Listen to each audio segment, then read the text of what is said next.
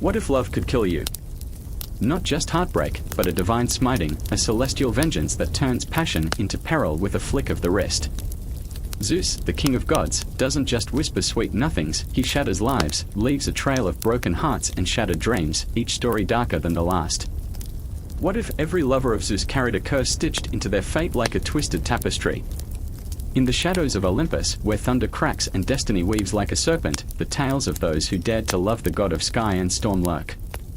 Their voices echo with madness, betrayal, and a morbid humor that cuts deeper than the sharpest blade. Have you heard of the nymph who turned into a laurel tree, her pleas for mercy drowned beneath the weight of affection? Or the mortal whose beauty sparked a war that drew blood like a gash from a broken heart? Every tale drips with irony, every lover a pawn in a cosmic game played by a deity who laughs while wielding the thunderbolt. Picture this, an unassuming shepherd, blissfully unaware that the glimmering star that caught his eye was no ordinary girl but a goddess cloaked in mortal disguise. The spark ignites, and just like that, banished to the depths of despair, he learns the hard way that love's price is often death. Shadows flicker, lovers turn to stones, into stars, into echoes of what once was. Each heartbreak a dagger, each glance a prophecy whispered in the darkness. What of Leda, whose encounter with a swan left her cradling the weight of fate in her womb? The grotesque comedy of it all, the regal and the ridiculous entwined in a dance of seduction where the punchline is a legacy of heroes born from tragedy. Who knew that vulnerability could be as lethal as a serpent's bite? And let's not forget the wondrous Pandora, cursed with a box that unleashed despair and chaos, all because curiosity tethered her to a world dictated by the whims of a capricious god. She opened it, not for greed but for the thrill of the unknown. Will you be the next to peek? These aren't just stories, they are warnings etched in the wind, cautionary tales that ripple through time, beckoning you closer even as they warn you to step back.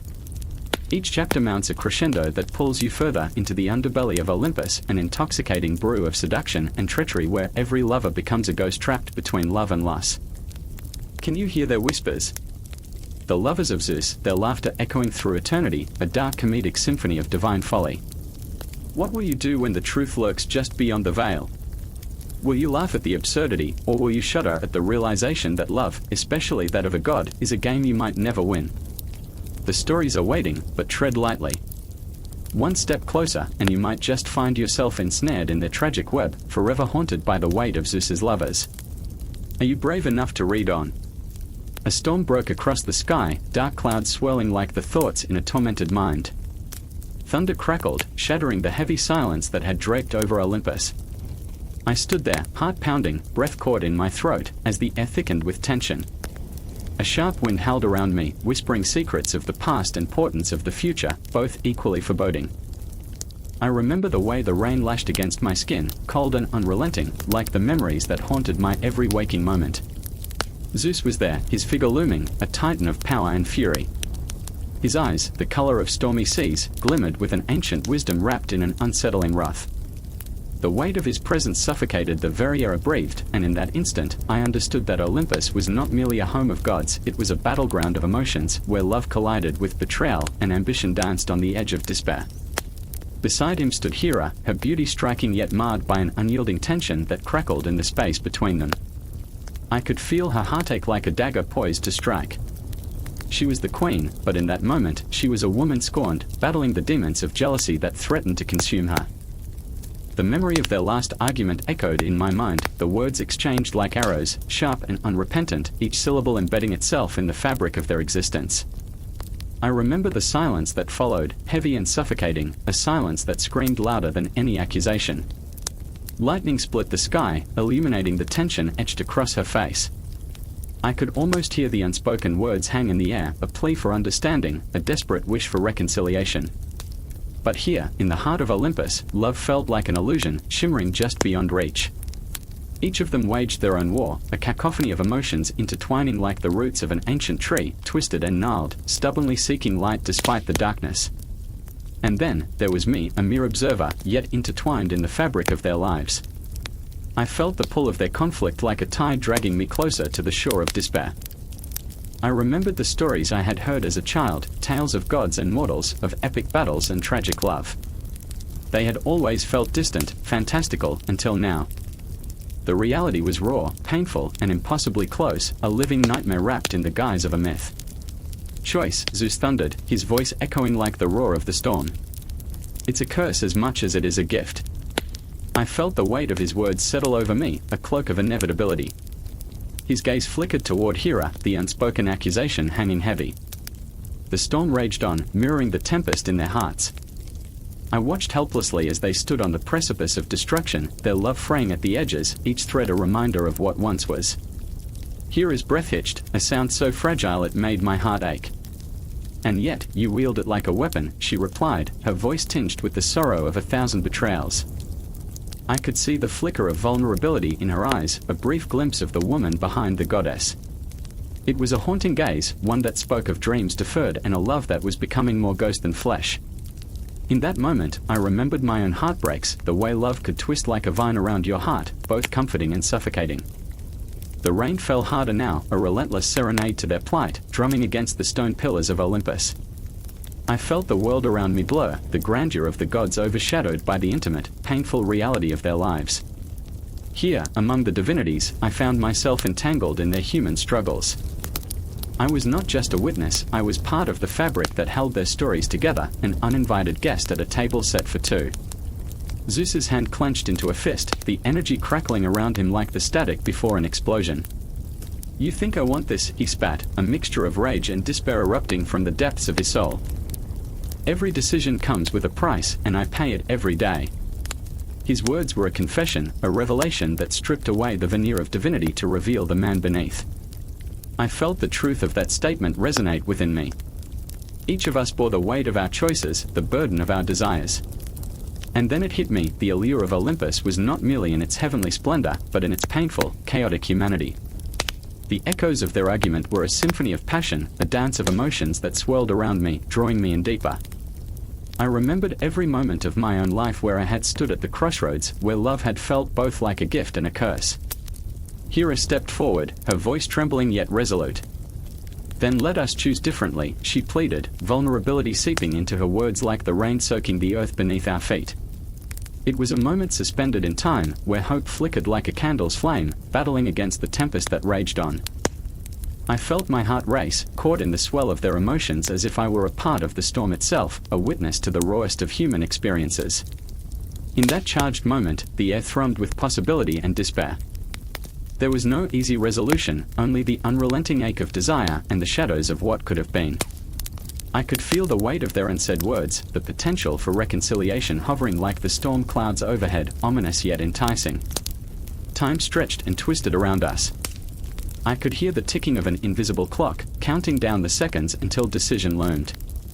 And just as the tension reached its zenith, the storm broke open, releasing a torrent that mirrored the chaos within. I stood there, soaked, heart racing, unable to look away, ensnared by the very allure of Olympus that promised gods but delivered raw humanity. There was locked a collision of despair, anger, and a flicker of love that refused to die. It was a dance on the edge of oblivion, a moment that would echo through time, a heartbeat away from revelation. And as I watched, I knew I was forever changed, caught in the storm of their emotions, caught in the allure of Olympus, longing for the promise of something more even as I feared its price. Thunder cracked overhead, a violent rattle that echoed through the crumbling city walls, sending children scurrying to the safety of their mothers' skirts. A storm was brewing, but it was not just the dark clouds above that cast shadows on the cobblestones. In the heart of that tempest stood Metis, her emerald eyes alight with fear, but more than that, with fierce resolve. The scent of rain mingled with the smoke from nearby hearths, creating a heady mix that fogged her senses. She could hear the whispers, the murmurs of the townsfolk, the way their voices curled like the tendrils of the storm. They feared what was to come, but they did not know that fear would be the least of their worries. I remember how it felt the first time I saw him, she murmured to herself, standing at the edge of the town square, her heart pounding like a war drum. The way the world seemed to shift, like the very fabric of reality twisted and turned in his presence. The air crackled, charged, as if the cosmos themselves were holding their breath. But there was no time for nostalgia now. The echoes of the past played cruelly in her mind, reminding her of the man she loved, Achan, the wily rogue whose laughter could slice through the darkest despair.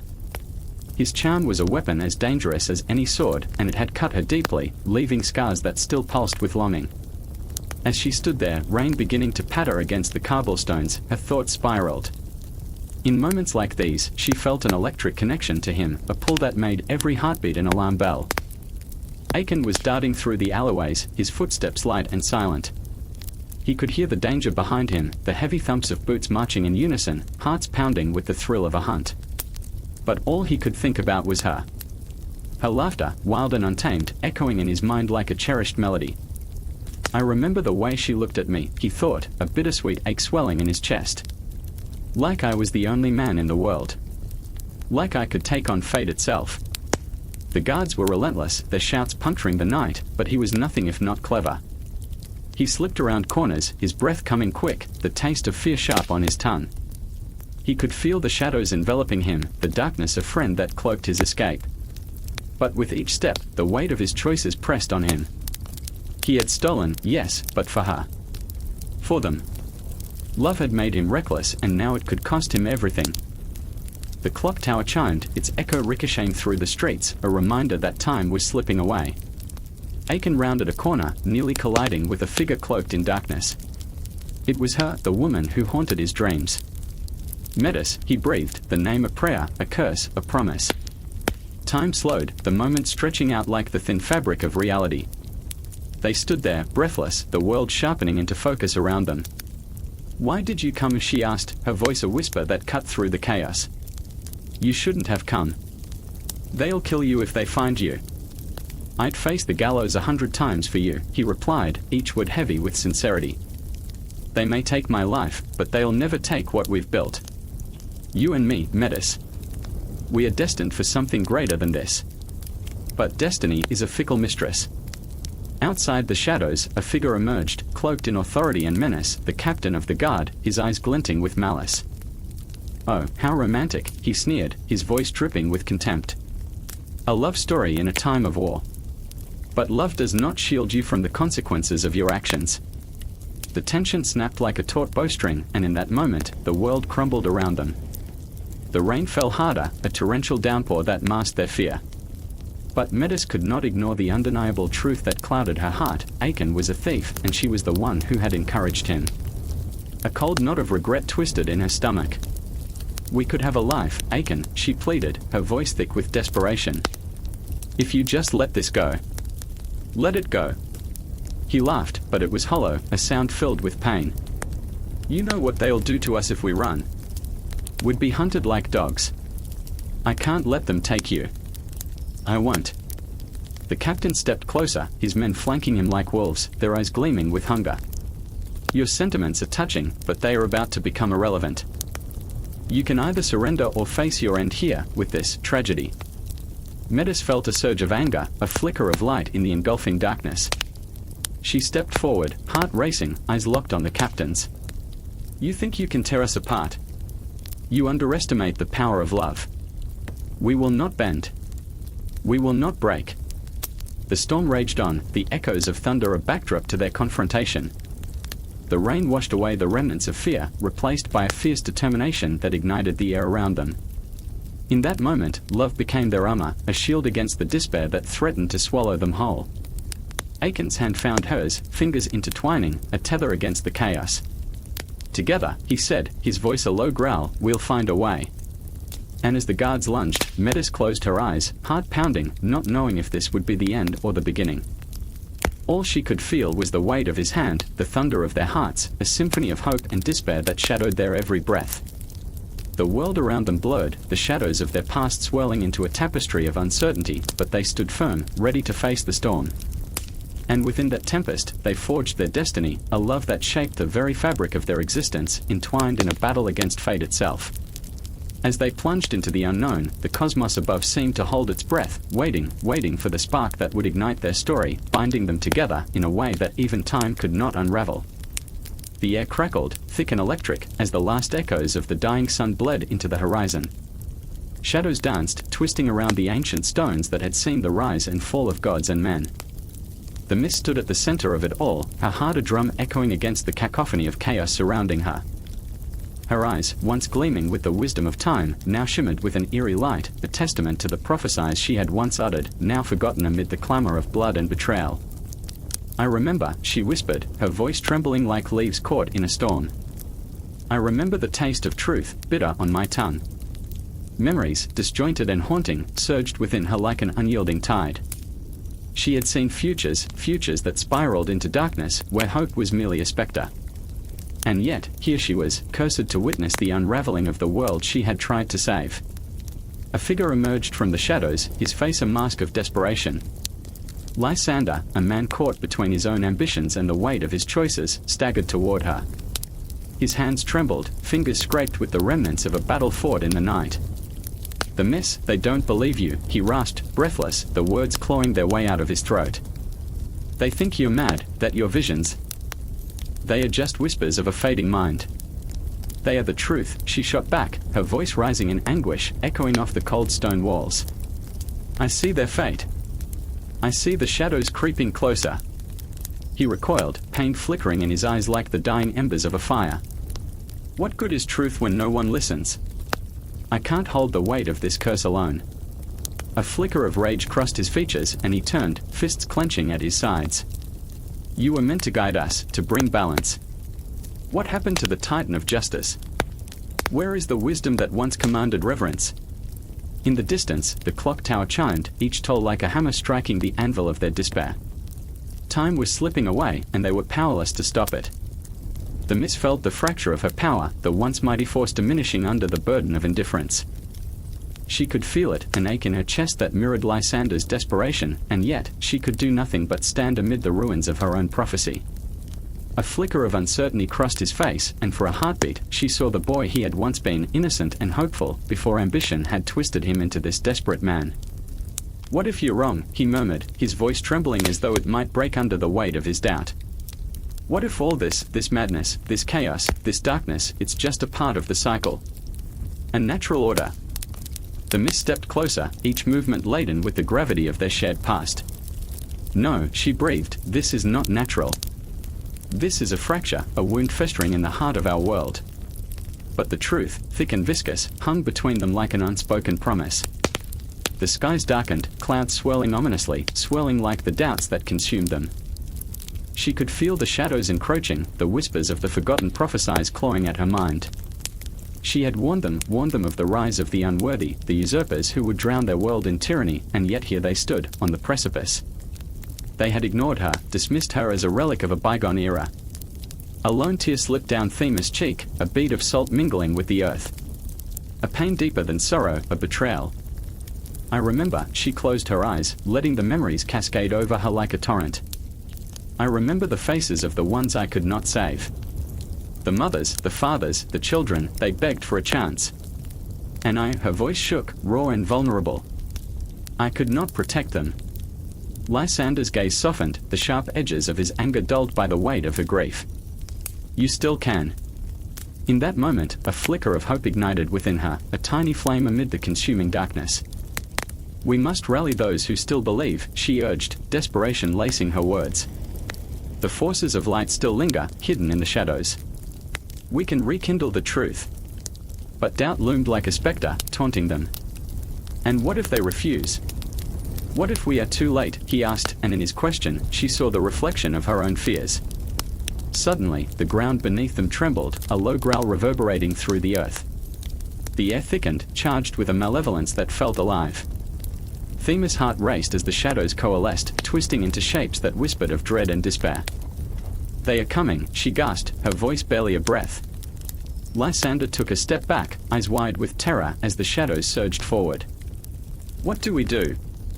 "We fight," she declared, her voice rising to meet the encroaching darkness, a battle cry clawing its way from the depths of her soul. "We fight for what remains, our hope, our truth, our very existence." As the shadows writhed and lunged, she felt the weight of her forgotten prophecies surge through her, the knowledge of what could be intermingling with the reality of what was. In that moment, she became more than a titan, she became a vessel of defiance, a harbinger of justice. The shadows screamed as they met the light of her resolve, and she knew, somewhere deep within, that every heartbeat, every breath, was the beginning of a reckoning they could not escape. The air was electric, the tension coiling like a spring ready to snap. The miss felt the pulse of time speed up, the world around them blurring into a vivid tapestry of chaos. And as the darkness closed in, she held on to her resolve, her heart racing against the tide, knowing that what they faced was not just the end, but a chance to reclaim the forgotten. And in that unholy moment, as hope and despair collided, the prophecy began to awaken. The fight for their lives, their truths, and their forgotten destinies was just beginning. The air hung heavy, thick with the scent of damp earth, when I first felt the rift, that terrible shudder in the fabric of my world. The sunlight slanted through the trees, golden and warm, yet it held no warmth for me, only a stark, cold awareness that something was wrong, something was seeping into the cracks of my life like poison into a wound. I remember the laughter of children, the distant chirping of birds, and yet all I could hear was the thunderous silence of the ground beneath my feet. Where is she? The words escaped my lips in a hoarse whisper, a raw plea that hung in the air like smoke. Each syllable clawed at my heart, flayed it open, and in that moment, I became a vessel of grief, my soul echoing with the absence of my daughter, Persephone. I remember her laughter, crisp and bright, like the sound of wind chimes, dancing through summer air. But now, that laughter was nothing more than a ghost, a haunting melody that slipped through my fingers, leaving only the chill of loss behind. The moment I realized she was gone, a dark shadow settled over my heart, a shadow that whispered of betrayals and unfulfilled promises. The earth felt barren beneath me, an unforgiving canvas painted in shades of despair. Demeter, please, a voice broke through my despair, and I turned, finding the familiar face of Hecate, my steadfast ally. Her eyes held a knowing sadness, a reflection of my own shattered heart. You must gather strength. We need to find her. But strength? What strength could fill the void her absence left? I could feel the weight of anguish pressing down on my shoulders like a boulder, and the taste of salt water clung to my lips as I fought back tears. I looked at Hecate, her dark robe swirling like the night itself, and I saw the flickering candles set in a circle around us, their flames casting long shadows that danced with our fears. I remember, I began, my voice trembling, when she was just a child, her tiny fingers wrapped around mine as we walked through the fields. She would chase after butterflies, her giggles piercing the silence, and I thought I could protect her from the world. But now the words hung heavy in the air. I could feel the earth tremble beneath me, alive with restless energy. I feared that the world had conspired against me, that the heavens had turned their backs. The thought of her in the dark, alone, haunted me. What was she feeling? Was she afraid? Demeter, we have to act, Hecate urged, her voice steady, yet laced with urgency. If Hades has taken her, I'll tear the underworld apart, I interrupted, my heart pounding with the promise of violence. I will make him pay. But even as I spoke, a chill crept through me. Rage was a fire that burned bright, but grief. Grief was a slow erosion. It gnawed at my insides, and I could feel it consuming me, unraveling the very essence of who I was. You don't understand, I murmured, more to myself than to her. He's taken my son. Then we will bring her back, Hecate said, her voice resolute. But you must remember what? I snapped, the bitterness spilling from my lips like poison. That love can be a weapon. That the gods play games with our hearts. The truth of it struck me like a dagger. Love was a double-edged sword, capable of lifting us to heights unknown, yet also dragging us into the depths of despair. I should have protected her, I whispered, the weight of regret closing in around me, suffocating. She was my everything. Night descended swiftly, cloaking the world in shadows, and with it came the chilling realization that time was slipping away. I could almost hear the clock ticking, its relentless march towards an unknown fate echoing in my ears. Demeter, Hecate urged, grasping my shoulder. We need to find her now. Darkness is coming for her. I nodded, a resolve flickering within me, but the fear gripped my heart like a vice.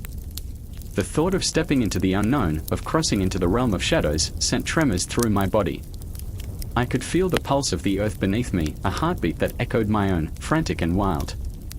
And then, it hit me, how irrevocably connected we were, the intricate tapestry woven by love and loss. I thought of Persephone's bright smile, her fierce spirit, and the warmth of her embrace. I would not let it end like this. I would not let her be lost to the darkness. Let's go, I said, the words a fierce declaration. Each step forward felt like breaking through the surface of water, fighting against the pull of despair. I could feel the tendrils of grief still clutching at my heart, a reminder of what was at stake. It was a battle of wills now, the strength of a mother's love against the abyss. As we moved deeper into the night, a haunting melody filled the air, the whisper of lost souls echoing through the trees. I shivered, an otherworldly chill crawling up my spine. Was it a warning? A promise? The forest seemed alive, the shadows shifting and swirling around us, holding secrets just out of reach. I took a deep breath, my spirit ignited by the fire of determination. The darkness would not have her. I could almost hear her voice calling to me, a distant echo that drove me forward. "Stay with me, my daughter," I whispered, the words flaring with the intensity of my love. "Stay with me." And then, just as quickly, the shadows deepened, and the world around us began to swirl, pulling me into a tempest of uncertainty, where the line between hope and despair blurred, and the darkest corners of my heart awaited. In that moment, I understood, the journey was only beginning, and every heartbeat echoed with the promise of what was to come, a terrifying confrontation that awaited us beyond the veil of darkness. The clock had stopped ticking, or perhaps it was just the world around it that had forgotten how to breathe. Shadows loomed heavy against the walls of a crumbling room, a forgotten relic of love and loss, where memories clung like cobwebs. I stood there, heart hammering wildly, as if trying to break free from the confines of reality. In that moment, I felt the weight of time pressing down on my chest, a suffocating reminder of what had been lost and what could never be retrieved. "Why didn't you tell me?" she whispered, her voice trembling like the fragile leaves caught in a winter's breeze. Alara stood before me, eyes alight with a fire that could burn the whole world down.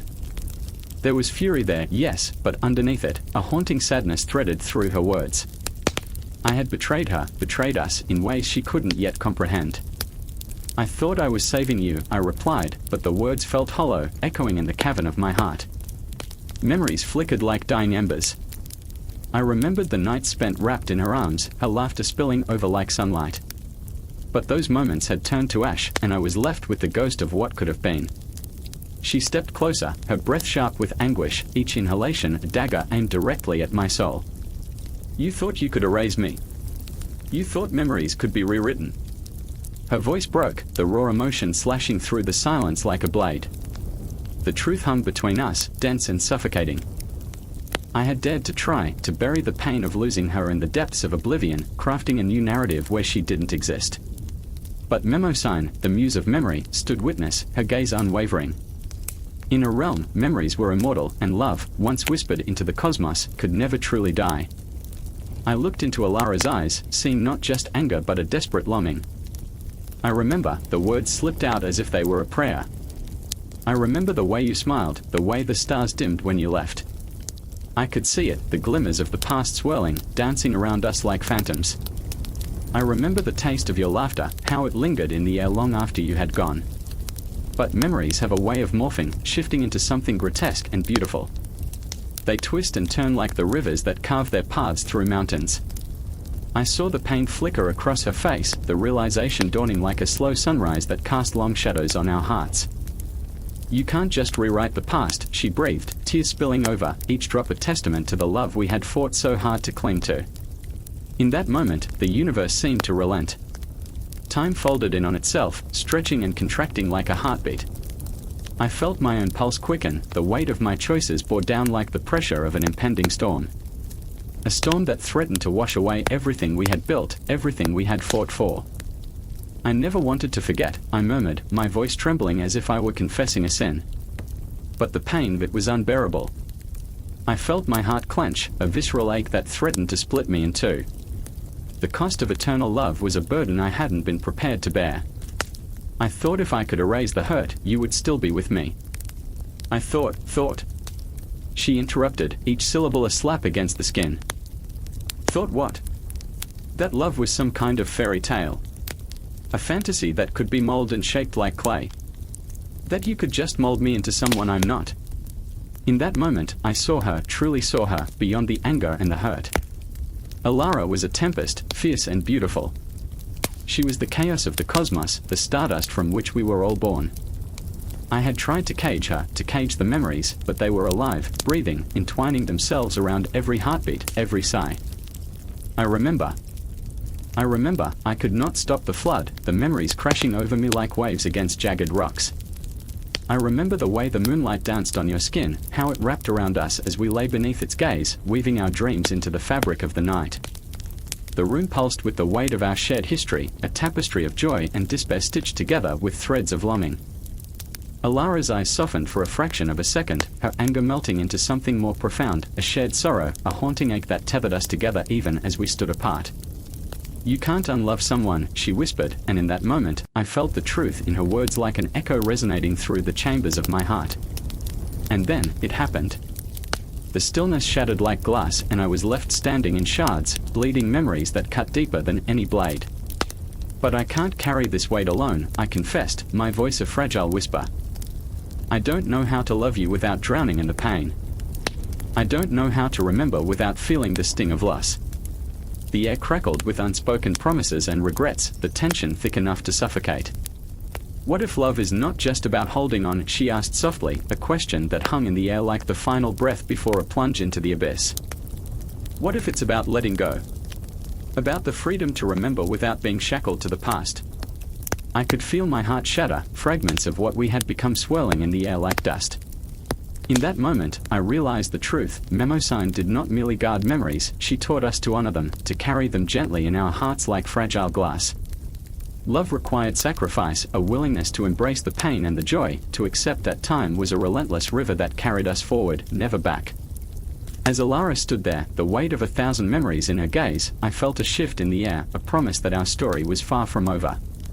The echoes of our love and loss intertwined, a haunting melody that played on repeat, urging us to face the truth we had been avoiding. "Then teach me," I whispered, a plea to the depths of her soul. "Teach me how to remember without losing myself." The shadows danced around us, and I watched as Alara's fierce spirit ignited, the fire in her eyes illuminating the darkness. In the silence that followed, I knew we were on the brink of something profound. Time held its breath, and we stood together, fragments of our past swirling in the cosmos, ready to confront the cost of eternal love. The wind howled through the desolate landscape, a mournful cry that echoed Leto's own heart. Each gust carried with it the scent of damp earth and fear, a promise of what was to come. She stood amidst the shadows, her body trembling not from the cold, but from a deeper, more primal dread. Her breath came in ragged gasps, each inhalation a reminder of the life she bore within, 2 lives, beating in sync with her own desperate heartbeat. She could feel them, pushing, twisting, yearning for freedom, but freedom came at a price. I remember the moment when the moon hung low, a silver coin lost in the vastness of the night sky.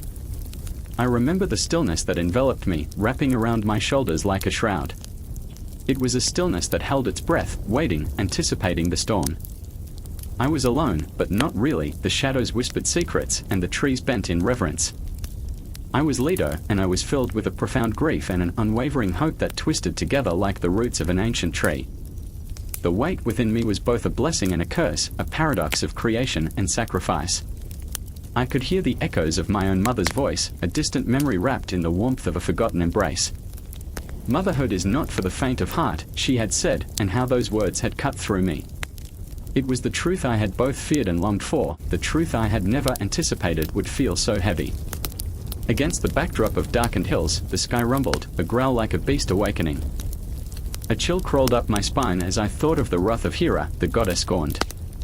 The shadows shifted, thickening around me as if they were alive, driven by her jealousy, her fury. I could almost hear her laughter, sharp and bitter, like shattered glass. "You think you can escape me, Leto?" Each mocking whisper clawed its way into my thoughts. "You think you can bear the sun and the moon without retribution?" In the distance, the silhouette of a lone figure emerged, tall and imposing, my brother, the mighty Zeus. He was a storm wrapped in leather, his eyes like burning coals. His presence quaked the ground beneath me, yet even he was powerless against Hera's machinations. "You must hide," he urged, his voice low and urgent, but it was too late. The air was electric, charged with the impending conflict, and all I could feel was the insistent push of my children, eager to burst forth into the world. I remember my dreams. I remember shadows dancing in the corners, twisting and turning like phantoms, beckoning me to surrender. I would wake, drenched in sweat, heart racing, as visions of my children filled my mind. Apollo, with his golden hair gleaming like sunlight, and Artemis, fierce and wild as the untamed moonlit forest. They were mine, yet they felt like fleeting whispers, as if they were already slipping away. The pain began as a dull ache, a reminder of the struggle within. Each contraction sent shockwaves through my body, a melody of agony that harmonized with my fears. I stumbled, falling against the rough bark of a tree, searching for any semblance of comfort. Just a little longer, I murmured to myself, though doubt wrapped its icy fingers around my throat. The shadows thickened, swelling with a life of their own, taunting me. No one will help you, the wind hissed, no one will come. And I felt it, that bitter truth. Hera's curse was not just about physical pain, it was about isolation. The very essence of motherhood, stripped bare and left to rot in the dark. It was a cruel joke, a mockery of love, and in that moment, I was both a warrior and a victim. Each flicker of pain brought with it a memory of laughter, of whispers, of promises made beneath the stars. I remembered the warmth of the sun on my skin, the way it bathed the earth in gold. But now, it felt like a distant dream, as if the sun had turned its back on me. I was lost in a nightmare where shadows danced with glee, and each heartbeat echoed louder, drowning out the world. Suddenly, a surge of strength coursed through me, an electrifying current that ignited the air. I could feel them, my children, pushing against the confines of my body, eager to enter a world that seemed both beautiful and brutal. Hold on, I whispered, the words escaping my lips like the last flicker of a candle. Hold on. And then, in that moment, the storm broke. The heavens roared, and I felt the first pang of life tear through me like a thunderclap. Pain became a symphony of raw emotion, and I was the conductor, orchestrating a birth unlike any other. With each push, each cry, I felt the shadows retreat, and light began to seep through the cracks. The first cries of Apollo shattered the night, a sound both fierce and tender, a declaration of existence that sent shivers down my spine. I breathed, gasping for air as Artemis followed, fierce and unyielding, howling into the night as though challenging the very stars. I cradled them in my arms, two heavenly bodies, the weight of my heart split between joy and fear. In the afterglow of that sacred moment, I could almost feel Hera's icy breath behind me, waiting for the right moment to strike. But I was no longer alone. I had defied the darkness, emerged from the depths of despair, and in that fight, I had found my strength. I was Leto, a mother, and the night was forever changed. As I held them close, the stars blinked to life, winking down at our small family, an echo of the promise of dawn to come. The shadows may linger, but the light was strong, pulsing in their tiny hearts. I could face whatever darkness awaited me, because in that moment, I understood, love was the fiercest power in the cosmos, and it beckoned me onward, even as the shadows loomed large. The moon hung low, a sickly pearl casting its light over the city of Sidon. The air was thick, sticky with the scent of salt and desperation, whispers lingering like ghosts in the alleyways. I remember feeling the weight of the night, each heartbeat a drum echoing in my chest, every shadow dancing with the promise of dread. The streets were alive, but the life pulsing through them felt like a coiled snake, ready to strike. And then, there was Europa. I remember the way she gripped her brother's hand, fingers entwined like the roots of an ancient tree. Her eyes, a tempest of fear and resolve, darted around them. She could sense it, the change in the air, the way the wind shifted like an omen. A scream tore through the night, sharp and raw, a knife plunging into the tender flesh of their childhood innocence. It was the sound of their world splintering. Stay close, she had said, as they turned a corner, but as fate would have it, she would soon learn how futile those words were. Europa was not just a girl, she was the heartbeat of a legacy yet unformed, a vessel for something greater than herself. As they rounded the market square, the stalls loomed like monsters, and the laughter of children felt like a cruel mockery of what lay ahead. The shadows grew longer, darker, and suddenly, without warning, the earth trembled, a great beast had awakened. I remember the chilling moment when he appeared, the man, or was he a god? His presence a hurricane sweeping through the streets. He moved with the grace of a predator, each step deliberate, eyes fixed on Europa as if she were the very sun. She felt it then, a jolt of recognition mingled with terror. His gaze pierced through her, leaving her exposed, stripped of all pretense. "Come with me," he commanded, his voice a velvet shroud, wrapping around her like the fog rolling off the sea. It was not a question, it was a decree, and in that moment, Europa was caught between the earth and the celestial. She looked at her brother, the desperation in her heart clawing at her throat. She could see the fear reflected in his eyes, a mirror of her own turmoil. "Run," she shouted, the word clawing its way out of her chest like a wounded animal. But he stood frozen, paralyzed by the weight of the moment, and she knew the choice was his alone. In that heartbeat, time stretched endlessly, the universe holding its breath. The man stepped closer, the world around them fading as if the city itself had succumbed to his will. She felt the ground shift beneath her feet, a chasm opening, swallowing her brother's terrified cries. Europa's heart raced with every breath, pumping fear through her veins, and yet, somewhere deep inside, a flicker of something else ignited, a reckless desire for freedom, for adventure, for a destiny that had been whispered to her in dreams. "You don't understand," she pleaded, the words spilling from her lips like the rushing tide. "I have family, I have a life here." But the man only smiled, a cruel twist of his lips that made the air around them heavy with foreboding. "Your life is but a thread in a tapestry yet unwoven," he said, his tone laced with a weight that felt cosmic. "Come with me, and I will show you the colors of destiny." And just like that, he reached out, his hand brushing against hers, a connection that sent sparks of both dread and exhilaration coursing through her.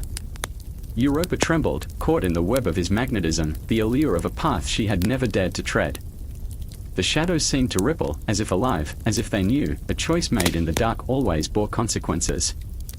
Then came the rattle of chains, a distant echo of a world on the brink of destruction. She remembered the stories her mother told, of gods and mortals, of love and betrayal, each tale a thread, weaving through her consciousness. She was a daughter of the sea, but the tides were changing, and she was being drawn out to who knows where. As he pulled her closer, the moment stretched, and she felt the flicker of panic ignite within her. Would she lose everything? Would she be the price paid for something far greater? The weight of that knowledge pressed down on her chest, each breath a struggle, each heartbeat a question unanswered. In that swirling chaos, Europa found herself standing at the abyss, teetering on the edge of her own future. The stars above felt like a vast audience, watching, waiting, and she could almost hear their whispers, a chorus of ancient voices entwining with her fate. Suddenly, there was a flash, a spark ignited in the depths of her soul. She ripped her hand away, a wild cry escaping her, a shout against the very fabric of destiny itself. "No. I choose my own path." But the man pulled back, surprise flickering in his eyes, shadows swirling like angry specters. He had underestimated her resolve, the strength woven into the very essence of who she was. In her defiance, she saw the flickering light of hope, the promise of a legacy born not from fear, but from the fire of her own spirit. Yet the darkness surged, a wave crashing against her, and as her brother's cry echoed in the back of her mind, she felt the world shifting once more. The lines drawn between gods and mortals blurred into a haze of chaos, and Europa stood at the center, a whirlwind of emotion, determination, and the haunting shadows of what was to come. And as the night swallowed her cry, she realized that this was merely the beginning, a tale spun from the threads of courage and fear, a legacy waiting to be born. The city of Sidon faded behind her, but the echoes of its heartbeat would forever resonate in her soul, entwining them together, an unbreakable bond forged in the fires of fate.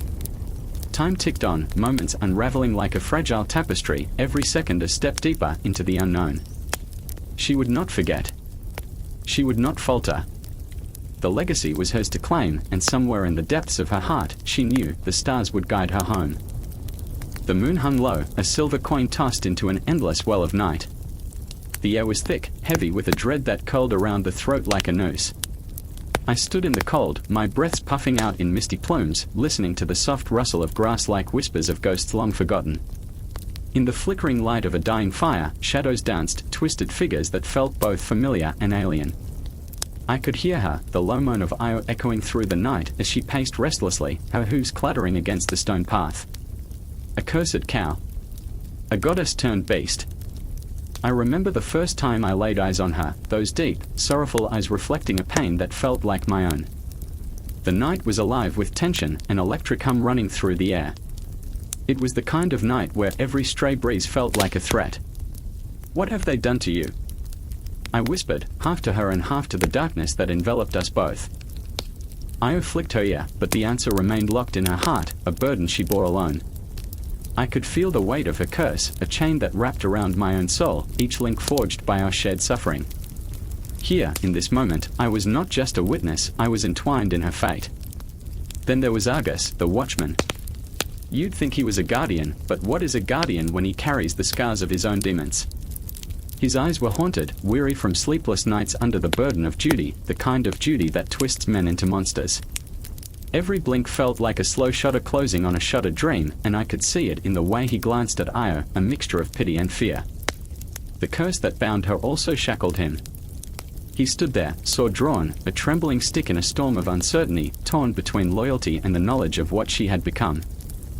"I should put her out of her misery," he murmured, and I felt the tremor in his voice ripple through the air like the first crack of thunder before a storm. "But what if she's still in there?" The question hung, pregnant with implications, the weight of the world resting on our shoulders. I wanted to scream, "She's still here. Can't you see?" But I didn't. I stood frozen, a silent witness to his internal war, his eyes darting between duty and compassion. I could sense the darkness creeping behind him, a predator just out of sight, and I wanted to warn him, "Argus, you don't understand. She is more than this flesh." A low bellow broke through the silence, a sound that echoed like a death knell. Io was restless, pacing. Is this the life of a being trapped between worlds? I could see the shadows creeping closer, wrapping around her legs like chains. I remembered flashes of a time when she was radiant, a goddess among mortals, but that was a lifetime ago. I remembered her laughter, the way her voice danced with the wind, unburdened by fate. Now, the only sounds that escaped her throat were cries of despair, and they curled around my heart, tightening with every breath. Is this how it ends? I thought, feeling the weight of despair settle into my bones. The air thickened with fear, a suffocating curtain drawn tight against hope. I turned to Argus, his face illuminated by the flickering firelight, the scars of battle etched into his skin like a map of lost dreams. "We can't let her suffer. We have to find a way," I pleaded, desperate for him to understand. But his eyes were dark, filled with a storm that mirrored the tempest raging in my own heart. "Find a way?" He laughed, a bitter sound that cut through the night like glass. "You think this is a fairy tale? She's cursed. You can't just wish it away." And I felt the heat of his frustration, a fire that lit a path through the fear. But even in the face of his anger, I could see the flicker of doubt. He was as trapped as Io, caught between the pull of fear and the tether of empathy. I took a step closer to Io, the cool night air wrapping around me like a shroud. I could feel her pain seeping into my skin, mingling with my own fears. "Io," I called softly, my voice trembling. "I remember who you are." I remember, but the words faltered, choking on the reality of her transformation. The ghost of a once vibrant soul flickered just beneath the surface, but how could I reach her? The air was thick with unspoken words, a swirling mass of sorrow and hope. Then, time twisted, and the night thickened. A flash of something, anger. Desperation, sparked in Argus' eyes.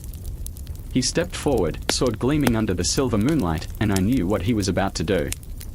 A choice, a heart-wrenching choice hung in the air between us, pulsing like a living thing.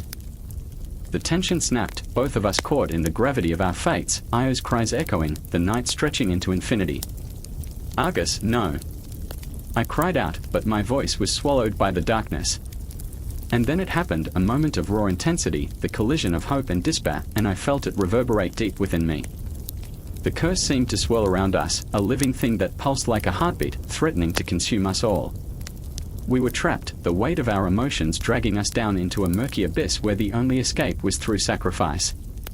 And for a heartbeat, I glimpsed beyond the veil, the truth of transformation and suffering, the dance of shadows that flickered on the edges of our reality, waiting for dawn to break. But the dawn was far off, a distant promise tangled in the dark. And here we were, caught in the web of our choices, entwined in the fate of a goddess and the curse that bound her, forever echoing through the night.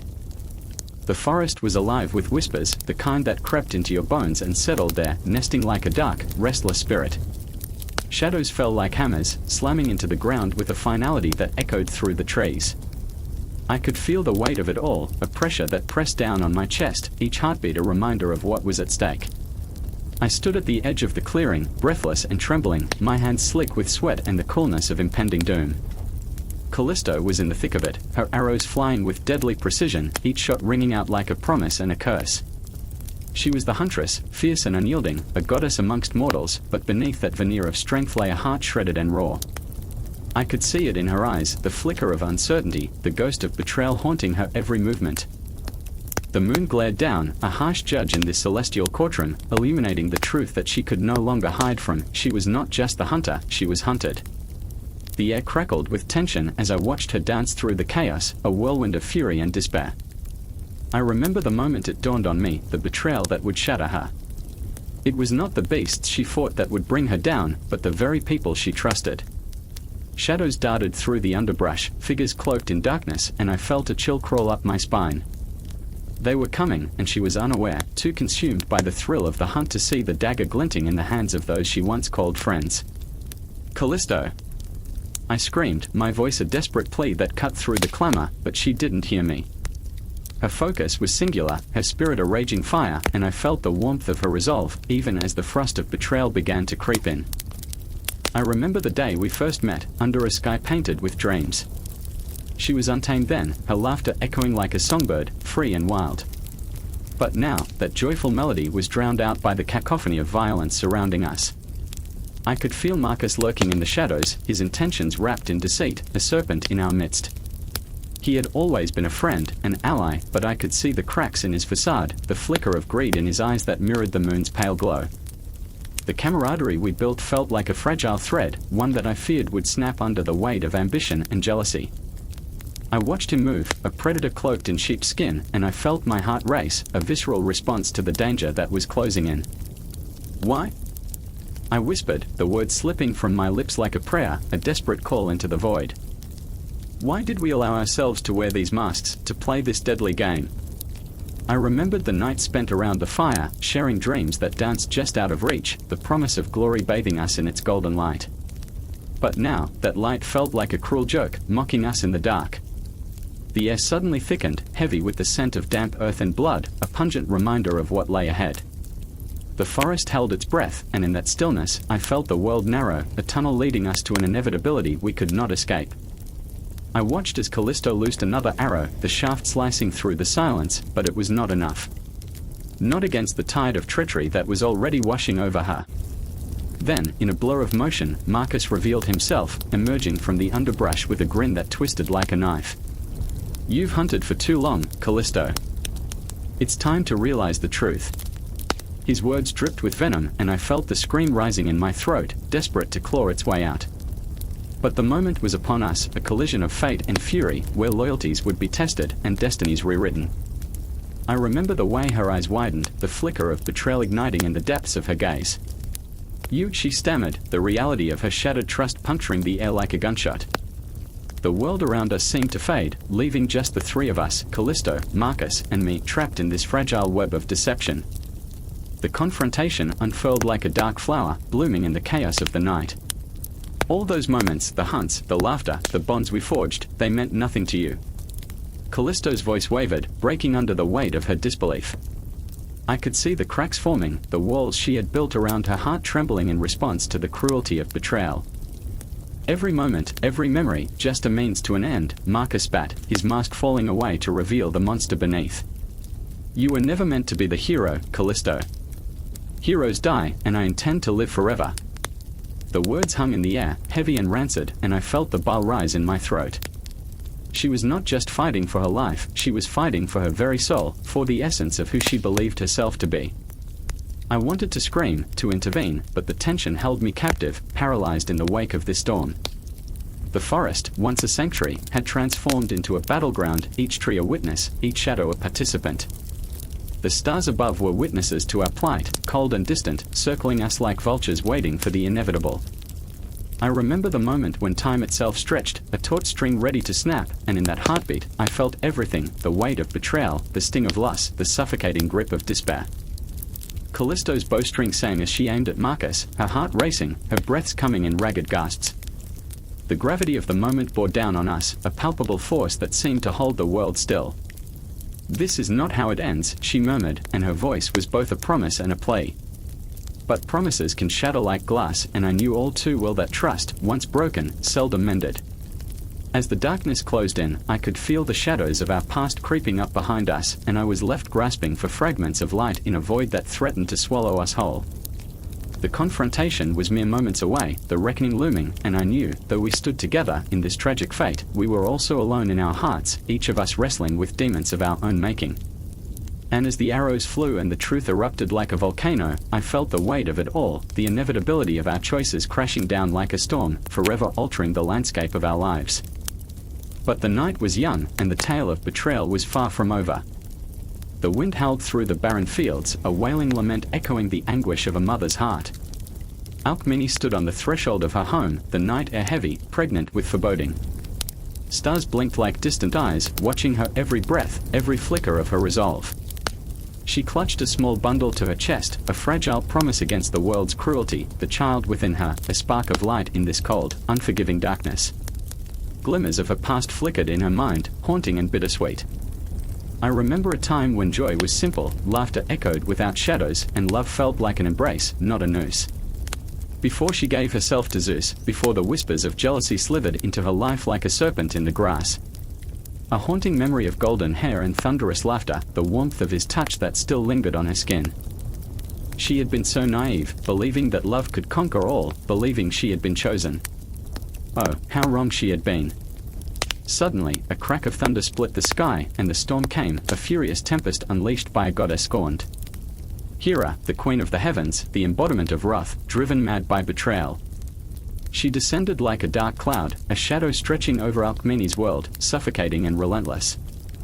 I remember the moment I realized I was not alone in this battle for my son's life. I remember the weight of her fury crashing down like a tidal wave, threatening to drown everything I loved.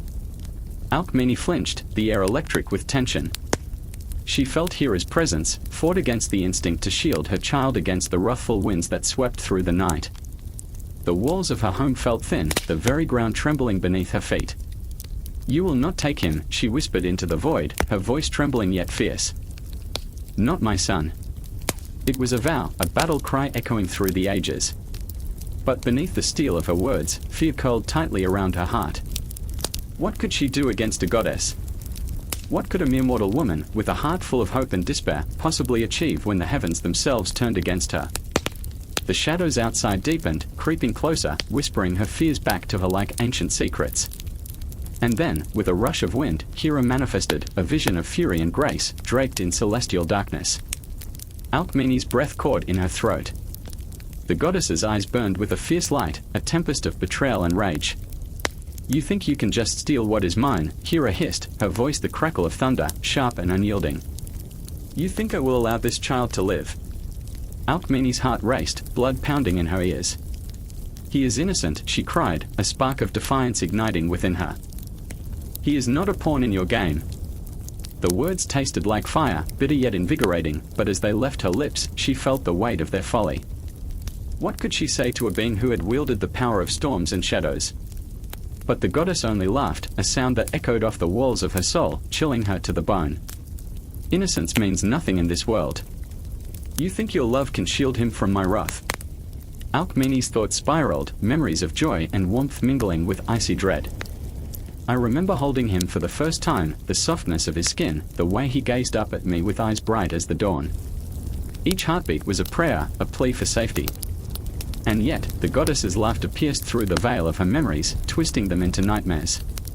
The specter of loss loomed, whispering dark possibilities into her mind. In that moment, she felt the weight of her lineage, the burden of being a mother to a demigod. She remembered the stories, the trials, the battles, the blood spilled on the ground like an offering to the cosmos. Hercules, her precious boy, would he too fall prey to this cruel fate? Would her love be enough? "Your defiance amuses me," Hera sneered, her features hardening into a mask of wrath. "But know this, little mortal, I will not rest until I see your child brought to his knees, until you feel the true depth of my fury." A scream tore from Alcmene's throat, raw and desperate, reverberating through the night. She clutched her child tighter, her heart racing with determination. "You will not take him," she cried, a wild beast unleashed. The storm roared around her, a cacophony of thunder and chaos, but within the eye of the storm, she found clarity. Here, in this moment, she was more than a woman, she was a mother. And she would fight with every fiber of her being.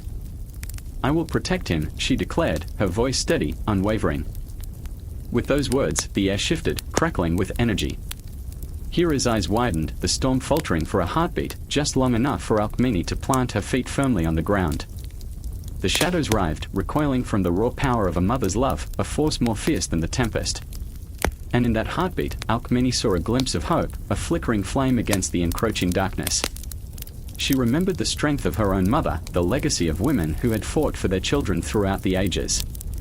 I stand on their shoulders, she thought fiercely, feeling the surge of generations rallying behind her. And with that, she took a step forward, heart racing, breath quickening, the storm now a mere backdrop to the raw emotion burning within her. She stood tall, defiance ignited, ready to face the fury of the heavens. The night was heavy with promises and threats, but in that moment, she understood the real battle was not just against Hera, but within herself, her fears, her doubts. As a mother, her resolve solidified, fierce and unwavering. "Come at me, Hera," she whispered into the night, a challenge and a plea. "Come at me." The winds howled and the thunder rumbled, heralding an epic clash between fury and love, darkness and light. Alcmene braced herself, heart pounding, knowing this was just the beginning. What lay ahead was a tempest, a struggle that would echo through time, and she would meet it head-on, unyielding, unwavering, a mother, a warrior, fierce as the storm itself. The sky darkened, but in her heart, a light blazed, ready to illuminate the path forward, ready to fight for her child against the fury of a goddess. The air crackled with an electric tension, a prelude to chaos, as I stood at the edge of the grove, eyes locked on the shimmering figure of Semele. Bathed in moonlight, she was a fleeting dream come to life, her beauty both intoxicating and terrifying. It was a night like no other, one where desires collided with divine wrath and the fragile thread of mortality hung in the balance. I could feel it in my bones, like the distant rumble of thunder, a warning that something was about to shatter. "Do you see him?" she whispered, breathless, her voice a haunting melody that made my heart race. "Do you see the God who loves me?" Her eyes sparkled with an unearthly light, a desperate hope that twisted like a knife in my chest. I wanted to scream, to shake her from this delirium, but the sight of her, so achingly human, so painfully real, held me captive. She danced on the precipice of the abyss, blind to the danger lurking in the shadows. In that moment, I remembered the stories, the echoes of whispered warnings passed down through generations, the tales of mortals who dared to taste the forbidden fruit, only to find themselves consumed by their own desires. And yet, what was the point of a life lived in fear? What was a heartbeat worth if it was never spent in longing? The gods, with their capricious laughter, would not be tamed, and Semele stood there, defiant, a candle flickering against the storm. Then he appeared, Dionysus, a tempest of charm and chaos, his laughter rolling like thunder across the grove. He was both intoxicating and insidious, a god of revelry with a gaze that pierced through the fabric of reality. I could feel the heat radiating from him, a warmth that beckoned Semele closer, and I wanted to pull her back, to shield her from the inevitable shattering. But she reached for him, as if he were the very air she breathed, and in that instant, I felt the ground shift beneath us. "Come, my love," he beckoned, his voice a silken thread that wove around her heart. "Let us live as none have lived before." A reckless promise, a siren's call. She stepped forward, drawn to him like a moth to flame, and I felt the weight of the world crashing down around us. There was no stopping this. In her eyes, I saw the flicker of dreams, dreams that would ignite into an inferno. They say love can move mountains, but what of love that challenges the gods? The air grew thick with anticipation, an unspoken tension that wrapped around us like a shroud. I stepped closer, my pulse racing, my voice trembling with urgency. "Semele, listen to me." "You cannot," but the words died on my lips, swallowed by the oppressive silence that followed. She turned, her gaze locked with Dionysus, and I knew I was losing her. The shadows deepened, swirling around us, whispering secrets that only the stars could understand. I could feel the universe watching, a cosmic audience to this tragedy in the making. "Why are you afraid?" she asked, her voice soft yet laced with steel. "Why must you chain me to this mortal coil? Love is not a prison, it is freedom." And in that moment, I saw the truth that echoed through her words. How can one be bound by chains of fear when the heart yearns for the infinite? But the gods were not known for their mercy, and even in the depths of her desire, I sensed the storm brewing in the heavens, a wrath that would not be ignored. Dionysus leaned closer, his breath brushing against her skin like a memory long forgotten. "You will know ecstasy, my dear. You will taste the very essence of divinity." And with that, he pressed his lips to hers, a spark igniting in the night as the air crackled with energy and the cosmos held its breath. But desire is a double-edged sword, and even in the throes of passion, I could feel the shadows inching closer, a cold reminder of the price that comes with such reckless abandon. Semele was caught in the riptide of her emotions, and I stood helplessly on the shore, watching as her fate spiraled toward an abyss from which there could be no return. I remember the way her laughter rang like a bell, bright and clear, but as the kiss deepened, it turned into a haunting echo, a prelude to despair. The grove trembled, the leaves whispering secrets of the past, shadows stretching like fingers reaching for a soul too radiant to be held. In the distance, the sky darkened, clouds swirling like a maelstrom, and I felt a dread settle in my chest like a stone. For a moment, time froze, and eternity captured in a heartbeat. I wanted to reach out, to pull her back from the edge, but I was paralyzed by the raw intensity of her desire, the beauty of her spirit dancing with the danger of her choice. Semele. I cried, my voice breaking like glass, but the sound was swallowed by the tempest growing within her. In that fleeting moment, I grasped the profound truth: love, in its purest form, is both salvation and destruction. Semele was not merely reaching for a god, she was reaching for herself, for a freedom that eluded her in the confines of mortality. Yet the gods do not take kindly to mortals who dare tread upon their sacred ground. As the stars blinked out one by one, a chill ran through the air, a harbinger of doom. The grove, once alive with vibrant energy, felt eerily silent, as if the world itself was holding its breath. And in that silence, I whispered a prayer, a plea to the very cosmos that was about to unleash its fury. I watched as Semele stood there, caught between the shimmering promise of love and the dark reality of her fate, a fragile candle flickering against the relentless wind. Semele, I breathed, my heart a wild drum in my chest. Please, don't lose yourself in him. But the gods had other plans.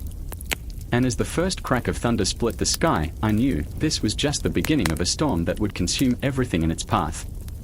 The boundary between desire and destruction had been crossed, and with that, the echoes of my own heartache reverberated through the night. A clock ticks, each second a quiet scream echoing in the dim room. Outside, the world swirls in the vibrant chaos of dusk, men and women, laughter and tears, the pulse of life thrumming like a heartbeat. But here, in this shadowed sanctuary, time stutters like a wounded beast. I stand, breath caught in my throat, heart racing as I face the impossible, a love that has never truly touched me. Dion, my unseen lover, a phantom woven into the very fabric of my existence, drifts just beyond my reach. I remember the first time she whispered my name. It was more than sound, it was a shiver across the skin, a breath against my ear in the chill of night. You need to choose, she said, her voice layered with the weight of 1,000 unshed tears. It felt like a spell, each word wrapping around my heart until I could barely breathe. But choose what? The warmth of her presence swirled around me like smoke, intoxicating yet evanescent. In the corner of the room, Marcus watches me with eyes that flicker like candle flames, fearful, yearning, desperate. He is my best friend and my greatest rival, a man forged from the same broken shards of longing as I am, yet buoyed by a love that is tangible and fierce. He stands at the threshold of my heart, waiting, hoping, yet knowing that I am lost in the labyrinth of Dion's silken shadows. Don't you see, he implores, voice trembling. You're trapped. This isn't love, it's madness. His words slice through me, raw and jagged. To him, Dion is a haunting melody, a ghost that steals away my laughter. But how can I explain? How can I show him the beauty of her absence, the way she colors my world in shades of longing? I remember the way the stars flicker in the night sky, a cosmic tapestry that mirrors the longing in my chest.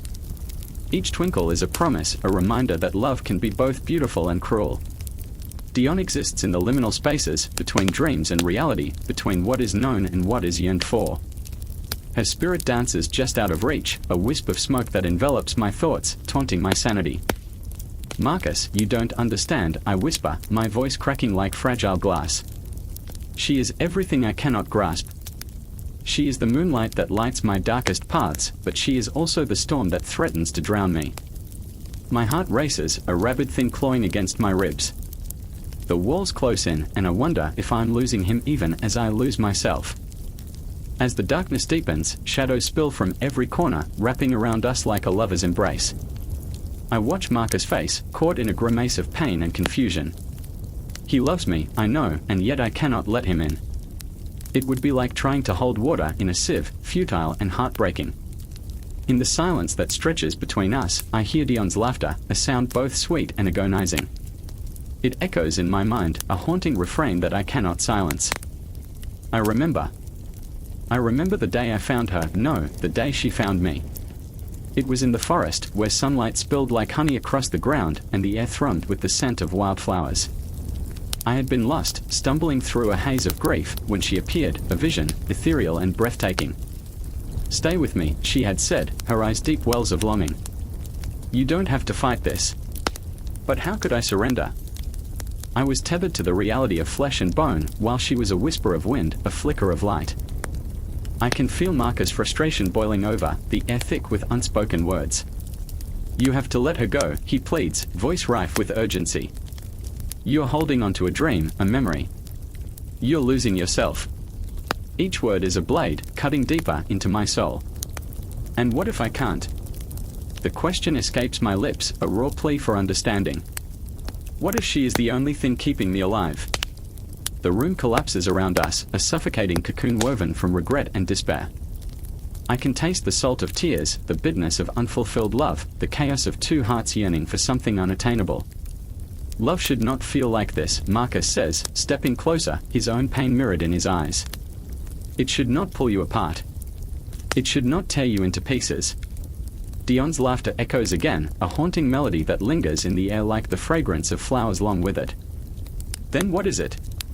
I challenge, voice breaking. "What is love if not this tempest, this ache that drives me to madness?" The clock continues to tick, an endless loop of heartbeats pounding against the silence. I am caught in the throes of my own desires, two souls intertwined in a dance of shadows and light. I see her in the dark, her silhouette shimmering at the edge of my vision, always just out of reach. And suddenly, the air shifts. A chill runs down my spine as the room vibrates with a palpable energy. I feel Dion's presence enveloping me, a ghostly embrace that ignites every nerve in my body. "You are mine," she whispers, her voice like velvet against my skin, both intoxicating and terrifying. "No." I gasp, wrenching myself from the pull of her essence. "I am not yours." But even as I say it, I know the truth. I am entrapped in this ethereal web spun from dreams and longing. I am a moth, drawn to the flame, knowing that to touch it would mean my end. Marcus watches, helpless, as the air thickens with tension. I can see the conflict in his eyes, a mixture of support and desperation. "Fight for yourself," he urges. "Fight for what's real." But as the shadows shift and twist, I realize the fight isn't against Dion. It's against the darkness inside me. The clock ticks on, relentless. In this moment, love and madness blur together, an intoxicating dance that will either consume me or set me free. The confrontation looms just beyond the horizon. Every breath I take is heavy with the weight of unspoken words, emotions coiling around us like smoke. I feel it, the bittersweet taste of love and loss, temptation and despair, all swirling together in this crucible of desire. And as the clock ticks on, I sense the impending clash, a truth that will either shatter everything I know or create something wholly new. In this moment, nothing exists but the shadows and the unbearable pull of an unseen lover, waiting in the dark. The night was alive, crackling with unspoken tension. Stars twinkled above, like the last glimmers of hope in an abyss thick with despair. Asteria stood on the edge of a precipice, her heart pounding a furious rhythm, caught between the weight of her existence and the promise of a night that had once held joy. The winds howled around her, echoing the pain of a loss too profound to articulate. She could almost hear his laughter, a haunting melody that twisted through her memories, urging her to remember. "I remember," she whispered to the void, her voice trembling like leaves in a storm.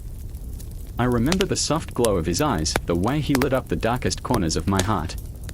The words hung there, suspended in the air, as if they could resurrect the lost moments, the laughter that had once danced joyfully through her mind. But there was no resurrection. The darkness had taken him, an insatiable beast that devoured everything beautiful, leaving only shadows in its wake. Asteria had fought against it, clawed at the fabric of time itself, yet all she could grasp were echoes of a love that had burned bright and was now reduced to ashes. And then there was Cassian, her brother, a flickering flame of hope desperately trying to stay alight. He stood a few paces behind her, fists clenched, as if willing strength into his bones. "Don't you dare give in, Asteria," he urged, his voice a low growl, tinged with both anger and desperation. His eyes, dark like the space between stars, searched hers, seeking a flicker of the sister he once knew, the titan of the cosmos who had danced among the heavens, unafraid and untouchable. But now, she was a nebula of pain, swirling in a tempest of grief. "Cassian," she choked out, her throat raw, "he's gone. They took him from us. I can't fight this alone." The words spilled from her mouth like shards of glass, each one piercing her heart anew. The air around them thickened with unshed tears and unspoken fears. The knight pressed closer, as if hoping to smother what little light remained. He stepped forward, drawing close enough for her to feel the heat radiating from his body, a stark contrast to the ice that encased her heart. "We are not alone. We have each other. We can," but his voice faltered, twisting on the edge of despair. The weight of their reality pressed against them, suffocating in its enormity. "I can't lose you too," she whispered, a fragile truth that hung precariously in the silence, a promise woven with fear. The night sky above seemed to hold its breath, the stars dimming in a collective heartbeat, as if the universe itself was mourning. Asteria turned to the cosmos, her pulse racing, the vastness of the universe swirling with memories of laughter, shared secrets, and the warmth of his embrace. She felt the weight of time pressing upon her, a relentless clock ticking down to an unknown fate. Each tick echoed in her chest, a reminder that every moment without him felt like an eternity wasted. "I remember the way he used to stargaze with me," she murmured, her voice breaking, "the stories he crafted from the constellations, how he found meaning in their patterns, how he made me believe in magic." The stars above seemed to shimmer in response, a cruel reminder of what was lost. Cassian's hand found her shoulder, grounding her in the bleak reality that surrounded them. "Asteria, we can't let this consume us. We can't let them win." His eyes burned with intensity, a flicker of defiance against the shadows that threatened to envelop them. "But what if it already has?" she cried out, anguish spilling from her lips. "What if I'm a ghost, forever wandering through memories, haunted by his absence?" Each word fell from her like tears, raw and unfiltered. The night grew heavier, each breath a battle fought against despair. Time slipped through her fingers, a cascade of moments that would never return. She remembered the last time she had seen him, the way he'd smiled before stepping into the unknown, a promise hanging in the air like the scent of rain on parched earth. "I'll be back," he had said, but the universe had other plans, and now she was left with an empty promise, a haunting reminder that hope was a fragile thing. Cassian's grip tightened, the warmth of his presence a flickering candle against the dark. "We need to fight. Remember the stories he told us. The legends of the Titans. They had their battles, their losses, but they stood their ground." Her heart twisted painfully as she recalled their childhood, nights spent under the stars, where every whispered dream felt tangible, alive. But now, those dreams felt like chains, dragging her further into the abyss. "What if he was the sun, and I'm lost in the shadows?" "No." The force of his voice shattered her spiraling thoughts. "You are Asteria, the starry titan. You are not defined by loss. You rise, you shine, even among the darkest nights. You carry him with you." Tears streamed down her face, each one a memory, a piece of her soul spilled onto the earth. "But carrying him feels like a burden I can't bear." "Then let it be a fire," he said, his voice fierce, igniting something within her. "Let it fuel you, not drown you." Asteria closed her eyes, inhaling the cool, crisp air, feeling the pulse of the universe thrumming beneath her feet. When she opened them again, the stars seemed to shimmer brighter, more alive. "What if we could harness that fire?" she whispered, a spark igniting deep within her. Cassian stepped back, a glint of determination flashing in his eyes. "Together, we can chase the darkness away. For him. For us." The cosmos whispered secrets, shadows flickering like ghosts as they took their first steps toward the unknown. The night stretched endlessly before them, an uncharted territory ripe with the promise of both danger and discovery. Asteria, the starry titan, felt the weight of loss transform into something fierce, something powerful. Though the darkness loomed, a faint glimmer of light dared to break through, inviting her to remember not just the pain, but the love that had once filled her world to the brim. And in that moment, she understood that perhaps loss was not the end but a beginning cloaked in shadows. Together, they would face the cosmos, armed with memories that burned brighter than any stars. And as they stepped forward into the swirling night, the universe itself seemed to hold its breath, waiting for their next move, their next confrontation with fate. The weight of dreams loomed large, and Asteria could almost feel the echoes of her lost love urging her on, forward, always forward, into the depths of an uncertain horizon. The night sky was an obsidian canvas, speckled with the glimmering lights of distant stars, but one constellation shone brighter than the rest, the Pleiades, the Seven Sisters. They hung there, pulsating with ancient secrets and unfulfilled dreams, like trapped souls yearning for release. Time twisted and nodded as the sisters danced, yet their movements felt more like desperate pleas than the joyous celebration they once represented. I remember the chill creeping up my spine, the air heavy with the scent of impending storms, electric and wild. I stood there beneath the vastness, knowing that something was coming, something that would shatter the silence. The world below seemed to hold its breath, just as we did, caught in the throes of a longing that burned brighter than the stars themselves. Lyra's voice cut through the stillness, raw and fragmented, like glass shards on a forgotten street. "What if we leave?" she whispered, her eyes glistening with rebellion and fear, a haunting blend that pulled us all closer to the edge. "What if we just go?" But Mara shook her head, dark curls bouncing as if they, too, were filled with the weight of our decisions. "We can't. They will find us. They always do." Her voice trembled, a mere echo of the fight still flickering within her. The shadows in her gaze were deeper than the night, hiding the dreams she dared not speak aloud. In that moment, I could see the flicker of light in Lyra's eyes, the flame of defiance that refused to be extinguished. I felt it, too, the urge to break free from the chains of our fate. What was life if not a series of choices? What was existence if it meant living in fear? But fear was a heavy blanket, suffocating, wrapping around us until we nearly forgot the taste of freedom. A distant rumbling broke the stillness, a sound that echoed ominously, like thunder announcing the arrival of chaos. My heart pounded, a drum in the stillness, signaling the inevitability of a storm. "They are coming," I breathed, the words slipping out like secrets meant to be kept. "What do we do?" Lyra's voice trembled, the flickering candle of hope in her eyes nearly extinguished. The very air felt electric, filled with the tension of the unknown, and I could feel my own resolve wavering like a flame in the wind. "We run," I whispered fiercely, the words tasting bitter on my tongue yet filled with a desperate urgency. "We have to run." The night around us seemed to pulse, shadows stretching and twisting like fingers trying to ensnare us. The city lay beyond, a labyrinth of darkened alleys and whispered secrets, a world that had turned its back on us time and again. But the stars shone down, unyielding witnesses to our plight. Myra's eyes widened, the flicker of doubt battling against the fire in her heart. "And leave everything behind. Our family. Our home." "Home?" I echoed, the word sour and strange in my mouth. "Home is a prison if we are not free to breathe." And there it was, the truth laid bare, raw and bleeding in the moonlight. I could see it reflected in Lyra's gaze, the flicker of hope igniting anew, the yearning for something more than the shadows cast by our past. The rumble grew louder, a murmur of chaos that rippled through the night like a dark tide. Time felt suspended, a heartbeat lingering in the air, each second stretching into eternity. I could feel it, as if the universe itself was holding its breath, waiting for us to make our choice. And then, it hit us, a moment of clarity, a single heartbeat when fear turned into courage. "We go," Lyra said, her voice rising above the encroaching darkness, a battle cry that reverberated through our bones. The weight of our decision hung like a heavy cloak around us, yet it felt liberating, a spark of light in the suffocating night.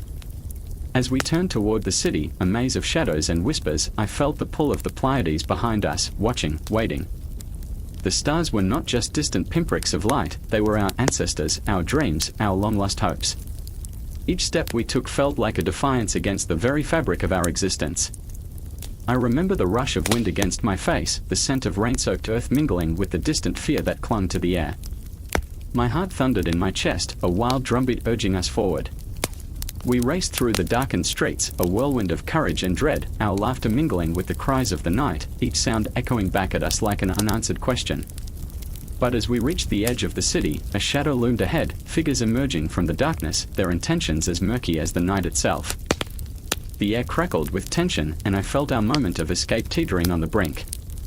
Lyra stumbled, her resolve wavering as the figures drew closer, the weight of fear wrapping around her like chains. "Lyra!" I screamed, reaching for her, my heart racing, the world narrowing into a tunnel of desperation. "Run!" But as the figures approached, cloaked in darkness and menace, the stars above flickered, as if holding their breath.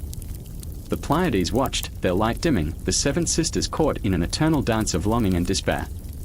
I felt the walls closing in, the shadows tightening their grip, and I knew, this was not just our fight, it was the fight of generations before us, the whispers of those who had longed for freedom.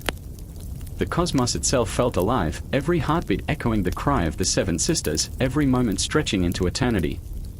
And there, in the thick of night, as tension hung like a blade poised above us, I realized our story was only beginning. The air lay heavy with the ache of impending doom as the moon dipped behind a curtain of clouds, casting the forest into an abyss of shadows. I remember the chill that crept along my spine, every rustle of leaves a whisper of danger, every flicker of light a fleeting hope. Syrinx, the nymph of the glade, stood trembling by the water's edge, her heart pounding like a drum, each beat a reminder of what was at stake. This was not merely a moment, it was the precipice of despair and desperation. Panic surged in her chest as she caught the unmistakable scent of him, Pan. The wild, untamed god whose laughter echoed through the woods, whose eyes glinted with a primal hunger. He had been a shadow in her dreams, a haunting presence that twisted her thoughts into knots of fear and longing. Run, she whispered to herself, her voice barely breaking the silence, a fragile plea against the growing threat of his approach. Just run. Yet the ground beneath her felt as if it had turned to quicksand, every instinct urging her to escape yet paralyzing her in place. In the distance, the crackling of twigs echoed like the snapping of her resolve. She could hear him now, the rustle of fur against bark, the thudding of hooves on fallen leaves. He was hunting, and she was the prey. The air vibrated with tension, filled with the aroma of damp earth and the sickly sweet scent of blooming wildflowers that mocked her plight. Why did I linger, she thought, desperation clawing at her throat. Too late, too late. Then there was Lycaon, a satyr, her closest friend and confidant, who had always been the light in her shadowed thoughts. He had warned her, begged her not to wander too far, yet here they were. He stumbled into the clearing, eyes wide with terror, breathless from his frantic search. Syrinx, he shouted, panic rippling through his voice, a lifeline thrown into a stormy sea. You must hide. He's coming. But what good was hiding when the heart is laid bare? The trees around her seemed to lean in closer, their branches like fingers curling, reaching for her, urging her to remain. Yet Syrinx felt the urgency in Lycaon's words, a truth that struck at her core. She took a step back, her resolve wavering. I can't leave you, she said, a quiver in her tone, the very essence of loyalty binding her to him. His eyes darted towards the shadows, his voice low and urgent. You must. I can't protect you from him.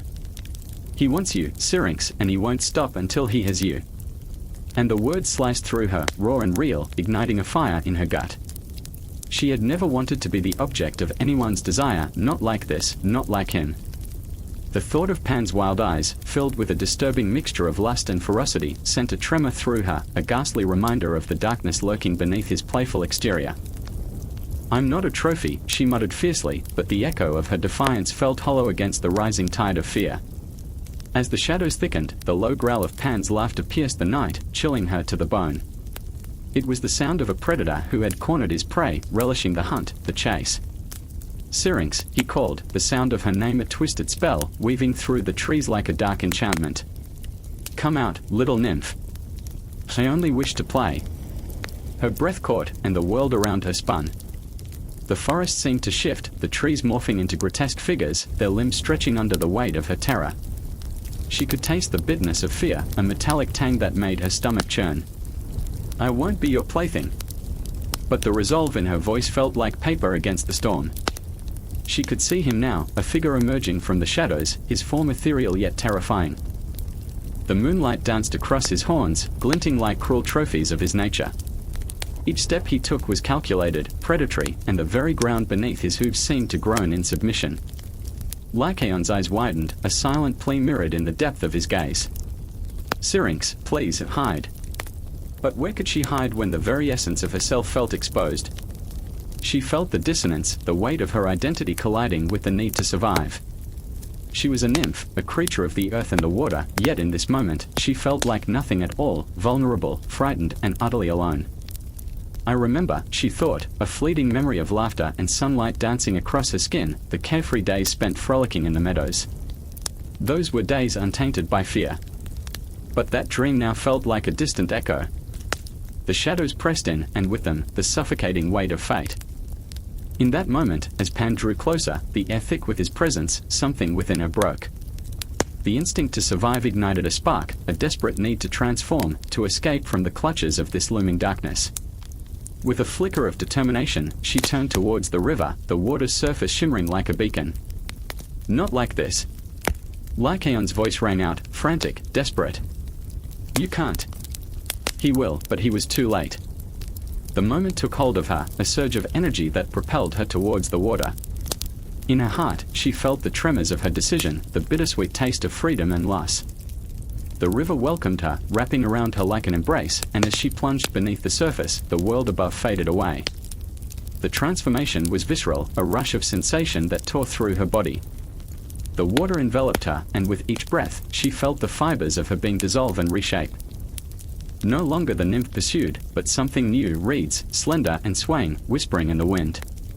And yet, even as she fled into this new form, she could feel the echoes of their bond, the love, the friendship, the laughter, still tightly woven into the fabric of her existence. It was suffocating and beautiful, a reminder of what she had lost even as she gained a semblance of safety. The moon hung high, a witness to her metamorphosis, and the forest sighed, a symphony of sorrow and relief. Pan's voice faded into the distance, rage and frustration lacing every word as he searched for her. "Syrinx," he called, the sound becoming a haunting refrain, the call of a god thwarted in his pursuit. In that moment of transformation, she understood the cost of freedom. She had escaped, yet was forever changed, the memories of what she was clinging to her like tendrils of mist. And in this new existence, she was both free and ensnared. I remember the feeling of the wind as it danced through my new form, the whispers of the reeds singing a song of both liberation and loss. I remember the stars, their light twinkling across the surface of the water, an eternal reminder that even in the darkest moments, life continues to pulse, relentless and vibrant. The moon hung low, a silver coin tossed carelessly into the abyss of night, casting shadows that tangled like the thoughts in Ariadne's mind. She stood at the edge of the labyrinth, breath hitching in her throat, heart a frantic drum echoing in the solitude. The air was thick with the scent of damp earth and the faint whisper of decay, a reminder of the dark secrets that roamed the twisted pathways like ghosts loitering in the corners of her memory. Her fingers brushed against the cool stone, each jagged edge a reminder of the choices made and the love lost. "I remember," she whispered, tears brimming like the dew that clung to the grass, shimmering in the soft moonlight. "I remember when love felt like an endless summer, not this prison of shadows." In the labyrinth, every turn felt like a betrayal, the walls looming with a malevolent presence, as if the very stones mourned her plight. She thought of Theseus, the hero with his charming smile and eyes that burned with ambition, now but a fleeting memory. "You promised," she murmured to the air, the echo mocking her. "You promised forever." The weight of abandonment crashed upon her, a tidal wave of grief consuming her whole. Just then, footsteps echoed through the maze, a rhythmic thud that matched the pounding of her heart. Was it him? Had he returned? Or was it the specter of her own hope, haunting her with illusions of love? Her breath caught, a wild animal trapped in her chest. She turned, skin prickling, every instinct urging her to flee, to vanish into the shadows. But curiosity was a siren song, and she stood her ground, torn between the past that bound her and the possibility of hope, however faint. From the dark emerged a figure, cloaked in shadow yet unmistakably human. It was Phaedra, Theseus's abandoned wife, her eyes glistening with sorrow and madness entwined. "Ariadne," she rasped, her voice a haunting melody, as if plucked from the strings of a lute long forgotten. "Why do we linger in this godforsaken place? Why do we let love become our prison?" Her fingers trembled, reaching out, and Ariadne's heart soared and sank simultaneously, a contradiction blooming within her chest. "I loved him," Ariadne confessed, the words spilling like blood from a fresh wound. "I sacrificed everything for him. And yet, I was left behind." Phaedra's laugh was brittle, a glass shattering on stone. "Love is a labyrinth, dear sister. We enter, expecting a glorious exit, only to find ourselves lost in the dark, clutching at memories like frayed ropes." Each syllable dripped with bitterness, and Ariadne felt the truth keenly, the twisted paths they walked were not only of stone but of their own making. "Did you ever think he would return?" Ariadne whispered, fear coursing through her veins. "Did you believe he would choose you?" Phaedra's eyes flickered with something unnameable, a ghost of hope entangled in despair. "I believed in love. In the light it promised. But light often casts the darkest shadows." Her laugh was hollow, echoing against the stone walls, and Ariadne shivered as it melded with the night. As they spoke, the labyrinth shifted, the walls quaking as if responding to their agony. Each word reverberated through the very earth beneath them, and Ariadne felt the world narrowing, collapsing into the raw ache of their shared reality. The fear of solitude wrapped around her tighter than the vines that choked the trees, and she looked into Phaedra's eyes, searching for answers, for absolution. I remember, Ariadne breathed again, her voice trembling, the way he held my hand. The way the stars seemed to align, as if the cosmos conspired to bind us together. But now, her breath hitched, a strangled sob clawing at her throat. Now, I feel like a ghost, wandering through my own memories. Ghosts linger, Phaedra stated, her gaze distant, lost in her own labyrinth of sorrow. They haunt the places where love once thrived. But we have the power to let go. Ariadne stumbled back, her heart racing. The idea of releasing her love felt like a betrayal, a knife twisting deep within her chest. Let go. How can I? He was my light, my salvation. Without him, I am nothing. Phaedra stepped closer, her presence a strange comfort in the oppressive darkness. You are everything, Ariadne. Love is not meant to bind us, it should set us free. This labyrinth, this is not your cage but a path to rediscover who you are. In that moment, the walls seemed to tremble, shifting as if to breathe life into her words. The air crackled with tension, a rising storm of realization. Could it be that love was not the shackles she feared? Then, the ground shifted again, the stone beneath their feet quaking as if the labyrinth itself was awakening from its slumber. Shadows danced and flickered, and in the depths, a faint glimmer caught Ariadne's eye. A thread, a golden thread coiling through the darkness, leading away from the pain. Follow the thread, Ariadne, Phaedra urged, her voice steady amidst the chaos. Let it guide you. It may lead to a new dawn. But fear clawed at Ariadne's chest as she reached toward it, the warmth beckoning, promising answers and closure. What if it led her further into the abyss? What if she lost herself completely in the pursuit of a love that had abandoned her? I remember, she whispered, the words trembling on her lips. I remember the laughter, the joy, the light. And yet, the labyrinth was alive, breathing, pushing her toward the unknown. Phaedra's hand rested on her shoulder, grounding her, and Ariadne felt an unexpected surge of courage. Perhaps this was not merely a conclusion but a beginning. With a deep breath that felt like a baptism in fire, she took a step forward, crossing the threshold of despair into an uncertain future. The walls trembled, whispering secrets as she grasped the thread, its warmth weaving through her fingers, igniting a flicker of hope within her heart. And as she followed, the shadows danced behind her, a haunting reminder of a love that once was, and yet, she felt the pull of something new, a promise of liberation, a chance to redefine love itself amidst the chaos of the labyrinth. Ariadne pressed onward, the echoes of her past fading behind her, and with every step, she moved closer to a confrontation with her own heart, a heart that beat with the intensity of 1,000 stars, resilient and ready to embrace whatever lay ahead.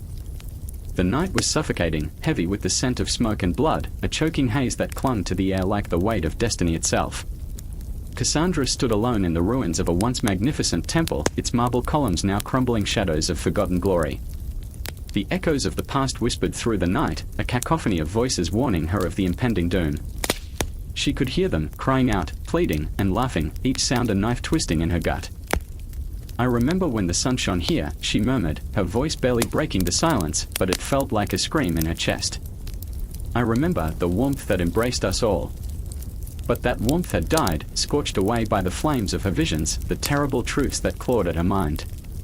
In her heart, she carried the burden of knowledge, a gift turned curse, a prophecy she never asked for but could never escape. Outside the temple walls, the city writhed in chaos. Torches flickered like desperate stars as townsfolk surged through the streets, an angry tide driven by fear and desperation. Among them was Hector, a soldier torn between loyalty and love, his heart a battlefield of its own. He was searching for her, pushing against the throng, his desperation palpable, a living thing clawing at him from the inside. I won't let you be lost to them, he gasped, his voice raw as he fought his way through the crowd. Each step felt like wading through quicksand, each face he passed a reflection of his own torment, fear gripping them, anger igniting their resolve. Cassandra. He called her name, a prayer, a promise, a desperate plea. And there was Andromeda, her heart an aching void as she watched from a distant rooftop, the world below blurring in her tears. She could see Hector, could feel the heat of his rage, the fervor of his heart as he searched for Cassandra. But she felt it too, the creeping dread that came with knowing how the story must unfold, the inevitability that gnawed at her soul. "I wish I could make you see," she whispered to herself, the words tasting of ash and regret. She wanted to be the light in this darkness, but her vision clouded, weighed down by the knowledge of what would come. Cassandra's breath hitched. She could feel the tremors of the earth beneath her feet, the world shifting, a clock ticking down toward the strike that would change everything.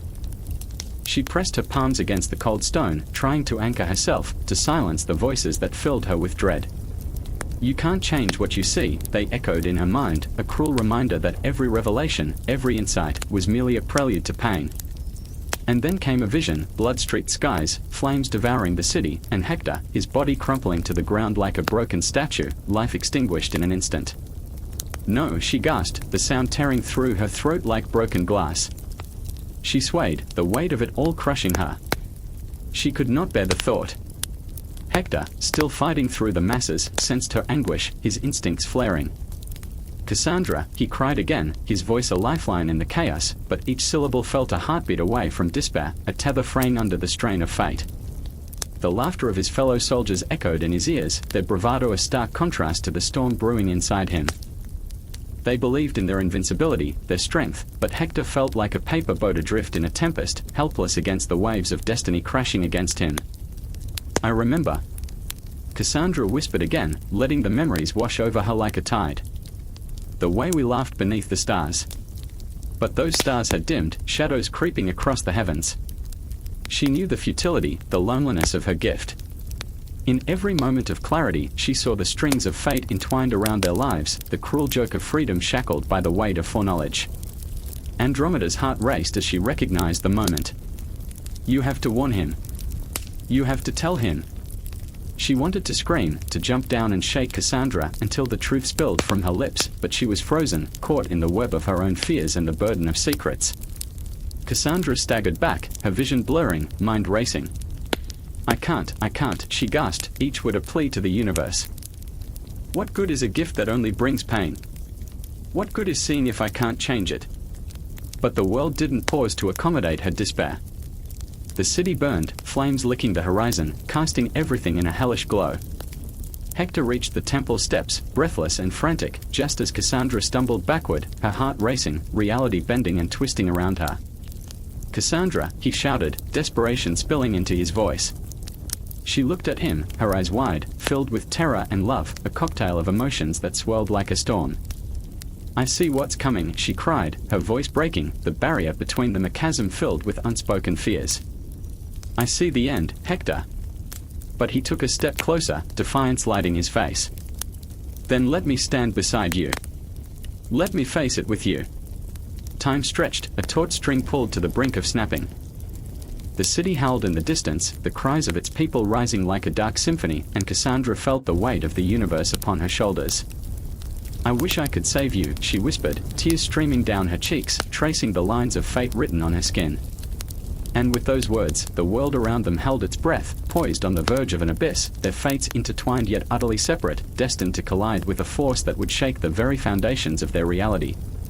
Cassandra's heart pounded in her chest, a frantic drumbeat whispering promises of sorrow and hope, and somewhere in the shadows, destiny smirked, unforgiving, relentless, and ultimately inescapable. The air trembles, thick with tension, as thunder rumbles overhead, a dark omen for a storm that mirrors the chaos within. Lightning slices through the sky, illuminating the silhouette of Hercules, a titan of muscle and heartbreak, standing at the edge of the cliff, staring into the abyss below. He could leap, could end it all with a single decision, but he doesn't. Instead, he breathes, ragged and raw, as memories claw at his mind like desperate hands. I remember the laughter of women, bright and intoxicating, like wine spilled under the late summer sun. I remember Megara, her fiery spirit a dance of shadows and light, always challenging me, always slipping through the cracks of my heart. She was the first to love me, not the myth, not the legend, but the flawed man beneath the heroic facade. In her eyes, I was both savior and sinner, a hero weighed down by a tragedy that was not solely mine. I had raised my sword against 1,000 foes, but never against my own demons. And Megara, sweet Megara, was my sweetest sin. But I remember too, the night the heavens wept for her. The night my rage turned the world into ashes. I had faced the Nemean lion, had fought the Hydra, yet I could not conquer the monster within. I remember the scream, the bone-chilling sound that echoed through the halls like a death knell. It still haunts me, the way her laughter turned to silence, how I stood frozen, watching her slip away, my hands stained with the weight of my failures. I didn't save her. I never saved any of them. And then there was Deianira, a tempest of passion and vulnerability. She loved me fiercely, a fire that ignited the coldest corners of my heart. How could I have known that my greatest gift would become my greatest curse? I remember the moment she handed me the robe, infused with the blood of the centaur, thinking it would bind our love forever. I wore it, thinking it would make me invincible. Instead, it became my shackle, tightening with every heartbeat, until my skin screamed with betrayal. I could almost hear her whisper, "You were my hero, my everything." But my love was not a sanctuary, it was the storm that tore us apart. The night I lost her is etched in my soul like a branding iron. I can still see the shadows flickering on the walls, the way the candlelight danced around despair. Her body lay motionless, and I remember the way I howled, a sound so primal it could have split the earth in two. I was Hercules, the man who could crush mountains, and yet I could not bear the weight of my own grief. I had turned love into death. And in that moment, I became more monster than man. But the echoes of their laughter linger, woven into the fabric of my being. I can hear them, faint whispers of joy that spiral into madness. They are ghosts, haunting the corners of my mind, casting shadows that grow longer as the sun sinks lower. I wander the streets of Thebes, a city stained by my past. The laughter of children lingers, their innocence a stark contrast to my sins. Hercules, hero, they call, their voices bright, yet they know nothing of the blood that stains my hands. The weight of their praise is crushing, it swallows me whole. In the twilight, I see them, each one, an unresolved chapter in my life. Megara, her eyes still ablaze with challenge, has spirit a flickering candle against the encroaching darkness. Deianira, offering a smile that could pull the heavens down to earth. They linger at the edges of my vision, reminding me that love is a double-edged sword, a gift wrapped in tragedy. I reach for them, but they slip through my fingers like mist, leaving only the chill of their absence. The storm rages above, mirroring the tempest inside. My heart pounds, a war drum echoing through the silence. What have I done? I scream into the void, but the cosmos remains indifferent, a dark tapestry of stars that watches without judgment. The wind carries their names, whispering secrets only the heavens know. I am a puppet, and fate pulls the strings, weaving a tragic legacy that I cannot escape. I remember the taste of salt on my lips, the tears I never cried. I remember standing before a mirror, a shattered reflection staring back at me, the hero turned villain. There is power in love, yes, but there is also devastation. I remember the moment I realized that every heart I touched would feel the weight of my touch, and some would crumble beneath it. I was a storm, a wildfire, and love was the fuel. And so here I stand, at the precipice of despair, the ghosts of my past swirling around me, a maelstrom of laughter and tears. I can feel the pull of their love, the agony of their absence. Each heartbeat is a reminder of what was lost, and with each breath, I drown deeper in my sorrow, the abyss calling to me like a lover's whisper. Will I leap? Will I let the darkness consume me? Or will I stay here, haunted, a witness to my own tragic legacy? No matter what I choose, the shadows will remain. They will follow me into eternity, weaving their way through every moment, a reminder of the love that was and the pain that lingers. I close my eyes, and in the darkness, I see them again. The laughter, the joy, the heartbreak. They are my past, my present, and perhaps my future, a tragic legacy that will never let me go. As thunder crashes above and rain begins to pour, I know this moment is just the beginning, a loop that ties me to the women I loved, forever entwined in an emotional tempest that refuses to fade. The air was thick with the scent of rain-soaked asphalt, and the city hummed with a dissonant melody of distant sirens and muffled heartbeats. I stood in the shadows of the alley, drenched in the twilight of forgotten dreams, where the weight of loss pressed against my chest like a leaden shroud. The echo of her laughter reverberated in the hollow of my soul, a haunting reminder of what was and what could never be. I could feel the world trembling around me, as if the very bricks of this city wept for both of us. The clock tower loomed above, its hands frozen at midnight, a cruel mockery of the time that had slipped away. I was lost in the labyrinth of my own mind, a place where memories twisted and turned, refusing to let me go. I remembered when love was light, when her smile could pierce through the gloomiest of days. But those moments had faded, bleeding into the blackness of despair, like ink in water, beautiful yet utterly transformed. In that moment of deafening silence, I heard a soft footfall behind me, shattering the stillness. It was Ava, her eyes glistening like shards of glass, reflecting a tempest of emotions, fear, longing, and an unfathomable sadness that wrapped around her like a shroud. She was like a ghost, haunting me with her presence, beckoning me to recall both the joy and the pain we had once shared. Aiden, her voice trembled, as if the very syllables were weighted with the gravity of our fractured reality. We can't keep doing this. But how could we not? I was tethered to her, no matter how hard I tried to break free. Each heartbeat echoed with the memories of our shared laughter, the late-night talks that stretched until dawn, the way her fingers danced on my skin like fireflies in the warm summer night. But now, those moments felt like a cruel joke, a faded photograph that time had swallowed whole. I remember, I whispered, choking on the words, the way you looked under the stars. You were everything. She flinched at my confession, a flicker of pain crossing her features. And now? I'm just a shadow, Aiden. Just an echo of what we used to be. The truth cut deeper than any blade. I could feel the jagged edges of my heart, the way it splintered and bled at the thought of losing her, not just to the void, but to myself. Every time we fought, every word spoken in anger pulled us further apart, like two celestial bodies destined to spiral away, unable to resist the gravitational pull of our own despair.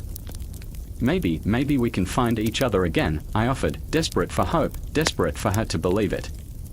But even as the words left my lips, I knew they tasted like ash.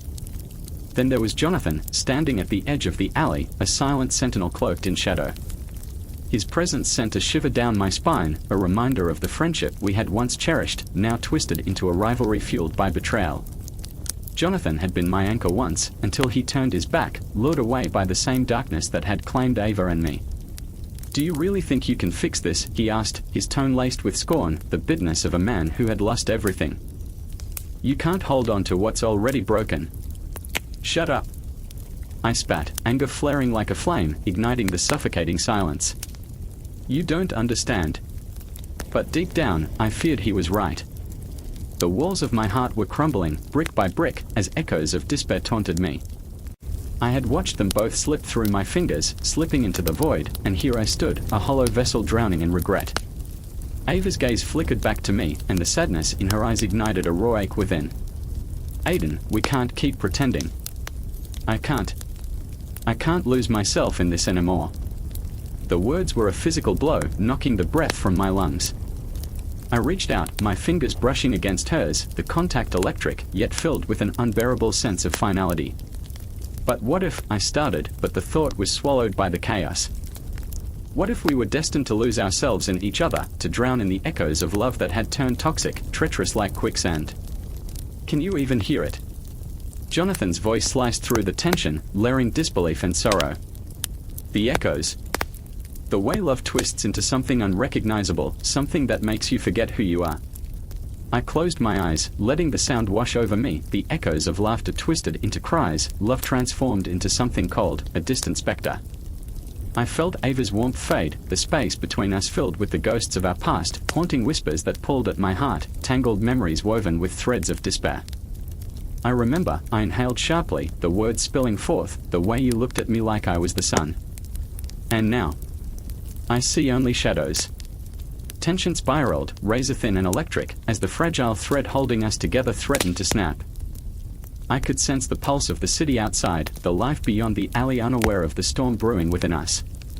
A battle of souls, a war of whispers and regrets, each heartbeat echoing louder than the last.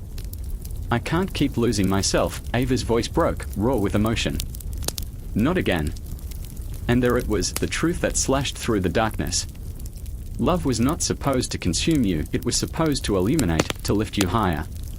But we had spiraled into the depths, and now, the only sound left was the echo of love transformed into the loss of self.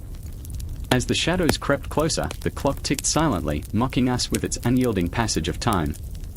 Each moment felt like an eternity, the air thick with the weight of unsaid words, the promise of endings lingering like the last rays of sunlight. Maybe, I began, but the word hung in the air like a fragile spider's thread, trembling in uncertainty. Maybe we can still find our way back. But as the shadows deepened, I could feel the truth settling in. The echoes of love and loss would linger long after the city slept, a bittersweet reminder that sometimes the most profound connections leave the most devastating scars. And all that remained was the silence, punctuated by the echoes of our hearts, tethered to a past that refused to let go. A sudden chill sweeps through the moonlit grove, a whispering wind carrying the scent of damp earth and something more primal. I stand there, heart hammering, the shadows clinging to me like an invasive thought. It is just past midnight, and the world feels suspended between dreams and nightmares. The air crackles, heavy with expectation, and I hear the soft rustle of feathers against skin, a sound both beautiful and terrible. I remember the evening when my life changed, when desire wrapped itself around my throat like a noose and pulled me into the depths of a dark longing. Leader! The voice cuts through the stillness, sharp and desperate. It is my brother, Castor, his face pale as the moonlight spills over him. We have to go. Now. His eyes dart over my shoulder, wide with an unspoken terror. I can feel the weight of something monstrous, lurking just behind me, waiting for the moment I let my guard down. I turn slowly, and there it is. The swan. Its eyes gleam with an intelligence that chills my bones, and for a heartbeat, I am transfixed. I remember the stories, tales woven into the fabric of our childhood. A creature of beauty, a harbinger of doom. The way it moves, gracefully, as if gliding over invisible strings, sends a shiver down my spine. I feel a pull, an unyielding urge to step closer, to understand the enigma it embodies. Leader, please. Castor's voice breaks my reverie, pulling me back from the edge of fascination. We are not safe here. But how can I leave? There's a magnetic force, a truth hidden beneath the surface of its feathers that calls to me, a secret I'm not ready to abandon. Just a moment, I whisper. I reach out, fingers trembling, drawn to the soft white feathers shimmering in the moonlight. It's absurd, this longing, a gaping void in my chest that needs filling, and the swan promises an answer, a release. I can feel the longing throbbing in my veins, a heady mix of fear and desire. Don't. Castor grabs my arm just as I brush the feathers with my fingertips. The moment feels electric, alive, and the air shimmers as if reality itself is warping around us. My heart races, I am both terrified and exhilarated. The swan watches, unblinking, and I sense the depths of its gaze, the weight of untold stories resting in its eyes. Why are you afraid? I ask, but my voice wavers, uncertainty creeping in. I don't understand. I want to understand. Because, Castor says, pulling me back, some desires come with a cost. We can't afford to pay it. The urgency in his voice is laced with panic, and in that moment, I see the cracks in his bravado. He is terrified of what lies beneath the surface of our world, afraid of the monsters that hunger for souls and dreams. I remember the stories, how desire can twist and turn, becoming something grotesque and unrecognizable. How we are drawn to what we cannot have, and the longing can consume us whole. Still, the swan feels different. It is not a monster. Isn't it beautiful? I want to scream, to shake Castor and make him see. It steps closer, the tension palpable, and I am lost in a web of thoughts and emotions, each more tangled than the last. I feel my heart racing, a wild drum echoing the chaos within. What if it's more than desire? I murmur, half to myself. What if it holds something sacred? Or it could be our end, Castor says, his voice taut with urgency, pulling at my sleeve. Let's not provoke it. The swan tilts its head, and in that moment, I see it, a flash of understanding, a flicker of something that connects us all, something that transcends the mundane. But the urge to know, to touch, to surrender to the spellbinding beauty is overwhelming. I take a step forward, drawn in like a moth to flame. What if I embrace it? What if I let it take me? I whisper, my breath hitching in my throat. What if... Leader. Castor's voice is sharp, slicing through the air, breaking the spell. I turn to him, and in his eyes, I see fear, raw and visceral. It is a reflection of my own. I am standing on the edge of a precipice, a choice teetering in the balance. You don't understand. But I do understand. Desire does not care for reason. It is a beast that gnaws at your insides, whispering sweet nothings while plotting your demise. I can feel the weight of it, a heavy cloak I can't seem to shake. I remember, I whisper, the way it felt to want something so fiercely it consumes you. Then the swan steps closer, and something in its gaze shifts. The air thickens, and I can almost taste the electricity, the promise of something far beyond my understanding. I long to be entwined in its embrace, to lose myself in the depths of its allure, to give in completely. Leader. Castor's voice is a lifeline, but the pull of the swan is stronger. I can see it now, the glimmer of my own reflection in its eye, and the world around me fades. I remember, I whisper again, as the darkness swirls around us, the thin veil of reality beginning to unravel. I can't tell what is real anymore. Is it the swan, or is it my own desire manifesting into something corporeal, something I can reach out and touch? And then, silence. Time freezes, and I know this moment will stretch into eternity. In that heartbeat, my choice is made. That night, as the moon witnesses the birth of my desire, I let go of reason, and the darkness embraces me whole. The consequences are yet to come, but I can't think of that now. I am lost to the world, tangled in a dance with fate, and all that remains is the thrilling terror of surrender. In the shadows, I can still hear Castor's voice, a ghostly whisper echoing in my mind, warning me of the costs, yet I am too far gone to listen. The swan's wings unfurl, and in its embrace, I feel the weight of my choice, heavy, intoxicating, and forever binding. I remember that moment when desire met destiny, and I plunged into the abyss. And the world beyond the grove fades, a distant memory, as I am pulled deeper into the darkness, where the consequences of my longing await. The air was thick with the scent of damp earth and blossoming nightshade, the kind that wraps around you like a lover's embrace but holds a hint of danger. A chill raced down my spine as I stood at the edge of the forest, heart pounding like a drum in the silence. Somewhere beyond the twisted trunks, shadows writhed, and in that moment, I felt the weight of the world's grief pressing against my chest. I remember the whispers.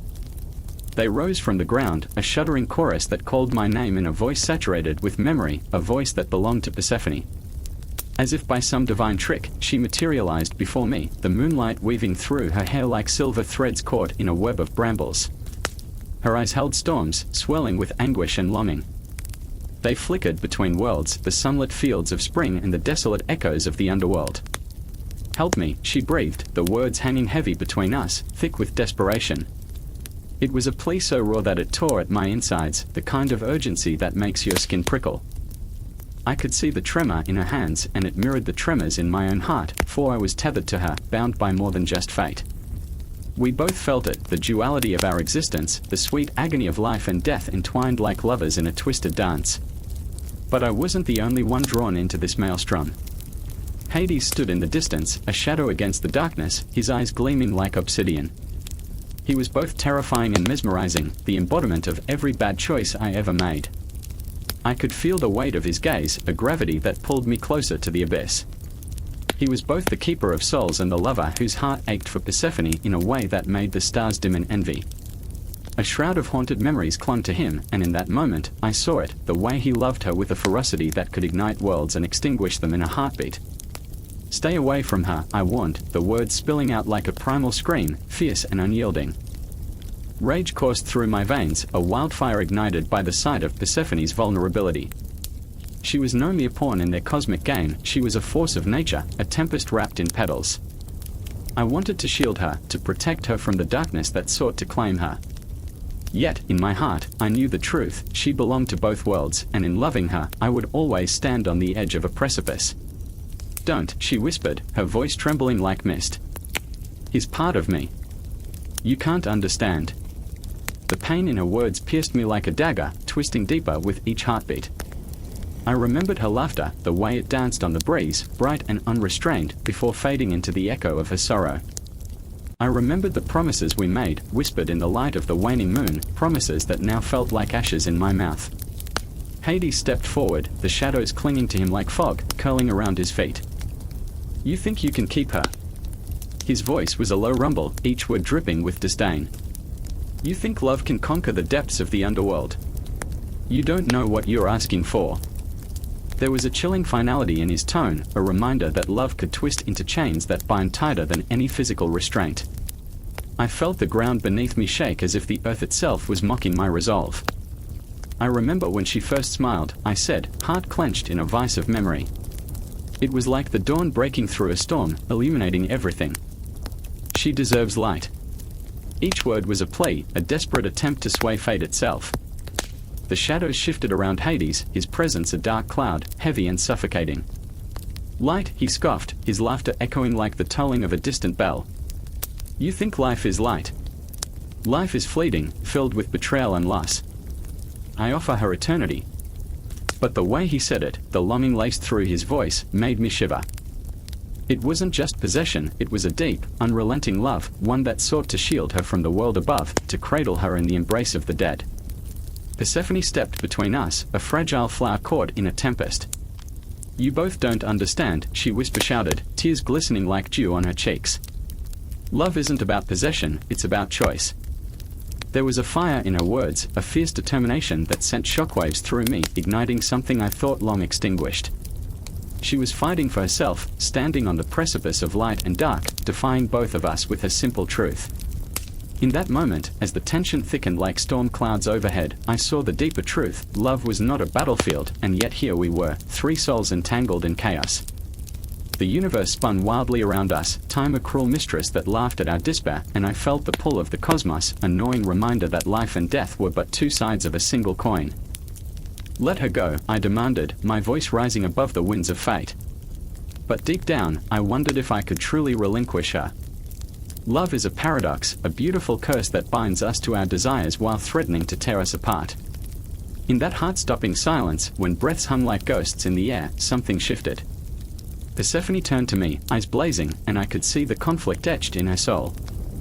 I remember the warmth of spring, she said, voice breaking. But I also remember the chill of winter. Both are part of me. And in that shared moment, beneath the watchful gaze of the stars, the realization struck. She was both the spring that bloomed and the winter that stripped the trees bare. She was life and death wrapped into one hauntingly beautiful existence, and as I stood on the threshold of both worlds, I felt the ground tremble beneath the weight of our choices. The shadows whispered, the moon bore witness, and the air crackled with the electricity of unspoken truths, waiting for the moment when everything would erupt. The night held its breath, suspended in time, and we stood at the edge of it all, caught between desire and despair, love and loss. And as the darkness closed in, I realized that the story was far from over. The next chapter awaited in the depths of our entangled fates, ready to unfurl like a promise written in the stars. The street lay shrouded in silence, the kind that swallows sound whole, leaving only the echo of one's breath lingering in the air. Shadows clung to the cobblestones like ghosts, whispering secrets of love and heartbreak. I stood there, heart racing, pulse pounding in my ears. This was the night everything changed. The night I would confront love in its most twisted form. Aphrodite, the goddess of love, felt like a distant memory, a flickering candle in a storm. I could almost hear her laughter dancing on the wind, taunting me as if to remind me of the tangled web I had woven with my heart and soul. Love was never simple, it was brutal, chaotic, an electric current coursing through my veins. And now, I was trapped in its storm. I caught sight of him, Eros, his dark hair tousled, eyes like molten chocolate that promised both warmth and destruction. My chest constricted. I remembered the first time we met, that electrifying jolt, as if the universe itself had collided. But tonight, the air between us was charged with unspoken words, a gravitational pull that both terrified and exhilarated me. I had never felt so alive, yet so close to the edge of oblivion. Why did you come? He breathed, voice low, almost lost in the shadows. The question hung there, laden with emotion, with expectation. My response teetered on the tip of my tongue, a fragile butterfly desperate to escape. I wanted to tell him that love was suffocating me, that it was a beautiful prison wrought with chains of desire. But what came out was merely a whisper. I had to. Around us, the city pulsed with life, a cacophony of laughter, distant music, the clinking of glasses raising toasts to fleeting romances and broken dreams. I felt out of place, a ghost wandering through the living. As Eros stepped closer, I could feel the heat radiating from him, an inferno ready to engulf me. Did he know the battle raging within me? And then there was Persephone, the dark queen of the underworld, a soft yet fierce presence who haunted my thoughts. She was my best friend and my greatest rival, a complicated tangle of fierce loyalty and envy.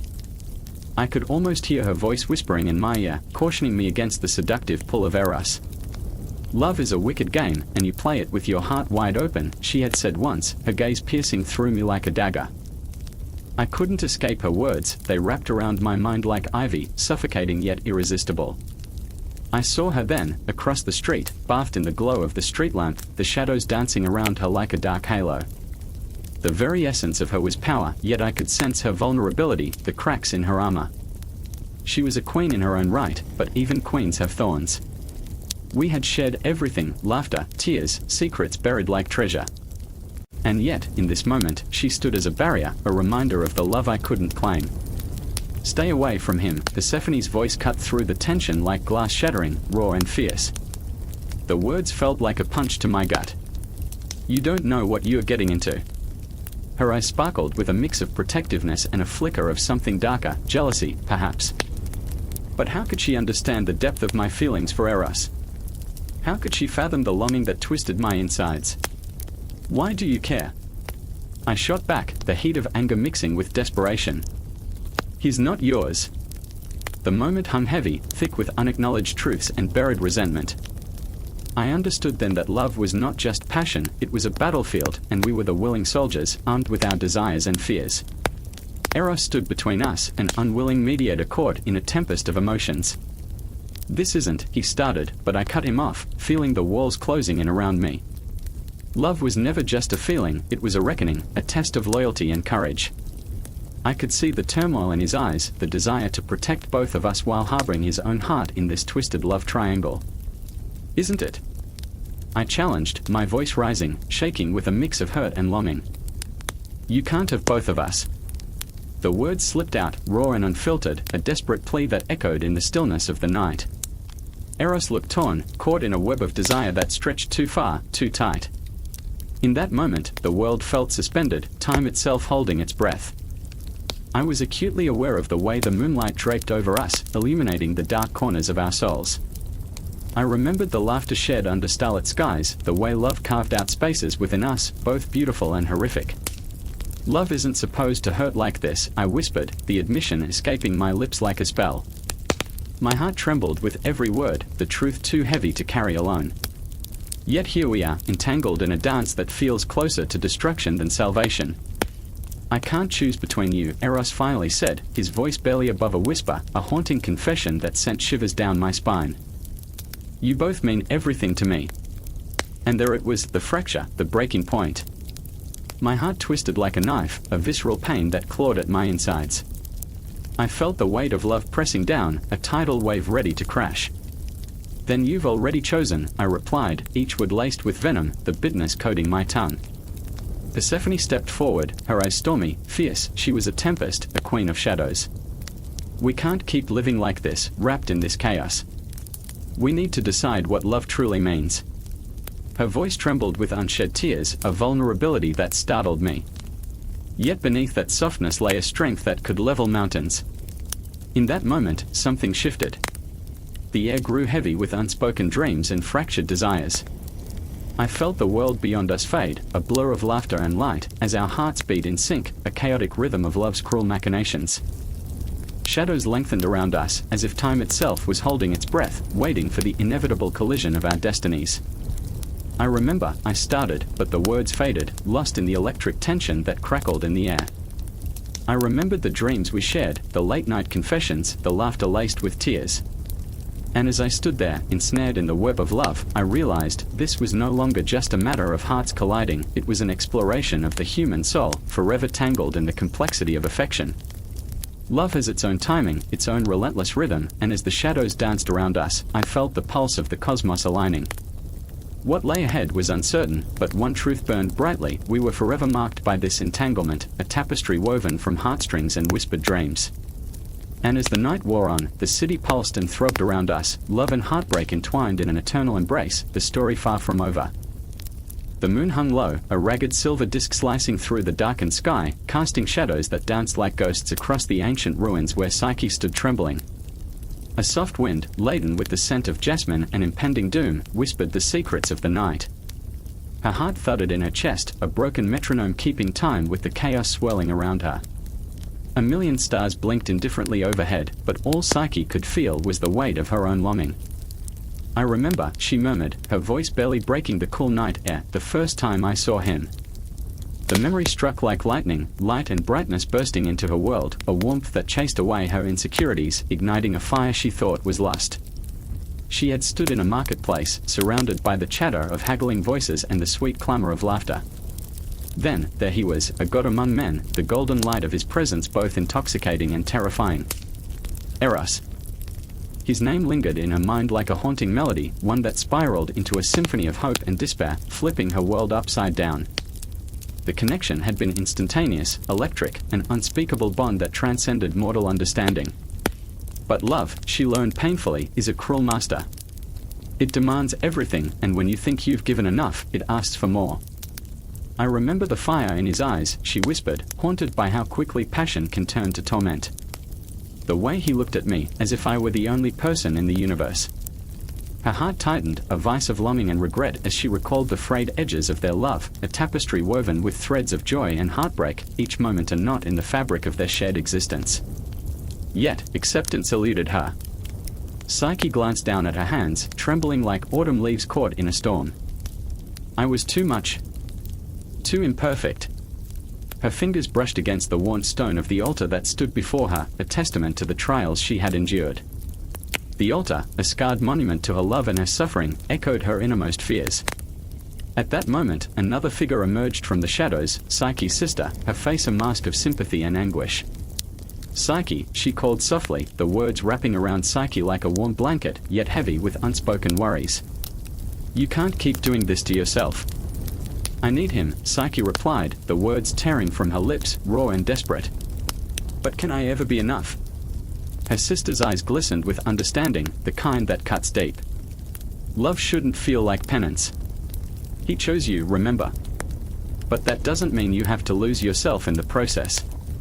Psyche felt the tears prickling her eyes, blurring the lines between love and self-destruction. But what if I never deserve him, she breathed, the sound cracking like fragile glass. Stop, her sister said sharply, the word a whip that sliced through Psyche's spiraling thoughts. You deserve joy. Just because you don't see it doesn't mean it isn't there. In that moment, the shadows thickened, and the air felt electric, as if the cosmos held its breath. Psyche's heart raced, the intensity pulling her deeper into the labyrinth of her own mind. What if I can't find my way out, she whispered, grappling with a fear that curled around her like a serpent, squeezing the breath from her lungs. I can't save you from yourself, her sister said, and although her voice trembled, there was strength in her gaze. Only you can do that. The words hung heavy in the air, a bittersweet truth imprinted on Psyche's soul. She turned her gaze skyward, the stars twinkling with an otherworldly glow, each one a dream, a hope, a memory seeping into the fabric of her being. What is love without acceptance? What is any of this? It's bloody chaotic, her sister replied, a wry smile breaking through the tension, but at least it's ours. And sometimes, the chaos is where we find ourselves.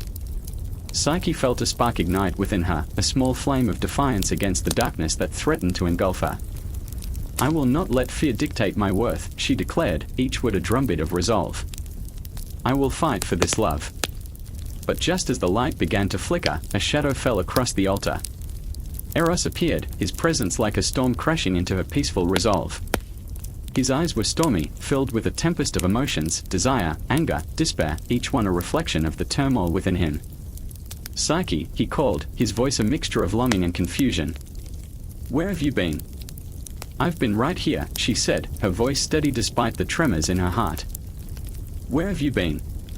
The air crackled between them, electric and volatile, as they stood on the precipice of a confrontation long overdue. I never wanted to hurt you, he shouted, his words like a thunderclap that shattered the stillness. And yet, here we are, she replied, fire igniting in her veins.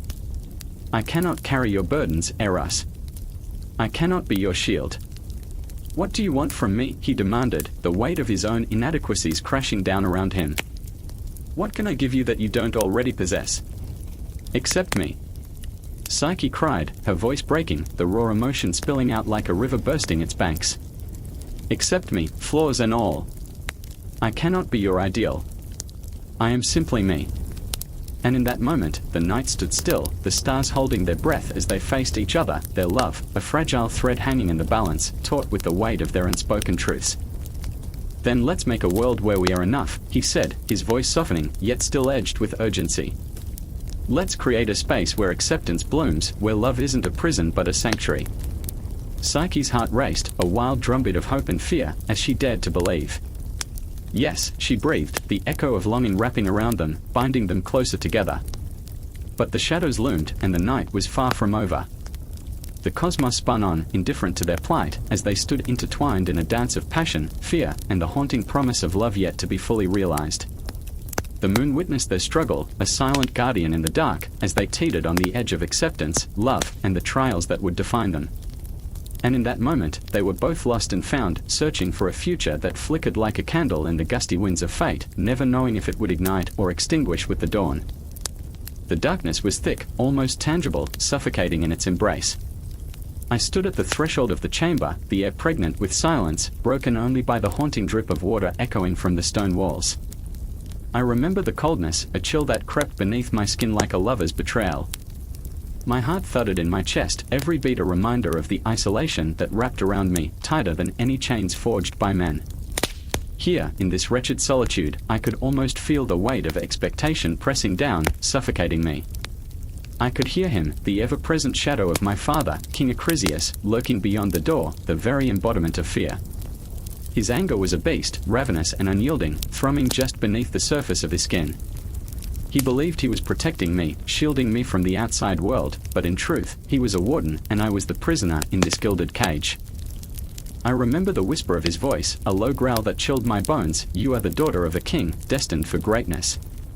Yet what greatness was there in seclusion? Then came the shimmer, a flash of gold that ignited the stillness. It poured down from above like a shower of stars, illuminating the dank air, casting shadows that danced around me. My breath caught. I remembered what it felt like to hope, to dream of love and freedom, but here, in this moment, all that remained was the weight of my father's fears.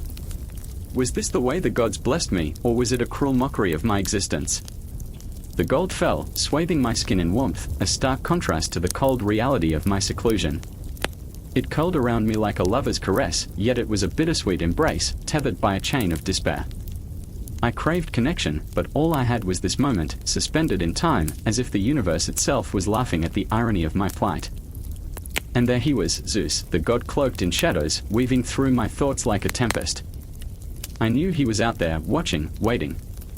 My heart raced with fear and yearning. He was everything I craved, a storm in the night, wild and untamed. But how could I love him? I was a daughter hidden away, a treasure locked in a vault, untouchable.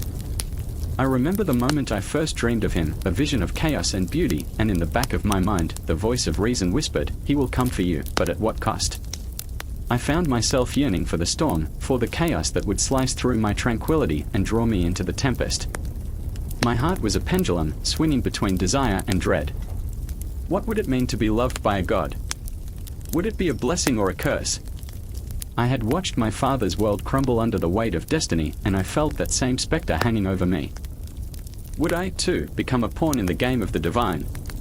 In the corners of my mind, shadows morphed into memories of laughter and light, fleeting moments of tenderness stolen from my grasp. I remember my mother's soft voice, a ghost echoing in the recesses of my heart, reminding me of a world outside these walls, a world alive with color. But the colors faded, replaced by the stark black and white of my father's decree. And as the gold poured over me, I felt both exquisite hope and crushing despair, a duality that left me breathless. Suddenly, the door creaked open. Acrisius stood there, a silhouette against the faint light, his expression a mixture of fury and fear. The gold flickered, cascading around me like a waterfall, as if the gods themselves were mocking our reality. "What have you done?" he roared, his eyes wild with betrayal, as though I had conjured the very gold that bound us both in chains. But it was Zeus. I wanted to scream, it was the divine that danced between us. I could see it in his eyes, the flicker of uncertainty, the knowledge that I was not just a daughter, not merely a pawn in a game. I was flesh and blood, a heart beating with life, and the air crackled with the energy of unfulfilled longing. "Why must you keep me here?" I cried, my voice a fragile thread weaving through the air, desperate for him to understand the agony that ate away at my soul. "Why must you isolate me from the light? I am not a curse. I am not a threat. Each word was a plea, a desperate attempt to break through the walls that had been erected around me, to reach my father, to reach the part of him that still remembered love. But his face hardened, a mask of stone, unyielding as the very walls that confined me. "You are my daughter," he spat, "and you will be safe." Safety. The word echoed hollowly in the chamber, a drumbeat of despair that reverberated through my heart. What was safety if it came at the cost of love? The gold continued to fall, wrapping around me, a shroud of forbidden promise. I closed my eyes, imagining Zeus, the god of storms, the bearer of chaos. I wanted to scream for him, to summon him from the depths of the cosmos, to break through the barriers of fate that chained us. "Come to me," I whispered into the void, "let us shatter this prison together." But the only response was silence, heavy and oppressive, leaving me stranded in a sea of uncertainty. My heart raced, every pulse a reminder of the isolation that gripped me. I sensed the approach of a storm, a tempest brewing on the horizon, and I knew it was not just a storm outside, it was the reckoning of my own heart, the clash of desires that threatened to tear me apart. Acrisius stepped back, and the door creaked shut, sealing me once more in the darkness. I stood there, enveloped in gold and sorrow, a creature of light trapped in shadows. I felt as though I had become a vessel for the gods' descent, a channel for a love that was both my salvation and my damnation. Outside, the world spun on, and in that moment, I was both everything and nothing, a flicker of hope caught in a whirlwind of despair. And as the gold continued to drench my skin, I realized that love and isolation were two sides of the same coin, forever entwined in the tapestry of fate. The gods had woven this story long before I was born, and I was merely a thread, fraying at the edges, waiting for someone, anyone, to pull the right string. Somewhere in the shadows, I heard a whisper of destiny, and it sent chills racing down my spine. With each heartbeat, I knew that this was only the beginning. The storm was coming, and all I could do was wait for the moment when the confines of love and despair would collide, and the world around me would finally erupt. The air crackled with the tension of 1,000 unsaid words, heavy with the scent of rain-soaked asphalt and a faint hint of smoke. Asteria stood in the shadow of the crumbling warehouse, her heart pounding like a war drum against her ribcage. The night was alive, thrumming with the pulse of the city that never slept, yet here she was, aching for a connection, a whisper of understanding. The moon hung like a watchful eye, but tonight, it felt more like a spotlight, illuminating her insecurities, her longing for something, or someone, real. I remember the way shadows danced in the corners of my room, she thought, a fleeting memory woven into the fabric of her solitude. I remember the nights I wished for company, for someone to share the silence with. That memory drifted away like smoke, leaving a bitter taste on her tongue. Across the street stood Orion, the street artist, a man marked by the world but fiercely alive. He was a canvas of scars, each one telling a story of battles fought in the alleys and corners of existence. She watched him, his brow furrowed in determined concentration as he sprayed wild strokes of color onto a blank wall, his silent scream against a city that often forgot. But even he, vibrant as he was, seemed trapped in the same void, searching for a connection that felt just out of reach. Why can't they see me? Asteria's thoughts spiraled. The allure of the night was intoxicating, but so was the ache of isolation. She stepped forward, her breath hitching in her throat as the cool air wrapped around her like an embrace. The distance between them felt enormous, yet every inch begged to be crossed. Orion turned, his eyes catching hers for a brief moment, and in that instant, the world was stripped away. She felt a spark, a flicker of recognition, a connection that echoed through her veins. But then, just as quickly, he looked away, returning to his art, leaving her heart to plummet back into despair. I remember, she whispered to the night, when I thought love was enough. But love, she learned, was a ghost, always just beyond her grasp, haunting her dreams and taunting her reality. A sound broke the silence, a distant siren wailing as if mourning the lives left unlived. Asteria's fingers curled into fists at her sides. Why am I here? What am I waiting for? The questions clawed at her mind, a relentless tide of doubt crashing against her shore. She was a night creature, a daughter of darkness, yet her heart yearned for the light, a contradiction wrapped in the fabric of her being. As she stepped further into the night, the shadows seemed to cling to her, whispering secrets of lost souls. Memories of laughter echoed in her mind, fragments of conversations that slipped through her fingers like grains of sand. I remember the warmth of laughter, the way it wrapped around me like a cloak, she said softly, a plea to the cosmos. I remember the taste of hope, sweet and intoxicating. But the hope had a way of dissipating, like the vapor from a breath on a cold winter's night. She felt the weight of her own despair, heavy like the clouds above, threatening to break open and drown her in sorrow. Then came a presence, another shadow emerging from the depths of the alley. Rowan, the poet, stumbled into her orbit. His words spilled from his lips like molten silver, illuminating the darkness with each verse. But he, too, was a vessel of pain. The weight of his own expectations pressed upon him, suffocating the brilliance that flickered beneath the surface. "Why do you hide?" Asteria asked, her voice trembling, 1,000 unasked questions swirling like leaves caught in a tempest. The night felt fragile, as if it could shatter at any moment. She could sense the struggle within him, the desire to be seen, to be understood. "I'm not here to judge. I want to share this moment. I want to share everything." He hesitated, and in that pause, the universe held its breath. A storm raged in their hearts, a tempest of fears and dreams colliding with breathtaking intensity. They were both lost in a world that felt unbearably vast and impossibly small, like stars flickering in an infinite void.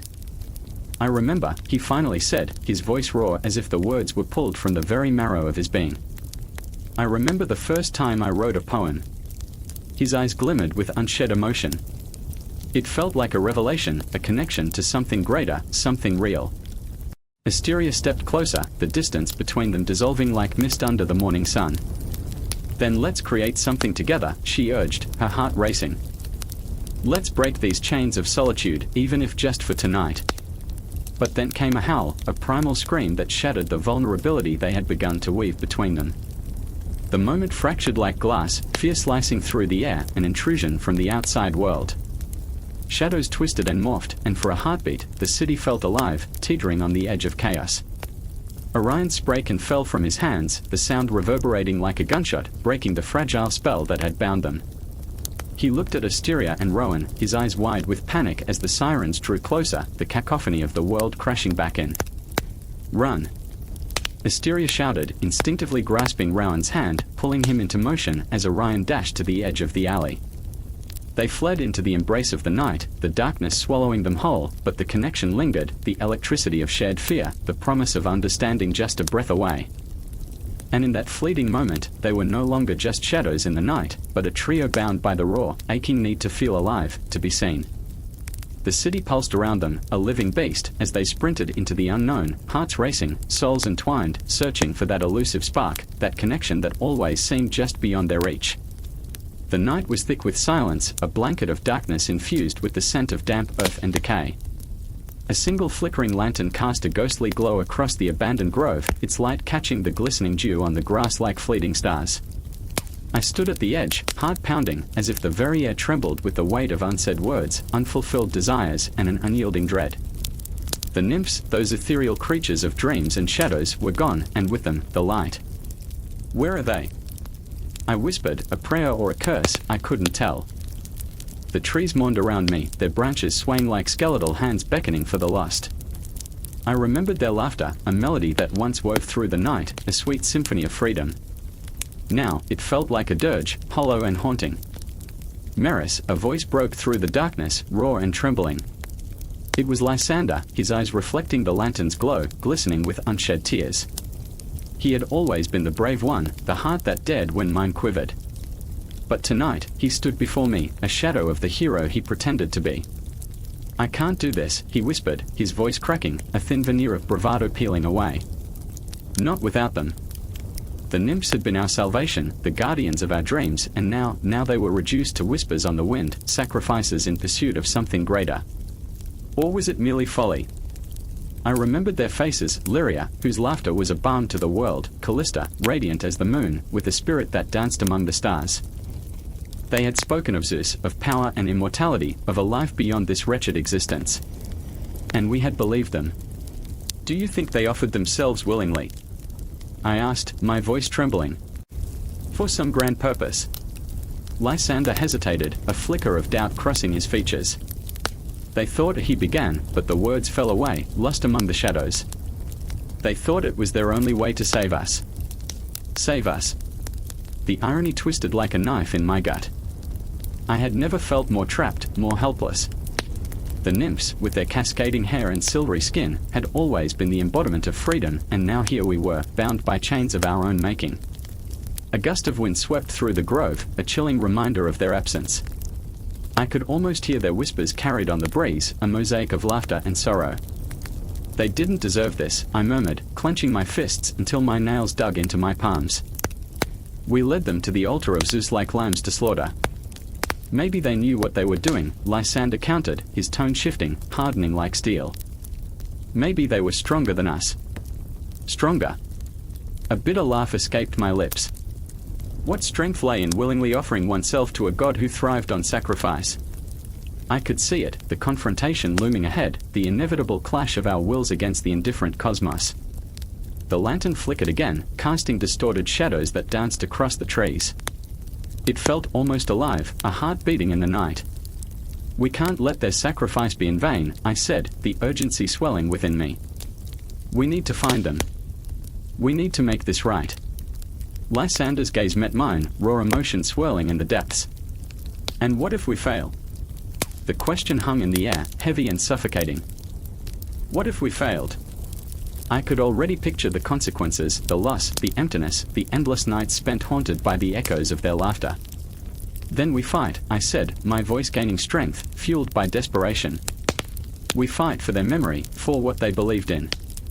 And in that moment, the world around us shifted, the air crackled with unspoken energy, the trees rustled as if they understood, and the lantern glowed brighter, illuminating the path ahead. But it was a path drenched in uncertainty, a road paved with sacrifices we were yet to make. Are you with me? I asked, the question hanging in the air, a fragile thread binding us together. Lysander hesitated, the weight of our shared history pressing down upon him. You know I am, he finally whispered, his resolve igniting like a flame in the dark. As we stepped forward, the ground beneath us felt alive, pulsing with the remnants of the past and the promise of what was to come. The shadows closed in, thickening around us, each step echoing like a heartbeat, a reminder that we were alive, that we still had a chance. I remembered dreams, those wild, vivid visions that danced just beyond the veil of our waking lives. Were we dreamers, or had we become mere phantoms of our own desires? The nymphs had chased their dreams into the abyss, and we were left with the remnants of their sacrifice, a chilling reminder of what it meant to pursue the divine. The trees whispered secrets as we pushed deeper into the grove, the air heavy with anticipation. I could feel time slipping through my fingers, moments stretching like elastic, each heartbeat a reminder of the fleeting nature of existence. Metis, Lysander's voice trembled as he grabbed my arm, pulling me to a halt. Do you hear that? A distant rumble echoed through the night, a sound both beautiful and terrible, as if the very earth was crying out in anguish. It resonated within me, a call to arms, a haunting reminder of the choice we had made, the choice to follow the nymphs into the darkness, to challenge the gods themselves. Let's go, I urged, my heart racing, a wild drum echoing in my chest. We can't turn back now. And so we plunged into the unknown, fueled by a reckless desperation, each step a silent prayer, each breath laden with the weight of the past. The nymphs were out there, somewhere beyond the shadows, and we were determined to find them. The fate of the nymphs, the fate of our dreams, was slipping away like sand, and we were the only ones who could grasp it tightly, even as it threatened to fade into the night. In the distance, a flicker of light caught my eye, a beacon against the dark. The path stretched ahead, uncertain and winding, yet we had no choice. We would follow it, into the heart of chaos, where sacrifices awaited, where the confrontation with the divine loomed closer than ever. And with every heartbeat, the promise of the nymphs lingered in the air, tantalizing and terrifying. Rain fell in heavy sheets, drumming relentlessly against the stone walls of the temple, a symphony of despair echoing through the air. Each drop mirrored the shuddering sobs that escaped her lips, reverberating in the hollow chambers of her heart. Hera stood there, alone, her arms wrapped tightly around herself, as if she could hold together the pieces of her shattered spirit. The fragrance of damp earth filled her nostrils, a reminder of birth, decay, and the cyclic dance of life. Yet all she felt was a gnawing emptiness, an insatiable ache that clawed at her, a wound that refused to heal. Each heartbeat pulsed with jealousy, coiling around her like a serpent, suffocating and relentless. She could feel the weight of Olympus bearing down on her, the stares of the gods piercing through her soul. I remember when our love was pure, she whispered into the tempest, but the wind only howled back, mocking her fragile hope. Her love for Zeus had once been a flame, bright and consuming, a force of nature that defied the cosmos. Now, it flickered like a candle in a storm, weak, vulnerable, ready to be extinguished. Across the vast expanse of the temple, a statue of Zeus loomed, his marble features eternally stoic, a god untouched by the turmoil that racked her heart. "How could you do this to me?" she murmured, each word a dagger. The moon hung high and indifferent, its light casting long shadows, shadows that whispered secrets of betrayal.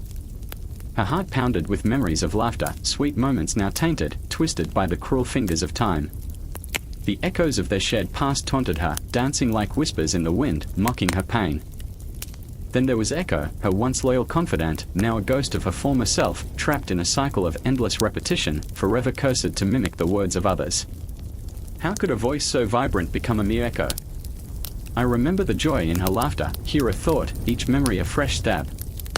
I remember the warmth of friendship. But in the realm of gods, friendships were fragile, easily shattered by the weight of ambition and desire. The rain intensified, cascading down in torrents, and Hera sank to her knees, the ground beneath her turning to mud. "Why am I left to suffer alone?" she cried, her voice cracking under the strain. The shadows grew taller, darker, swallowing her whole. She was drowning in a sea of despair, and no one could hear her cries. The world spun on, unperturbed, as she grappled with the pain that consumed her heart. The howling wind carried with it the scent of fresh betrayal from the hearth where Zeus had entertained his latest lover. Oh, how she must sparkle under his gaze, Hera thought bitterly, each thought a thorn.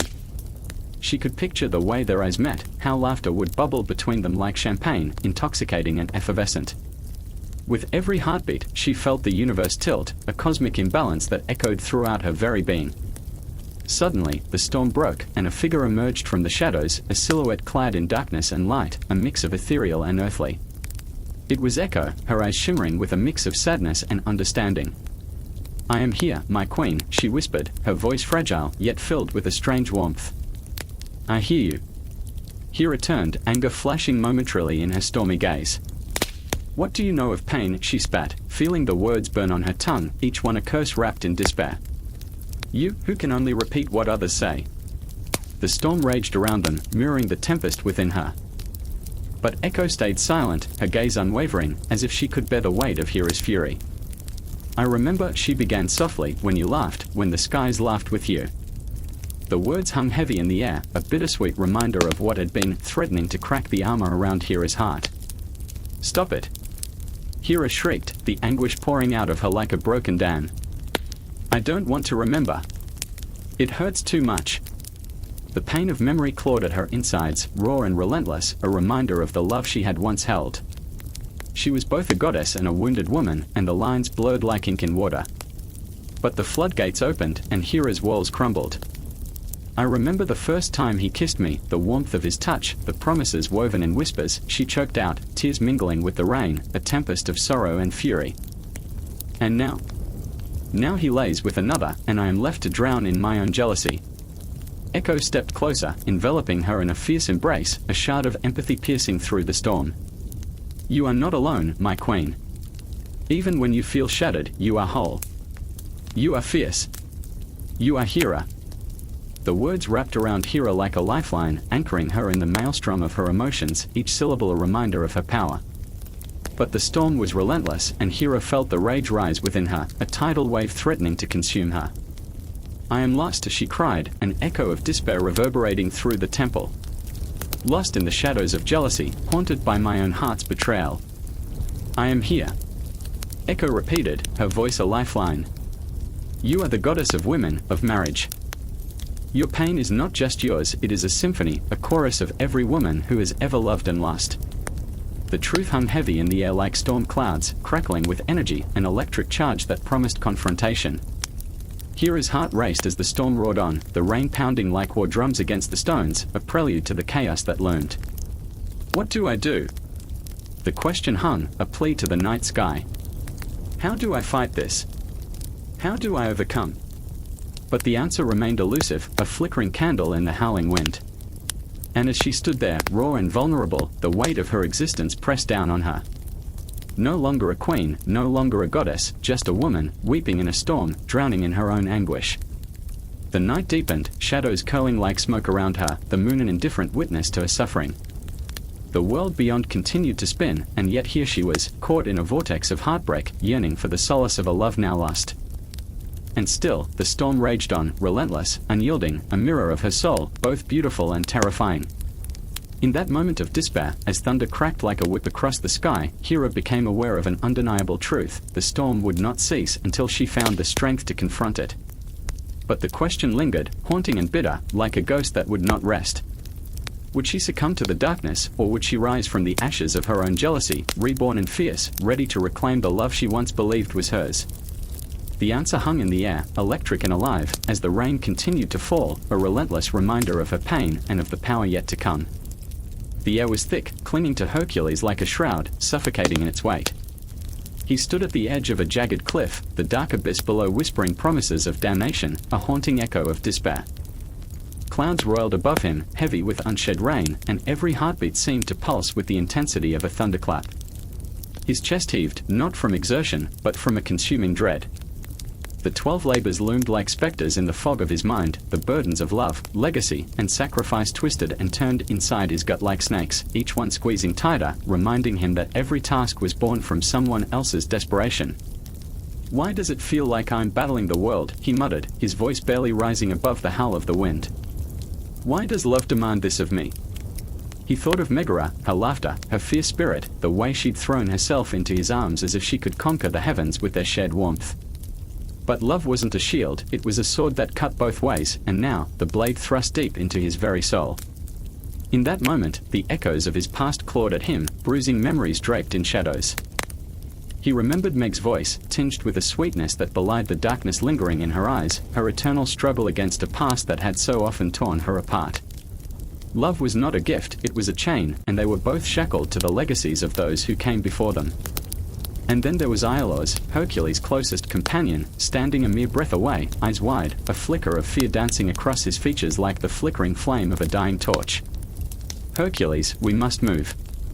The Nemean lion is near," he urged, urgency lacing each word, desperation weaving its way through the fabric of their friendship. Iolaus wore his flaws like a badge of honor, a mix of courage and doubt, an endless cycle of tackling the monster within him. The shadows of his own insecurities danced in his heart, and he could feel them tightening around him like a vice. "Can't you see? This isn't just about the lion," Hercules shouted, turning to face his friend, his voice raw with anguish. "This is about survival, ours and those we love. I'm not just fighting beasts, I'm fighting the ghosts of my decisions, the weight of every choice I've made. What if I fail her? What if this time, love isn't enough?" Iolaus stepped closer, the distance between them shrinking, the urgency of the moment coiling tightly around their hearts. "You're not alone. You never were. Love is a damned burden, but it's also a weapon. We can wield it together." His voice trembled, yet it rang with the conviction of a battle cry echoing through the chasms of Hercules' doubt. Night pressed down, a velvet cloak thick with unspoken fears, wrapping around them like a lover's embrace turned suffocating. The air crackled, something primal stirred deep within Hercules, igniting a fire that raged against the shadows. "Then let's make every moment count," he declared, his voice rising with fierce determination. "Let's turn our scars into strength, our love into legend. We will carve our names into the very fabric of this world, even if it shatters us." And as the shadows lengthened, threading their way through the trees like restless spirits, they plunged into the darkness, the forest alive with the sighs of ancient trees and the rustling of unseen creatures. Every step felt laden with the weight of stories untold, battles uncharted, love that hung heavy in the air like the scent of rain on dry earth. Each rustle felt like a whisper, a warning, a promise, a curse. Hercules could feel the lion lurking, a silent predator cloaked in the night's embrace. It was a monster born of his own fears, a reflection of the darkness that threatened to consume him. He remembered the tales of its invulnerability, its skin impenetrable, each battle fought in vain. But he was not just Hercules, he was a lover, a friend, a man consumed by the burdens of his heart. He could not fail, not when every fiber of his being screamed for redemption. "Do you feel that?" Iolaus whispered, his voice barely breaking the tension. "It's here." The air thickened, the world froze, and time seemed to stretch infinitely, a taut cord ready to snap. Hercules nodded, his grip tightening on his club, knuckles white under the strain. He could hear the lion's growl, a distant rumble that felt like the very earth trembling beneath its might. Time blurred, and the battle was not just with flesh and bone but with the very essence of their souls. Each strike had to be more than muscle, it had to be a declaration. Love was their fuel, and fear was their enemy. In that moment, Hercules understood the true burden of love. It wasn't just the weight of expectation, it was the fear of loss, the terror of being left with nothing but echoes of what once was. Suddenly, a roar split the silence, a sound that reverberated through their bones, the sound of something ancient and powerful, an embodiment of the darkness that lay in wait. And as the lion sprang from the shadows, fangs gleaming like daggers under the moonlight, Hercules charged. For he carried not just the weight of his labors but the love of a woman who believed in him, who had given him the strength to confront the shadows. Every heartbeat was a promise, every breath a vow. This was more than a labor, it was a testament to the legacies they would forge together, a dance of light and shadows that spun wildly under the cosmic gaze of the stars. The battle would rage on, as would the struggle, the burdens, and the love that lingered like a haunting melody, forever echoing in the heart of Hercules, in the essence of Iolaus, and in the very fabric of their intertwined destinies. Night crept in, a suffocating blanket shrouding the world in shadows. In the distance, the city pulsed like a wounded heart, flickering lights revealing glimpses of life amidst the despair. I stood on the edge of that abyss, breathing in the chill of the moment. My hands trembled, were they from the cold or the void within? I could hear him, his voice echoing through the alleys, calling my name, each syllable a desperate plea. Elena! Elena! I remember the way it felt, the sharp pang in my chest, the way the world blurred around me, thick with the weight of unfulfilled love. I remember how I wanted to turn back, how the need to run to him clawed at my insides. But the night had a way of revealing truths we often hid from, like the shadows that danced along the walls, whispering secrets that kept me rooted in place, frozen in fear. And there was Marco, the embodiment of both my salvation and my doom. Flawed, beautiful, and reckless, a Sisyphus of the heart, forever pushing against the weight of his own choices, destined to fail yet refusing to relinquish the boulder of love that pressed down on him. He was caught in a struggle that mirrored my own. I felt it in my bones, I felt it in every ragged breath I took. Why do you stand there, he yelled, his voice breaking through the night. Why do you let the darkness swallow you? I wanted to scream back, to tell him I was struggling, too, that every moment without him felt like an eternity spent in the underworld, where time lost its meaning, where love twisted into agony. But the words stuck in my throat, lodged there like a bone caught in the quiet despair of the evening. I stepped forward, the gravel crunching underfoot, a sound that rang like a death knell. Each step was a reminder of the distance we'd traveled, together, yet apart. Shadows flickered as I approached, the neon signs casting warped reflections of our past. I could see it in his eyes, the flicker of hope, the ember of a love that refused to die, even as the world around us crumbled. Do you remember? He asked, his voice softer now, a thread of vulnerability woven through the anger. Do you remember the night we danced under the stars? I closed my eyes, the memory rushing back like a tidal wave, overwhelming and bittersweet. His arms wrapped around me, the scent of rain-soaked earth mingling with the warmth of our bodies. Laughter echoed through the darkness, a melody that felt like an eternity ago. But that laughter had faded now, replaced by the haunting silence that stretched between us like a chasm. I remember, I whispered, a ghost of a smile flickering across my lips. But those stars have fallen, Marco. They are gone. His gaze held mine, piercing through the veil of sorrow, and I felt the universe tilt. And yet we are still here, he said, and there was a determination in his voice that sent shivers down my spine. We are still fighting. Fighting. The word hung in the air, heavy with meaning. But what were we fighting for? A love that felt more like a prison than a sanctuary. I wanted to scream, to tell him that I was tired of battling the demons conjured by our choices, tired of dragging my heart through the mud of regret. But love is a strange beast, isn't it? It twists and turns, a labyrinth that leads us deeper into our own despair. We both wore our scars like badges of honor, but what was honor worth in a world that spun wildly off its axis? Do you ever think, I started, my voice trembling, that maybe we were never meant to find peace? He flinched, and I could see the truth etched across his face. Every day, he confessed, his voice barely a whisper, a threadbare honesty that cut through the silence. But I can't help but hope. Hope? a cruel joke in the game we played. It danced around us, a flickering flame in a storm, taunting us with its brightness. I could feel its warmth, but it also burned, each moment of connection searing into my soul, leaving me gasping for air. And yet, as much as I wanted to extinguish that flame, the thought of living without it felt like staring into an endless void. "I'm scared, Marco," I said, the words tumbling out like stones thrown into a still lake, rippling through the air. "What if we can't keep this up? What if we are just trapped?" His eyes darkened, and I could see the weight of my words pressing down on him. "Then we fight harder," he said, his voice fierce, a declaration that echoed through the night. "I won't let us become shadows, Elena. I won't." But as he spoke, I felt that familiar ache in my chest, the knowledge that no matter how much we fought, there were forces we couldn't control. Life, in all its beauty and brutality, tossed us around like leaves caught in a storm. And with every heartbeat, I could feel the boulder of our love rolling backward, threatening to crush us beneath its weight. I wanted to reach out, to close the distance between our hearts, but fear held me back, a ghost that whispered of inevitability. And yet, in that moment, as his gaze pierced through the darkness, I knew we were bound together by this struggle, two souls entwined in a dance as old as time, battling against the cosmic forces that conspired to tear us apart. "Then we keep pushing," I said, a newfound resolve igniting in my chest. "Together." And in that promise, amidst the shadows and the chaos of the world outside, I felt the flicker of hope ignite once more. But it was fragile, brimming with the knowledge that love is often a Sisyphean task, a climb to the summit of desire only to watch it roll back down again. But still, we pushed.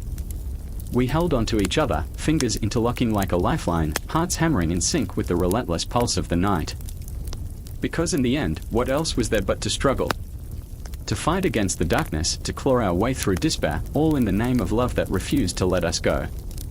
There's a hush, an almost sacred silence, as the dawn creeps in, brushing the world with a pale, trembling light. The air thickens with the weight of choices. Iphigenia stands at the edge, her heart a caged bird, fluttering against the bars of obligation and love. The cool wind bites at her cheeks, but inside, she burns. The campfires of the Greek army flicker, shadows dancing in the early morning haze, but they seem so far away, mere echoes of laughter and camaraderie drowning beneath the tidal wave of her fate. I remember the night before, the taste of salt on my lips from the sea, fear mingling with the brine. My father, Agamemnon, strong and steadfast, yet his eyes, those eyes bore the weight of a decision too heavy for a man. He had brought us here to Aulis, chasing glory, the winds of war whispering promises in his ear. But now, what was glory worth when it clawed at his soul, threatening to tear apart the very fabric of our family? "Father, please," I had pleaded, the words spiraling from my lips like desperate sparrows. There must be another way. But there was no other way. The gods demanded blood to fill their insatiable thirst. The winds had stalled, and the ships would not sail unless I offered myself as a sacrifice. Duty, he had murmured, as though the word itself could shield him from the reality of his betrayal. Duty was a cloak, heavy and suffocating. Love, my love for him, twisted into a noose around my heart. I could feel it tightening, each beat a reminder of the chasm between us. And then there was Achilles. Heroic, fierce, with the weight of destiny on his shoulders. I remember the way his presence electrified the air, a storm brewing within him, yet there was a tenderness in his gaze that cut straight through me. It felt like magic, dangerous and intoxicating, and yet he was bound by duty, too. A warrior's heart is not free, it is chained by honor, by fate. "Do you truly believe I would let this happen?" he had asked, his voice low, a rumble of thunder that resonated in the hollow space between us.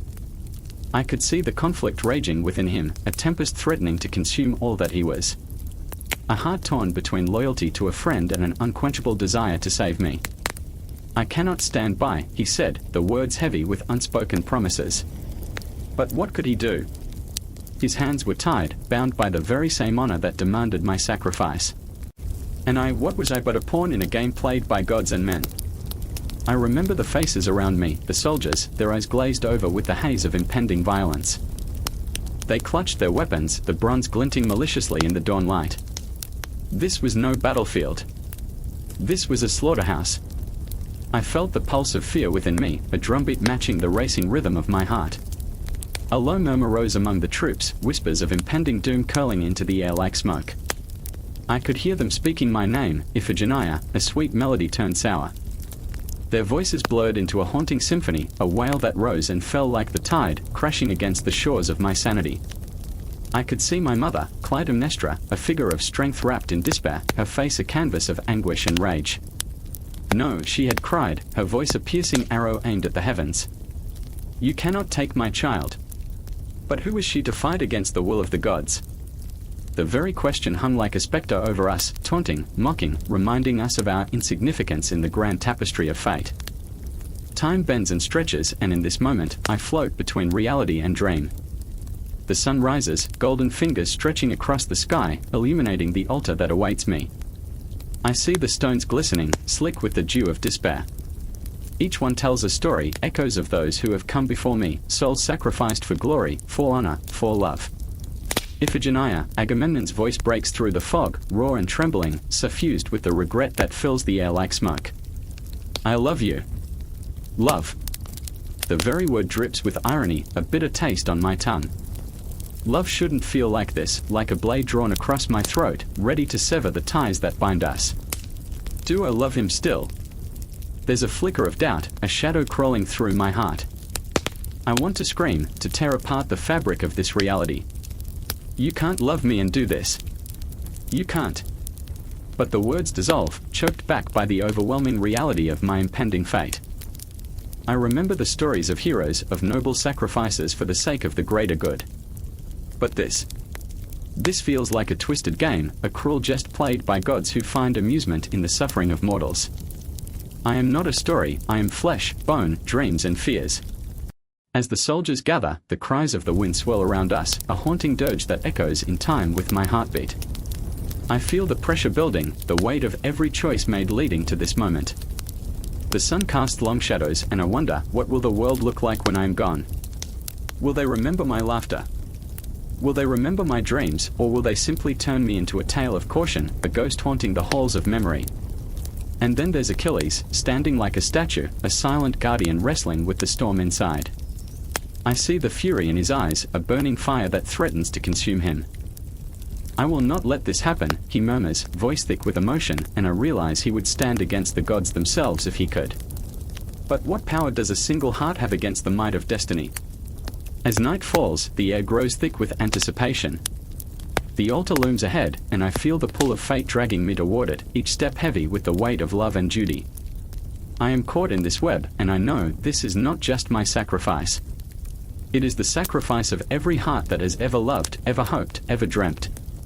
I am both the offering and the witness, standing at the precipice of history, ready to plunge into the abyss. The world spins chaotically around me, but in this moment, I feel an eerie calm. The stars flicker overhead, indifferent to the pain below, as I prepare to confront my destiny, the echoes of my heart thrumming in time with the darkened skies. And within that silence, the gods watch.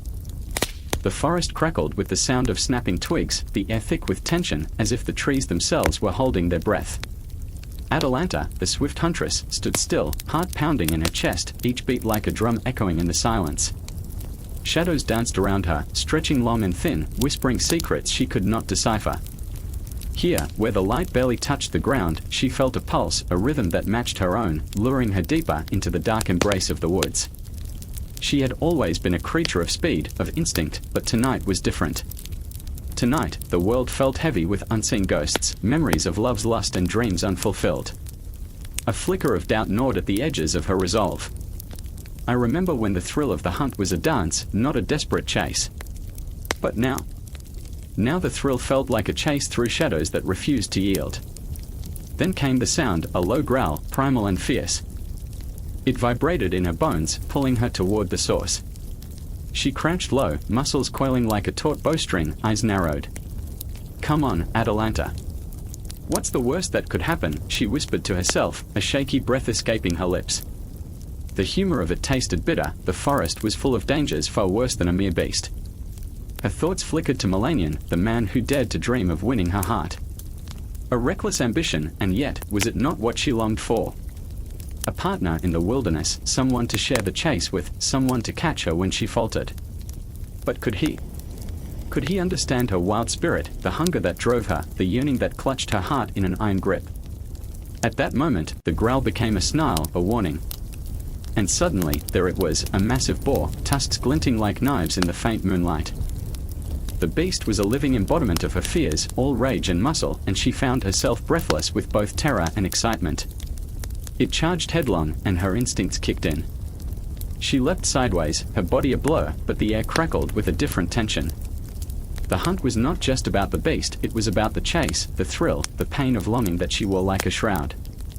Melanion had told her stories of her prowess, how she danced across the forest floor, how she was a goddess of speed and strength.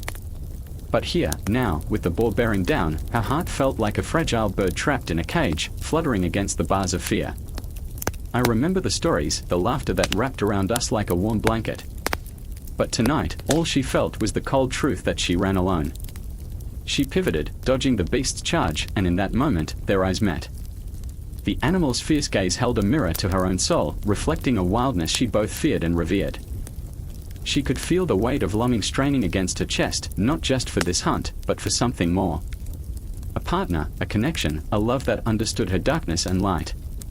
"Come on, Atalanta. Don't fail now," she murmured, adrenaline pumping through her veins like fire. With a swift motion, she drew her bow, the string humming with the promise of release. Time slowed, the forest quieted, and all she could hear was the frantic rhythm of her heart. She released the arrow of her hopes, her dreams, her fears, aiming not just to kill but to capture the very essence of what she sought. The beast fell, thudding against the earth, and silence enveloped the clearing. But as she approached, a sense of emptiness washed over her. The thrill of victory was hollow, a mere echo of what she'd envisioned. She knelt beside the fallen creature, fingers trembling as they traced the coarse bristles. "What have I done?" she whispered, tears blurring her vision. Perhaps the beast had been a part of her, the wildness she sought to tame, the heart full of longing she could not quite grasp. A rustle behind her. Melanion stepped into the clearing, breathless, his eyes wide with both admiration and something deeper. "You did it," he breathed, voice tinged with awe. But in that awe, she sensed a shadow of doubt. Did he see her as she was, or simply a figure in a tale? "I did," she replied, her voice barely a whisper, heavy with disappointment. "But I won nothing." The silence stretched between them, electric and charged, 1,000 unspoken words hanging in the air. Could he feel the weight of her longing? The ache of being seen yet unseen. She wanted to reach out, to bridge the chasm that threatened to swallow her whole, but the fear of vulnerability tightened around her throat like a noose. "I came to find you," Melanion said, stepping closer, the night wrapping around them like a shroud. "I wanted to tell you, it's too late," she interrupted, the words spilling out like a dam breaking. "I'm not the woman you think I am. I'm not some storybook heroine, waiting to be rescued or won. I'm wild," he finished for her, the corner of his mouth lifting into a smile that was both teasing and serious. "Oh no. I see that. And I want to chase it. But you keep running. I have to run. It's all I know," she cried, the frustration spilling over. "It's easier to outrun love than to confront it. To face what it means, what I've lost." "What are you afraid of?" he asked, stepping closer still, the air growing thick with unspoken tension. Atalanta felt the walls of her heart quiver, the iron bars of her defenses trembling. "I'm afraid that if I stop running, I'll be trapped by everything I can't face. The heartache of longing, the ghosts of who I've lost. I can't." His hands found hers, grounding her, pulling her back from the precipice. "You don't have to face it alone. Let me chase you, Atalanta. Let me share the burden of your fears. You don't have to run forever." The warmth of his touch seeped into her, igniting a flicker of hope amidst the ache.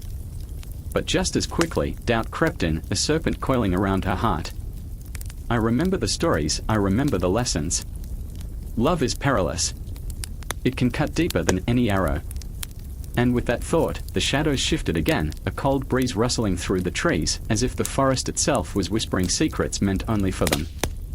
The confrontation was not yet over, it was merely the prelude to something greater, something darker. In the heart of the woods, under a sky filled with stars that felt impossibly far, the huntress stood at a crossroads. Would she dare to confront the longing that clutched her soul, or would she continue to run, her heart forever chasing after shadows? The night held its breath, waiting for her answer, as the tendrils of fate wove tighter around them both, pulling them into the depths of the unknown. The night hung heavy, a shroud of darkness that swallowed the world whole. Beneath a sky choked with clouds, a storm brewed, mirroring the tempest within my heart. I stood at the edge of Olympus, the air electric, prickling against my skin. The stars blinked out, one by one, as if they feared what was about to unfold. I could almost hear the muffled whispers of the gods, cautioning, warning. But desire is a potent drug, intoxicating and relentless. I remember the taste of his name, Uz. Each syllable sparked a fire in my veins, igniting a passion that blazed like the inferno of war. But I wasn't just Aphrodite, the goddess of love, I was a vessel of contradiction. Love and chaos hand in hand, a dance of shadows that left me breathless. My heart raced as I thought of him, his presence a dark magnet pulling me into the abyss where light dared not tread. The echoes of our last meeting crashed like waves against my memory. We had stood in a grove, the scent of pine mingling with the salt of our secret tears. Uz, with war-torn eyes, had reached for me, his fingers brushing against my skin, igniting a spark that could shatter worlds. This can't be, I had whispered, choking on the weight of my own longing. But that whisper was a lie, a veil over the truth that clawed at my throat. It was everything we shouldn't be, everything that made our love forbidden. I remember the chaos of it all, the thrill and the fear intertwining like vines strangling a tree. Uz had smiled, a dangerous curve of his lips, and in that moment, I saw not just the god of war, but the man beneath the armor, raw and vulnerable. He had whispered promises that tasted like blood and sweat, each word a dagger in my chest. "We will make them see," he said, his voice a low growl that resonated within my bones. But what was left unsaid hung between us like a guillotine, ready to fall. The storm outside mirrored the turmoil within. I could feel it, a brewing conflict not just among the gods but within the very fabric of my soul. I remember the shadows that danced in the corners of my mind, the fear that kissed my skin like a lover. I had never been afraid of love, it was the consequences that paralyzed me. Would our passion bring war to Olympus, or would we simply become another tragic tale lost to the ages? A sudden clap of thunder shook the ground beneath me, a reminder of the power that lay just out of reach. I turned, half expecting Uz to materialize from the shadows, his presence a balm and a blade. But he wasn't there. No, he was lost in the chaos of his own making, battling the demons that clawed at his heart. He fought battles on the field, but the war within raged louder. Did he even know how much I longed to stand beside him, to be his anchor in a sea of fury? I could feel the weight of the cosmos pressing down on me, the stars swirling like a tempest of their own. I remembered his laughter, deep and resonant, cutting through the gloom like a beacon.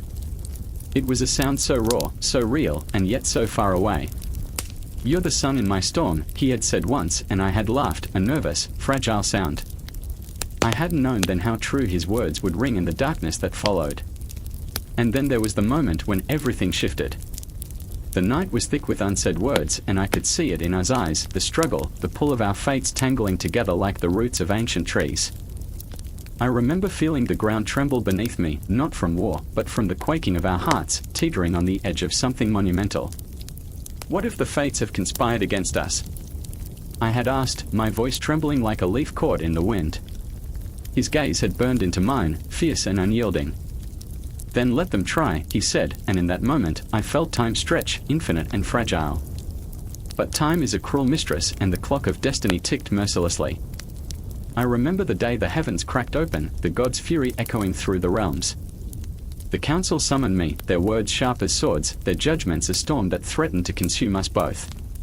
"You cannot love a harbinger of destruction," they declared, their voices reverberating in my skull. But what did they know of love? Of its ability to heal and to shatter. They spoke of duties and responsibilities, of the weight of the cosmos on their shoulders, but they didn't feel what I felt. I was spiraling, caught in a whirlwind of lust and longing, and it clawed at me, fierce and relentless. I could see us in the distance, the shadows clinging to him like a second skin. Our love was the storm, a riptide threatening to pull us under. Each heartbeat echoed a refrain of desperation, and I knew we were teetering on the brink of something catastrophic. Suddenly, the ground beneath us erupted, a chasm splitting the earth, swallowing the very essence of what we had built. The gods watched, their laughter mingling with the chaos, their indifference a dagger in my heart. I reached for him, our hands almost touching, fingertips brushing the edge of fate, but the void yawned wider. The consequences of our passion, the weight of our choices, they were crashing down like debris from a shattered sky. "Run," he shouted, a command laced with desperation, but my feet felt leaden. I was bound by something deeper than fear. A tether strung tight, a promise unbroken. "We can't let them win." I screamed back, the words tearing from my throat, raw and primal. But as the storm raged and the gods looked on, I realized something. Our love was not just a rebellion, it was a reckoning. And in that moment, as the universe twisted around us, I knew, love and war intertwining like the roots of a tree, forever bound, forever cursed. The air crackled with tension, a palpable silence wrapping around us. We stood on the precipice of devastation, the world looming before us, and all that echoed in my mind was one haunting truth: passion has a price. And we were about to pay it in full. With every heartbeat, the storm drew closer, and in the shadows of Olympus, the consequences of our forbidden love loomed large, unforgiving, and inevitable. Our fate awaited, and the clock was ticking. In the heart of a moonless night, silence hung thick like a shroud, suffocating and profound.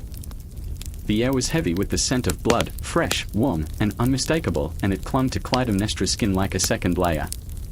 She stood in the darkness, the flickering shadows dancing on the stone walls of her palace, where the whispers of betrayal echoed like ghosts in the wind. A chill ran down her spine, but it wasn't the cold that made her shiver, it was the weight of her resolve, the fire of her pain. "I remember the night he left," she murmured into the shadows, her voice trembling. "How every step he took broke my heart a little more. Each footfall was a promise shattering." Her fingers grazed the blade hidden beneath her robes, its cool metal pulsing with a rage, a heartbeat of its own, thrumming with vengeance. She felt the walls of her own prison closing in, memories swirling like a storm inside her mind, visions of Agamemnon's triumphant return, the glory of his conquests. It would all lead to this moment, a reckoning. The moon hung low, and in that darkness, she could feel his presence creeping back into her life, just as she could sense the weight of the mantle she had claimed, a mantle woven from betrayal and blood. A scream echoed in her mind, the sound of Iphigenia's name, a haunting melody that twisted through her thoughts, sharp and bitter. "What price have I paid?" she whispered, her heart racing. The silence was suffocating, yet it was a familiar companion, one she clung to like a lifeline. Across the room, shadows shifted, and she sensed him before she saw him. Aegisthus, her lover, her conspirator, the man who had filled the aching void Agamemnon had left behind. His eyes glinted like polished obsidian, dark and alluring, yet marred by the same blood-soaked fate that awaited them both. "The hour approaches," he said, his voice low, seductive yet chilling. "Do you feel it?" Clytemnestra replied, her breath catching in her throat. "The pulse of destiny. I can almost hear it thumping beneath the soil, a warning, a promise." Aegisthus stepped closer, shadows clinging to him like a secret. "Destiny," he scoffed, yet there was a tremor in his fingers, an almost imperceptible quiver. "You seek revenge, not destiny." "Revenge is destiny." Her voice rose, cracking like the thunder of an impending storm. "I will not drown in his betrayal. I will not be a ghost in my own life." She took a step forward, the blade glinting in the dim light, a shard of her own shattered heart, a tool of liberation. Aegisthus reached for her, his fingers brushing against the cool metal. "But at what cost, Clytemnestra? He will not fall easily. You know that." "Neither will I," she hissed, feeling the fury swell within her, a tempest that threatened to consume everything. "He took my daughter, my soul. What remains of my heart is already buried beneath the ashes of his treachery. What is left to lose?" In that moment, she caught a glimpse of a future woven with threads of fire and blood, a tapestry rich and dark. Time slowed, each second stretching into eternity as she envisioned Agamemnon's face, the triumphant king, the warrior returning from Troy, unaware that the gods had already set their gaze upon him, a reckoning promised in crimson. Clytemnestra laughed, a sound that echoed through the stillness, raw and unhinged. "They say love and vengeance are two sides of the same coin. I say they are one and the same, both capable of consuming a soul, of burning everything in their wake." Aegisthus watched her, a mix of admiration and fear flickering in his eyes. "You're a force of nature, Clytemnestra. But even the wildest storms must eventually settle." "Then let it rage," she cried, the weight of her conviction crashing over her like the waves against the jagged cliffs. "Let it drown me, let it take everything. I will rise from the depths, a phoenix born of ash and fury." The air thickened with tension, a palpable energy crackling between them. Aegisthus stepped back, uncertainty creeping into his posture. And what if the phoenix is nothing but a ghost in the end? Then I shall haunt him, she retorted, her voice low, fierce. I will make him remember my name, make him feel every wound he inflicted upon me. As the clock ticked in the background, the sound reverberated like the drumbeats of war, each tick a reminder of the inevitable confrontation. Clytemnestra could feel it in her bones, the air crackled with the promise of a storm, the reckoning was drawing near. I remember the day my heart turned to stone, she whispered, remembering the unyielding weight of grief. Agamemnon's triumph was my death knell. I buried my dreams, my desires, alongside my daughter's memory. This is as much for her as it is for me. In the silent darkness, the shadow shimmered, revealing glimpses of what was to come, Agamemnon's approach, the echo of footsteps heavy with arrogance, his laughter a taunt that shattered her resolve. And yet, beneath her skin, rage simmered like molten lava, waiting for the right moment to erupt. I am not afraid, she breathed, her heart a drumbeat that quickened with every pulse. Fear is a luxury I can no longer afford. With the blade hidden beneath her robes, she felt a surge of power course through her veins. The weight of betrayal transformed into something tangible, something she could wield. Together, then, Aegisthus said, his voice a low growl, filled with dangerous promise. Let us write our own fate. The night stretched on, heavy with the scent of blood and vengeance, the shadows closing in around them, promising an end that would echo through eternity. Clytemnestra felt the world shift, the ground beneath her feet trembling, the cosmos itself holding its breath. As the clock ticked, they stood on the precipice of destiny, poised for the inevitable storm, the cycle of vengeance spinning faster, deeper, pulling them into its dark embrace. The clock struck midnight, its echo resonating through the desolate streets, a haunting reminder that time waits for no one. Shadows danced in the flickering light of a single lantern swinging on its rusted chain, illuminating the figure of Alara, standing at the edge of a crumbling stone bridge. Her heart pounded like a war drum, each beat a symphony of fear and longing. She stared into the depths below, as if the river could swallow her whole, pulling her into its icy embrace. Beauty was a curse, a cruel joke, and she wore it like a shroud. I remember when I thought beauty was a gift, she whispered to herself, her voice trembling in the stillness. But it's nothing more than a double-edged sword. She felt the weight of her own reflection in the water, shimmering like a mirage, a perfect face that masked a broken soul. Stars blinked overhead, indifferent to her anguish, as she recalled the day Narcissus smiled at her, not with love, but with a kind of dread that sent shivers up her spine.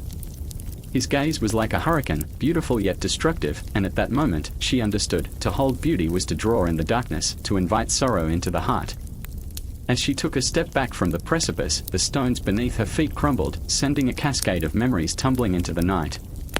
She saw Narcissus again, his golden hair shimmering like the sun, the way he laughed as if he held the universe in his hands. But that laughter was only a mask, and she could see through it. Beneath the surface lay a tempest, a deep-seated fear of losing the very beauty he revered. You can't keep staring at yourself, she had said, her voice breaking. You'll drown in your own reflection. He had recoiled as though she'd struck him, his piercing blue eyes narrowing. You don't understand, he spat, the words laced with venom. This is all I have. And it was true. The city had celebrated him like a god, his likeness carved into stone, his name whispered in reverence.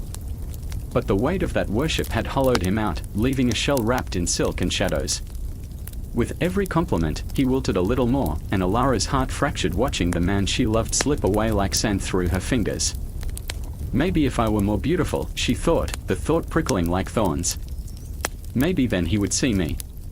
But all she saw was a reflection that was never enough. In those moments, the night wrapped around her like a blanket, thick with tension and despair. She thought of Aiden, her brother, the one person who saw her for who she truly was.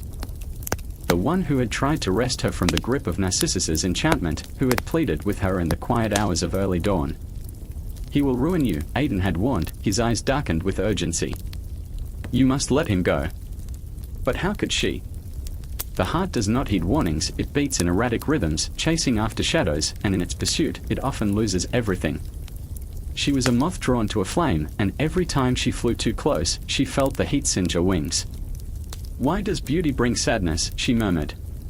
A breeze swept through, carrying with it the scent of damp earth and distant rain, a promise of renewal, yet it felt like a cruel mockery. Suddenly, a scream shattered the silence, echoing through the air, pulling her back from her reverie. It was Aiden. She recognized his voice, raw and desperate. "Alara," he called, panic lacing every syllable. She turned, her heart racing, and bolted toward the sound, each footfall a prayer against the night. When she found him, he was backed against a wall, eyes wide with terror. "They are coming," he gasped, breathless. Shadows loomed, dark figures emerging from the depths of night, their faces obscured. A chill ran through her, the realization that Narcissus had drawn the darkness to him, and now it threatened to swallow them all. "Run!" Aiden shouted, grabbing her wrist. But she hesitated, caught in the whirlpool of her emotions, torn between love and fear, between the desire to save her brother and the pull of the man who had ensnared her heart. "I can't leave him," she cried, feeling the weight of despair pressing down on her chest. Aiden's grip tightened. "He is not worth your life. You must choose, Alara." Time stretched, a taut string ready to snap. The figures were closer now, the air thick with menace. She could see Narcissus among them, his beauty stark against the encroaching shadows. But there was something different, something hauntingly wrong. His eyes were voids, swallowing the light, and she could feel the sorrow radiating from him, a black hole consuming everything in its orbit. "I remember," she whispered, pleading with herself to remember the beauty that had captivated her, the man whose laughter had once filled her with joy. But now, all she saw was destruction, a heart bound by longing and madness. "Choose." Aiden's voice cut through the fog of her indecision. "Let go of the dream that is killing you." And in that moment, clarity washed over her, filling the void with a fierce determination. She took a step back, away from the abyss, pulling Aiden with her. The shadows surged forward, desperate to claim what was not theirs, but she felt something shift within her, a flicker of hope, a whisper of resilience. "Let's go," she said, her voice steadier now, echoing with defiance. The beauty that had promised so much now loomed like a specter, and she would not be its victim any longer. As they turned to run, something shattered, the delicate glass of their dreams, echoing through the night. The darkness followed, relentless and hungry, but Alara felt the weight of choice in her heart now, pulling her forward, away from the beauty that had brought nothing but sadness. In the chaos of the night, she couldn't help but glance back. Narcissus stood among the shadows, eyes wide with a longing that twisted her soul. The last thing she saw was the fractured reflection of a man drowned in his own beauty, a reminder that love can be both salvation and curse. As they fled, the river below roared like a beast awakened, and the echoes of their choices lingered in the air, heavy and unyielding, the darkness still clawing at their backs. The shadows hung low over the underworld, thick and heavy like a suffocating fog, as I stood at the edge of eternity, the ground pulsating beneath my feet. The air was stale, tinged with decay, and the haunting silence draped over me like a shroud. This was not the paradise I had envisioned, this was the abyss, the place where love goes to die and hope is merely a ghostly echo. Karen's boat rocked gently, a death rattle in the stillness, and my heart raced, pumping dread through my veins. I had come for her, my Eurydice, lost to the cruel hands of fate. I remember the moment she fell, the way her laughter faded like the last notes of a haunting melody. One moment, she danced in the sun, her hair a golden halo, and the next, she was gone, a quick bite, a serpent's kiss, and I was left standing amongst the ruins of my own shattered soul. How could a heart so vibrant be snuffed out like a candle? The darkness threatened to swallow me whole, and I was determined to drag her back, to pull her from the jaws of despair. The gate loomed ahead, a gaping maw carved from obsidian stone. It whispered secrets of those who had dared to tread this path before me, their cries still echoing in the void. I stepped forward, every heartbeat a drumroll of dread. Would it be strong enough? Could love really conquer this eternal night? With each step, the weight of the underworld pressed against me, 1,000 anguished souls brushing past like chilling winds. I could feel their despair, their longing, their own lost love screaming in silence. I thought of Eurydice, her smile, her touch. She was the sun in my sky, and now, she was a mere memory. The shadows twisted and swirled, mocking me, daring me to abandon this quest. Yet, I pressed on, for love is a wild thing, untamed by death. Then I saw her, a flicker of light in the overwhelming darkness. Eurydice stood there, ethereal and shimmering, a vision of beauty wrapped in sorrow.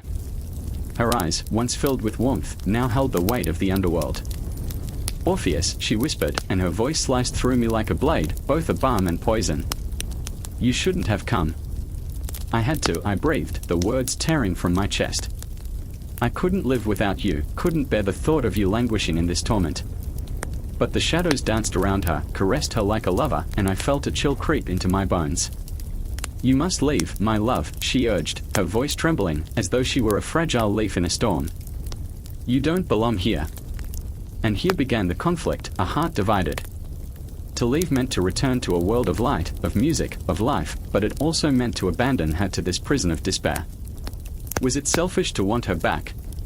Was it wrong to seek her warmth when the chill of the underworld clawed at my soul? The weight of the choice pressed down like a boulder, squeezing the breath from my lungs. "I will bring you back," I insisted, the desperation clawing at my throat. "We'll escape this nightmare together. Just trust me." "Trust?" A shadow flickered in her gaze, a glimmer of fear. "What if you lose me again? What if you can't hold on to me?" Her voice trembled, a raw edge of panic threading through her words. "I can't bear it. I can't lose you." I stepped closer, reaching out, but the darkness wrapped around her like chains. "You won't lose me. I promise," I said, my voice steady, though my heart was a storm. "But I need you to believe in us." Our eyes locked, and time seemed to stretch, the fabric of reality fraying at the edges. I could feel her fear, her uncertainty, a palpable thing that coiled around me, squeezing, suffocating. "Please," I whispered, "let me take you home." But the underworld was relentless, and it roared like a beast awakened from slumber. Behind me, the shadows shifted, growing restless, their whispers turning into a cacophony of derision. "He cannot save you," they hissed, a chorus of lost souls. "Love is futile here." And in that moment, I felt the pull of despair, a deep, gnawing dread tightening around my heart. I remembered all that we had shared, the sweet melody of our laughter, the warmth of her skin against mine. I remembered the day we first kissed, the world falling away until it was just the two of us, lost in an embrace that felt like forever. How could I let it all slip through my fingers? "I won't let you go," I shouted into the darkness, a challenge roaring through my veins. "Not now, not ever." But the shadows surged, a tidal wave of grief and loss crashing against me. I could see them, the faces of those who had loved and lost, flickering in the depths, reminding me of the fragility of existence. The pain cut deeper than any blade, and I felt myself teetering on the edge of despair. What if it was all in vain? What if love was just a fleeting dream, a spark extinguished by the cold grip of death? I turned back to Eurydice, my heart wrenched with longing. "If I turn, you must follow," I implored, desperation bleeding into every word. "Trust me. Trust us." But as I took that first step, the darkness howled, a fierce wind that threatened to swallow me whole. "Orpheus!" Eurydice cried, the sound ringing with a heartbreaking clarity. "Wait! Don't look back!" And in that moment, time fractured, everything hung in the balance. Hope, love, and the promise of reunion danced precariously on a knife's edge, while the pull of the underworld clawed at my very soul.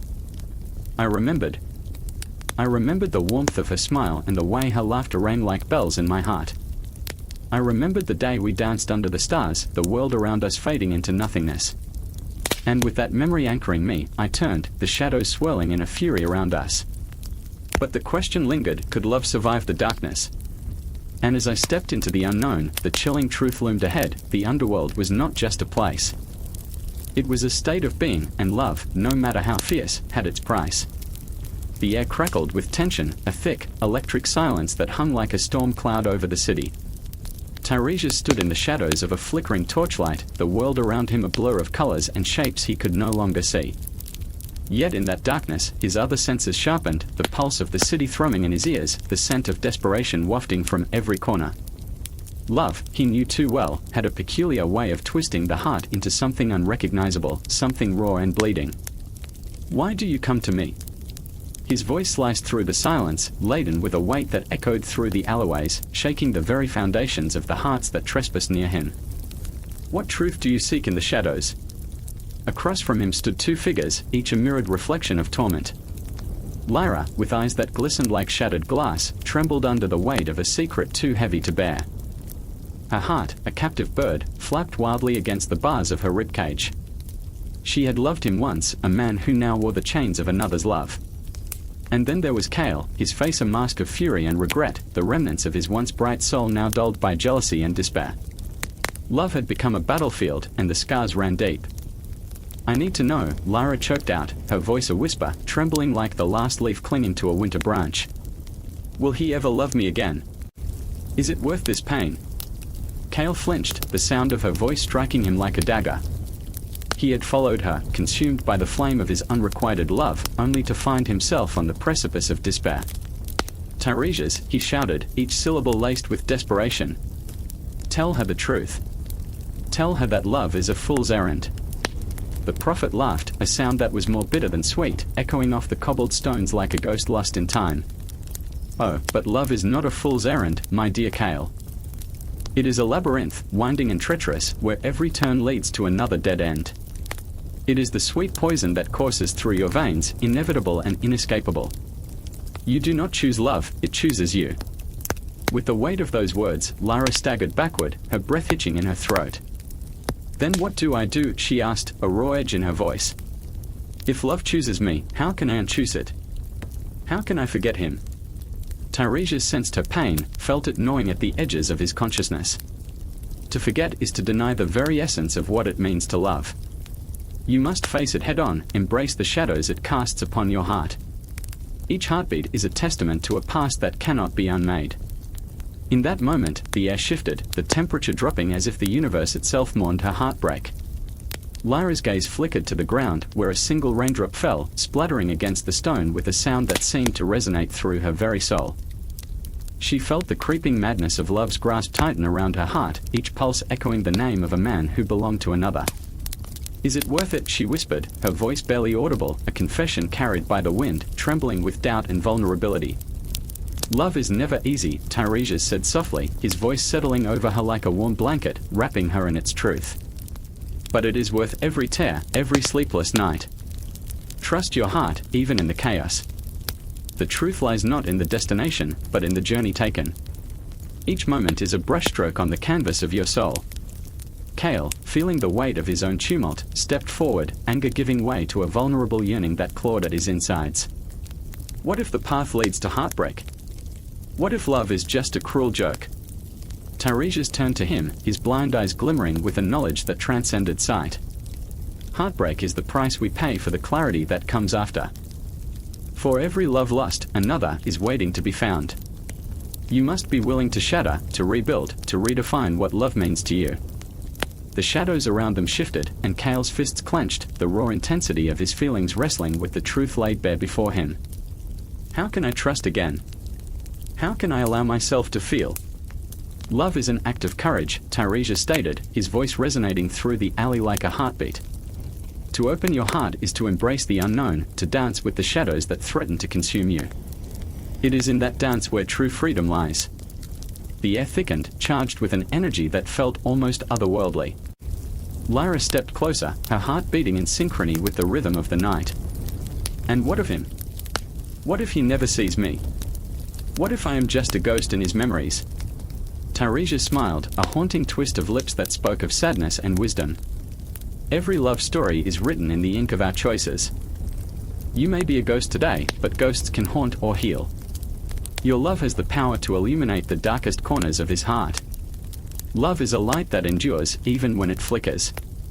A shiver coursed through her, igniting a flicker of hope buried deep beneath layers of pain.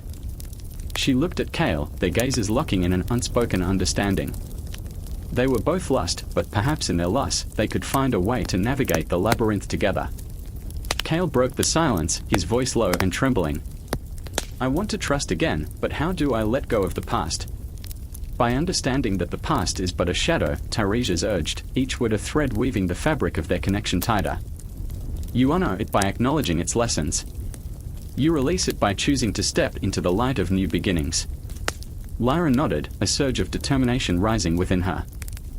As the shadows of doubt threatened to engulf her once more, she breathed in the prophet's words, feeling the warmth of his wisdom seep into her bones. I will not let love break me. I will let it teach me.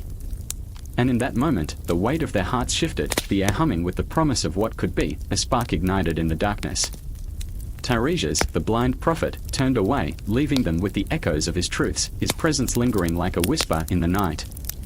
With each passing second, the city pulsed around them, the shadows dancing at the edges of possibility.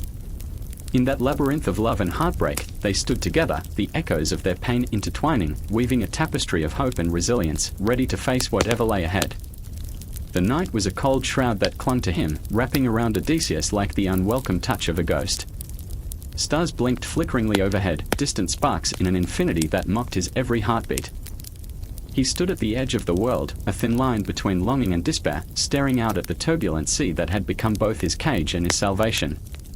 The waves crashed violently against the jagged rocks below, a symphony of chaos that whispered his name, taunted him with memories of Penelope, the warmth of her laughter, the way her fingers danced through her hair as sunlight kissed her skin. "I remember," he murmured into the wind, voice cracking like the brittle bones of old sailors lost to the depths. "I remember the scent of her skin, the salt of her tears." The words were a prayer, a desperate plea toward the ever-rolling waves, as if his longing could translate into something tangible, a message, a signal across the dark expanse. But the ocean only roared back, indifferent, a reminder of the time slipping through his fingers like grains of sand. In the shadows of the cliffs, a figure emerged, Telemachus, his son, a boy grown into a man, but still haunted by the specters of his childhood.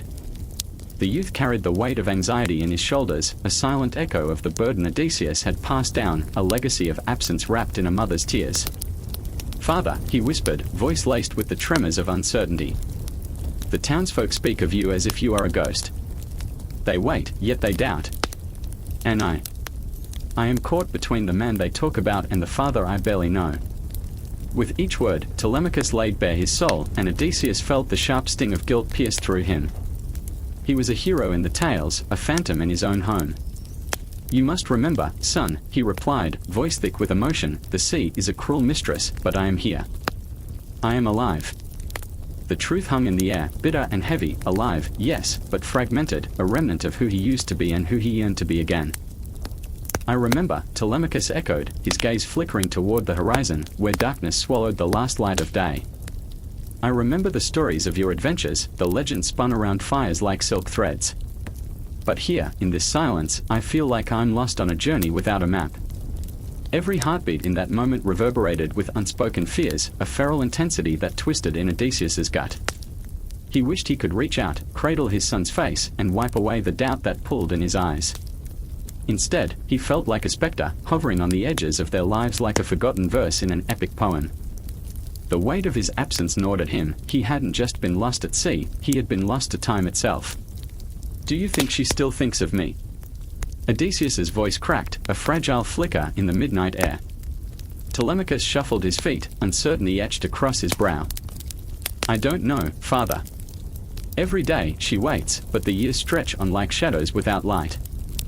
The suitors grow bolder, claiming your place at her side while she weaves and unweaves her fate." The boy's words were daggers to the heart, each syllable a reminder of the life that might slip through his fingers forever. How could he let them take her? How could he let them fill the empty space he'd left behind? The thought clawed at his insides, a chaos of love and rage, and he felt as if the very ocean itself was mourning with him. "I need to go back," he breathed, the urgency thick in the air. "I need to fight for her, for us. I can't let this go on." But deep inside, a flicker of doubt ignited. What if he was too late? What if the winds of fate had shifted, taking Penelope beyond his reach? "And if you fail?"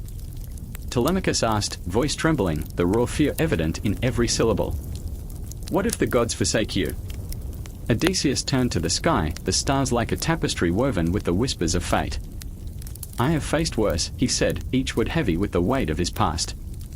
"Every monster, every tempest, has led me here. No more retreating into shadows. I will not be a ghost in my own story." The resolve ignited between them, an unbreakable thread binding their hearts. In this moment, Odysseus was not just a weary sailor, he was a father, a warrior, a man refusing to succumb to the relentless march of time. "I remember," he said again, the rhythm of his heart matching the pounding waves. "I remember the taste of victory, the sweetness of returning home. I will fight the darkness, Telemachus. For your mother. For us." The wind howled, carrying their words out into the night, a testament to their shared grief and hope. They were two figures standing against the vastness of despair, two souls entwined in the haunting melody of longing that echoed through the cosmos. Yet, even as they stood there, poised at the brink of action, shadows danced around them, shadows of doubt, of uncertainty, of lost opportunities. The moon hung high, its pale glow casting an eerie light that flickered like the memories of battles fought and won, battles still left to fight. "Father!" Telemachus's voice broke through the silence like a sudden storm. "What if I can't follow you on this journey? What if I'm not ready?" Odysseus felt the weight of generations crash over him. "Then I will carry you," he said fiercely, "in my heart, in every breath. I will fight for you, for your mother, for the home that remains tethered to our souls." The stars blinked, and for a fleeting moment, it felt as if the universe held its breath, listening to their pact, their promise, whispering secrets of fate entwined with hope. And the sea, the vast, unforgiving sea, roiled beneath them, a reminder that the journey was far from over. As dawn approached, an unsettling stillness hung in the air, and the horizon shifted, promising change, a new chapter woven into the fabric of their lives. But for now, they stood at the edge together, a father and son, caught in the throes of melancholy and longing, refusing to let the shadows take them without a fight. The air crackled with tension, as if the very universe held its breath, waiting. Moonlight spilled unevenly through the twisted branches of a gnarled tree, casting shadows that danced like specters on the forest floor. I stood there, heart racing. Daphne, the nymph who had once reveled in the embrace of sunlight and laughter, now a phantom of her former self, caught in a moment where love had turned to chains. I remember the way she fled, feet barely touching the ground, a blur of white and green, flowing hair streaked with the light of silver stars.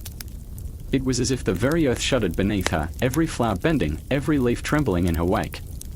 She was so alive, and yet so desperate to escape that aliveness, her spirit thrumming with fear and a wild, ungovernable yearning. She ran from him, from Apollo, the god whose gaze could burn and sear, whose touch promised ecstasy but threatened to consume. I felt every pulse of her terror, it resonated in my chest like a drum, a primal beat demanding to be heard. And then there was him, Apollo, beautiful and cruel in his pursuit. He was the sun, radiant and relentless, casting shadows over her every thought, over her every choice. His heart throbbed with a desire so intense it clouded the very air around him, shimmering like a mirage, promising paradise but delivering a hellish chase. Each step he took reverberated in the depths of the forest, a haunting echo of longing and possession. I could hear it, his breath ragged, voice like honey laced with poison, calling out her name. "Daphne! Don't run!" But she was a creature of the woodlands, wild and untamed. I remember the way he looked at me, she had whispered in the shadows, eyes wide with the haunting specter of memory.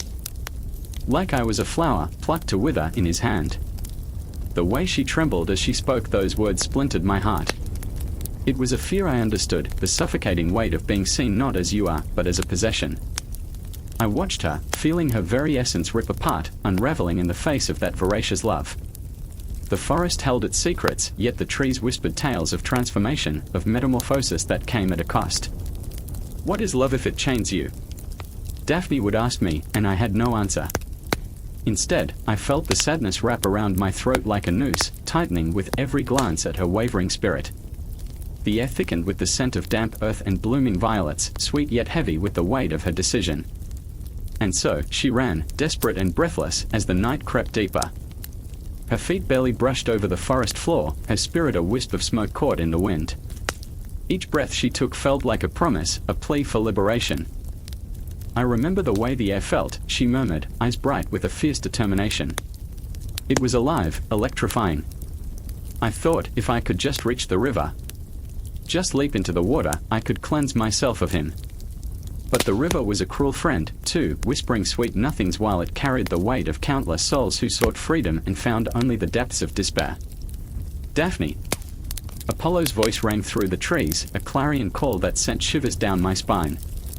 "You cannot escape what you are destined for." Her laughter, brittle and raw, shattered the silence.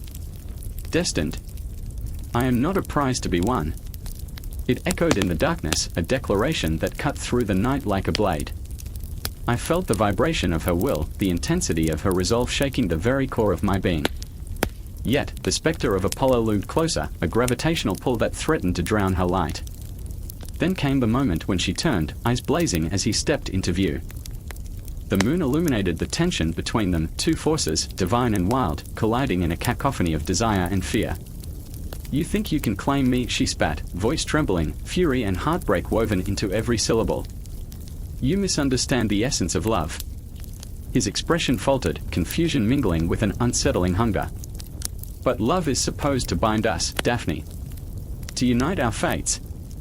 The words tumbled out, a plea laced with desperation. Each syllable felt like a noose tightening around her throat, a reminder of the chains that threatened to bind her spirit. I held my breath, caught in the storm of their emotions. I remembered the dreams that once filled her eyes, the laughter that echoed like music between the trees. Yet here she stood, defiant, trembling like a solitary wildflower in a tempest, fighting against the very nature of the world around her. The air crackled with the promise of transformation, raw and electrifying. Love does not bind, she cried, and I could feel the power of her words reverberate, shaking the heavens. It frees. It frees. It, with a sudden flicker of determination, she reached deep within herself, a reservoir of strength, a wellspring of hope, and in that pivotal moment, the forest seemed to hold its breath. I could taste the fear, the heartbreak, the resolve on my tongue, a bitter combination that felt like magic. The leaves rustled as if urging her on, and the world blurred at the edges, time itself suspended in the balance.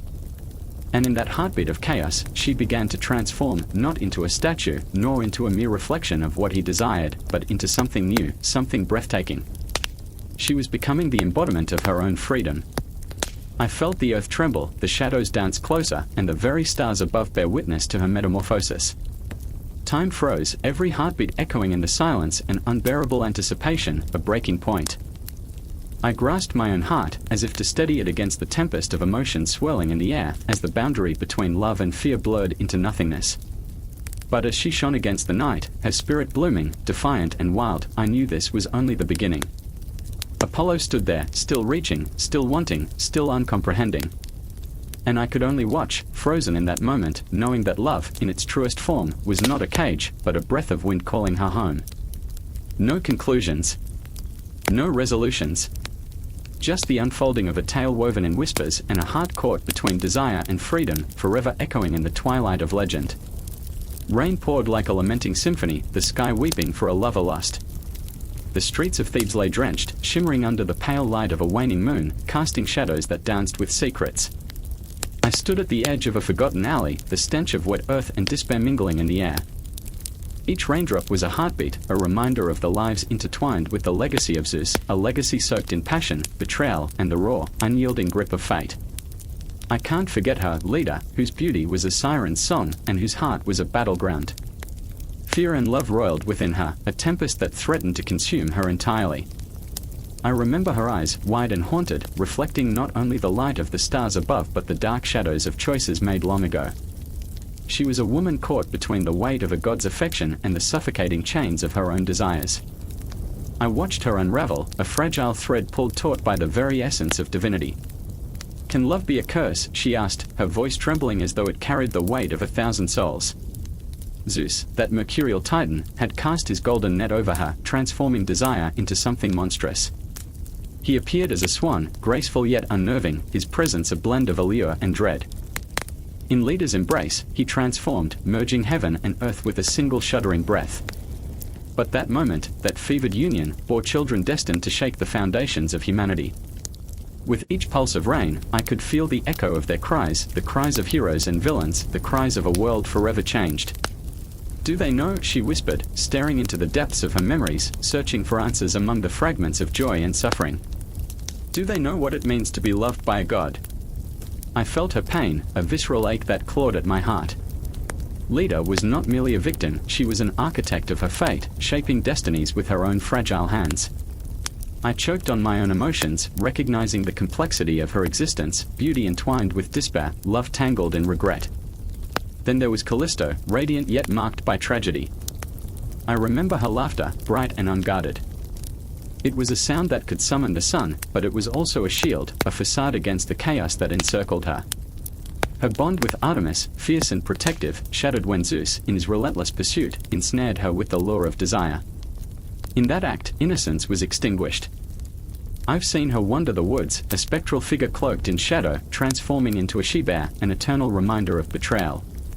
Is my worth only measured by my beauty? She would cry into the abyss, her voice echoing like a ghost in the night, struck by the revelation that her identity had been usurped. And there was me, an observer, a reluctant witness to their suffering.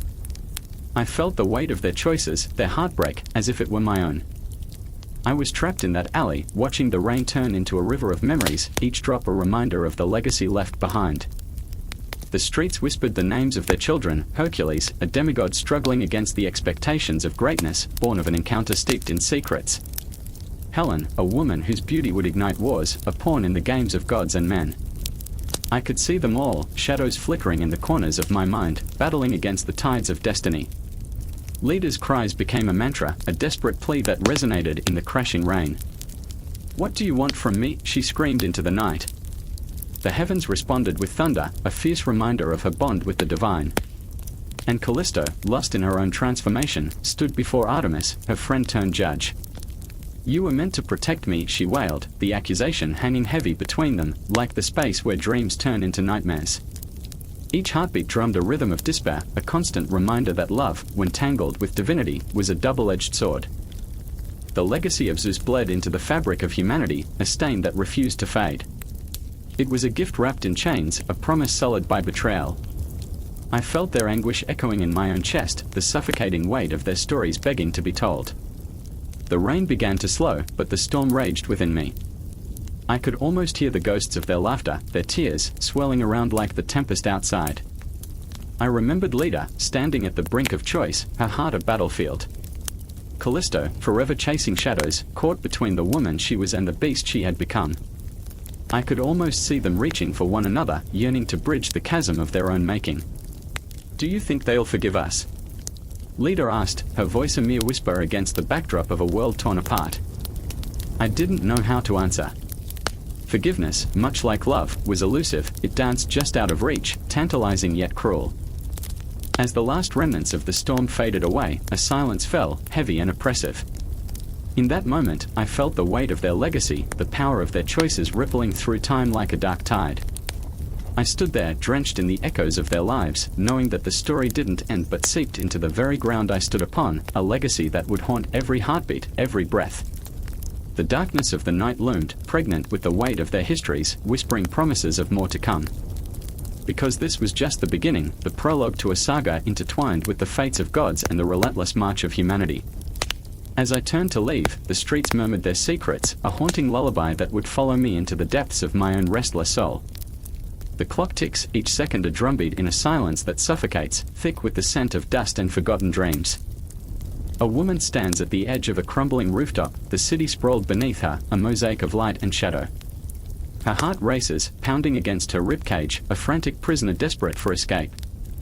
The wind gnashes at her hair, whispering secrets from the abyss, daring her to jump, to let go.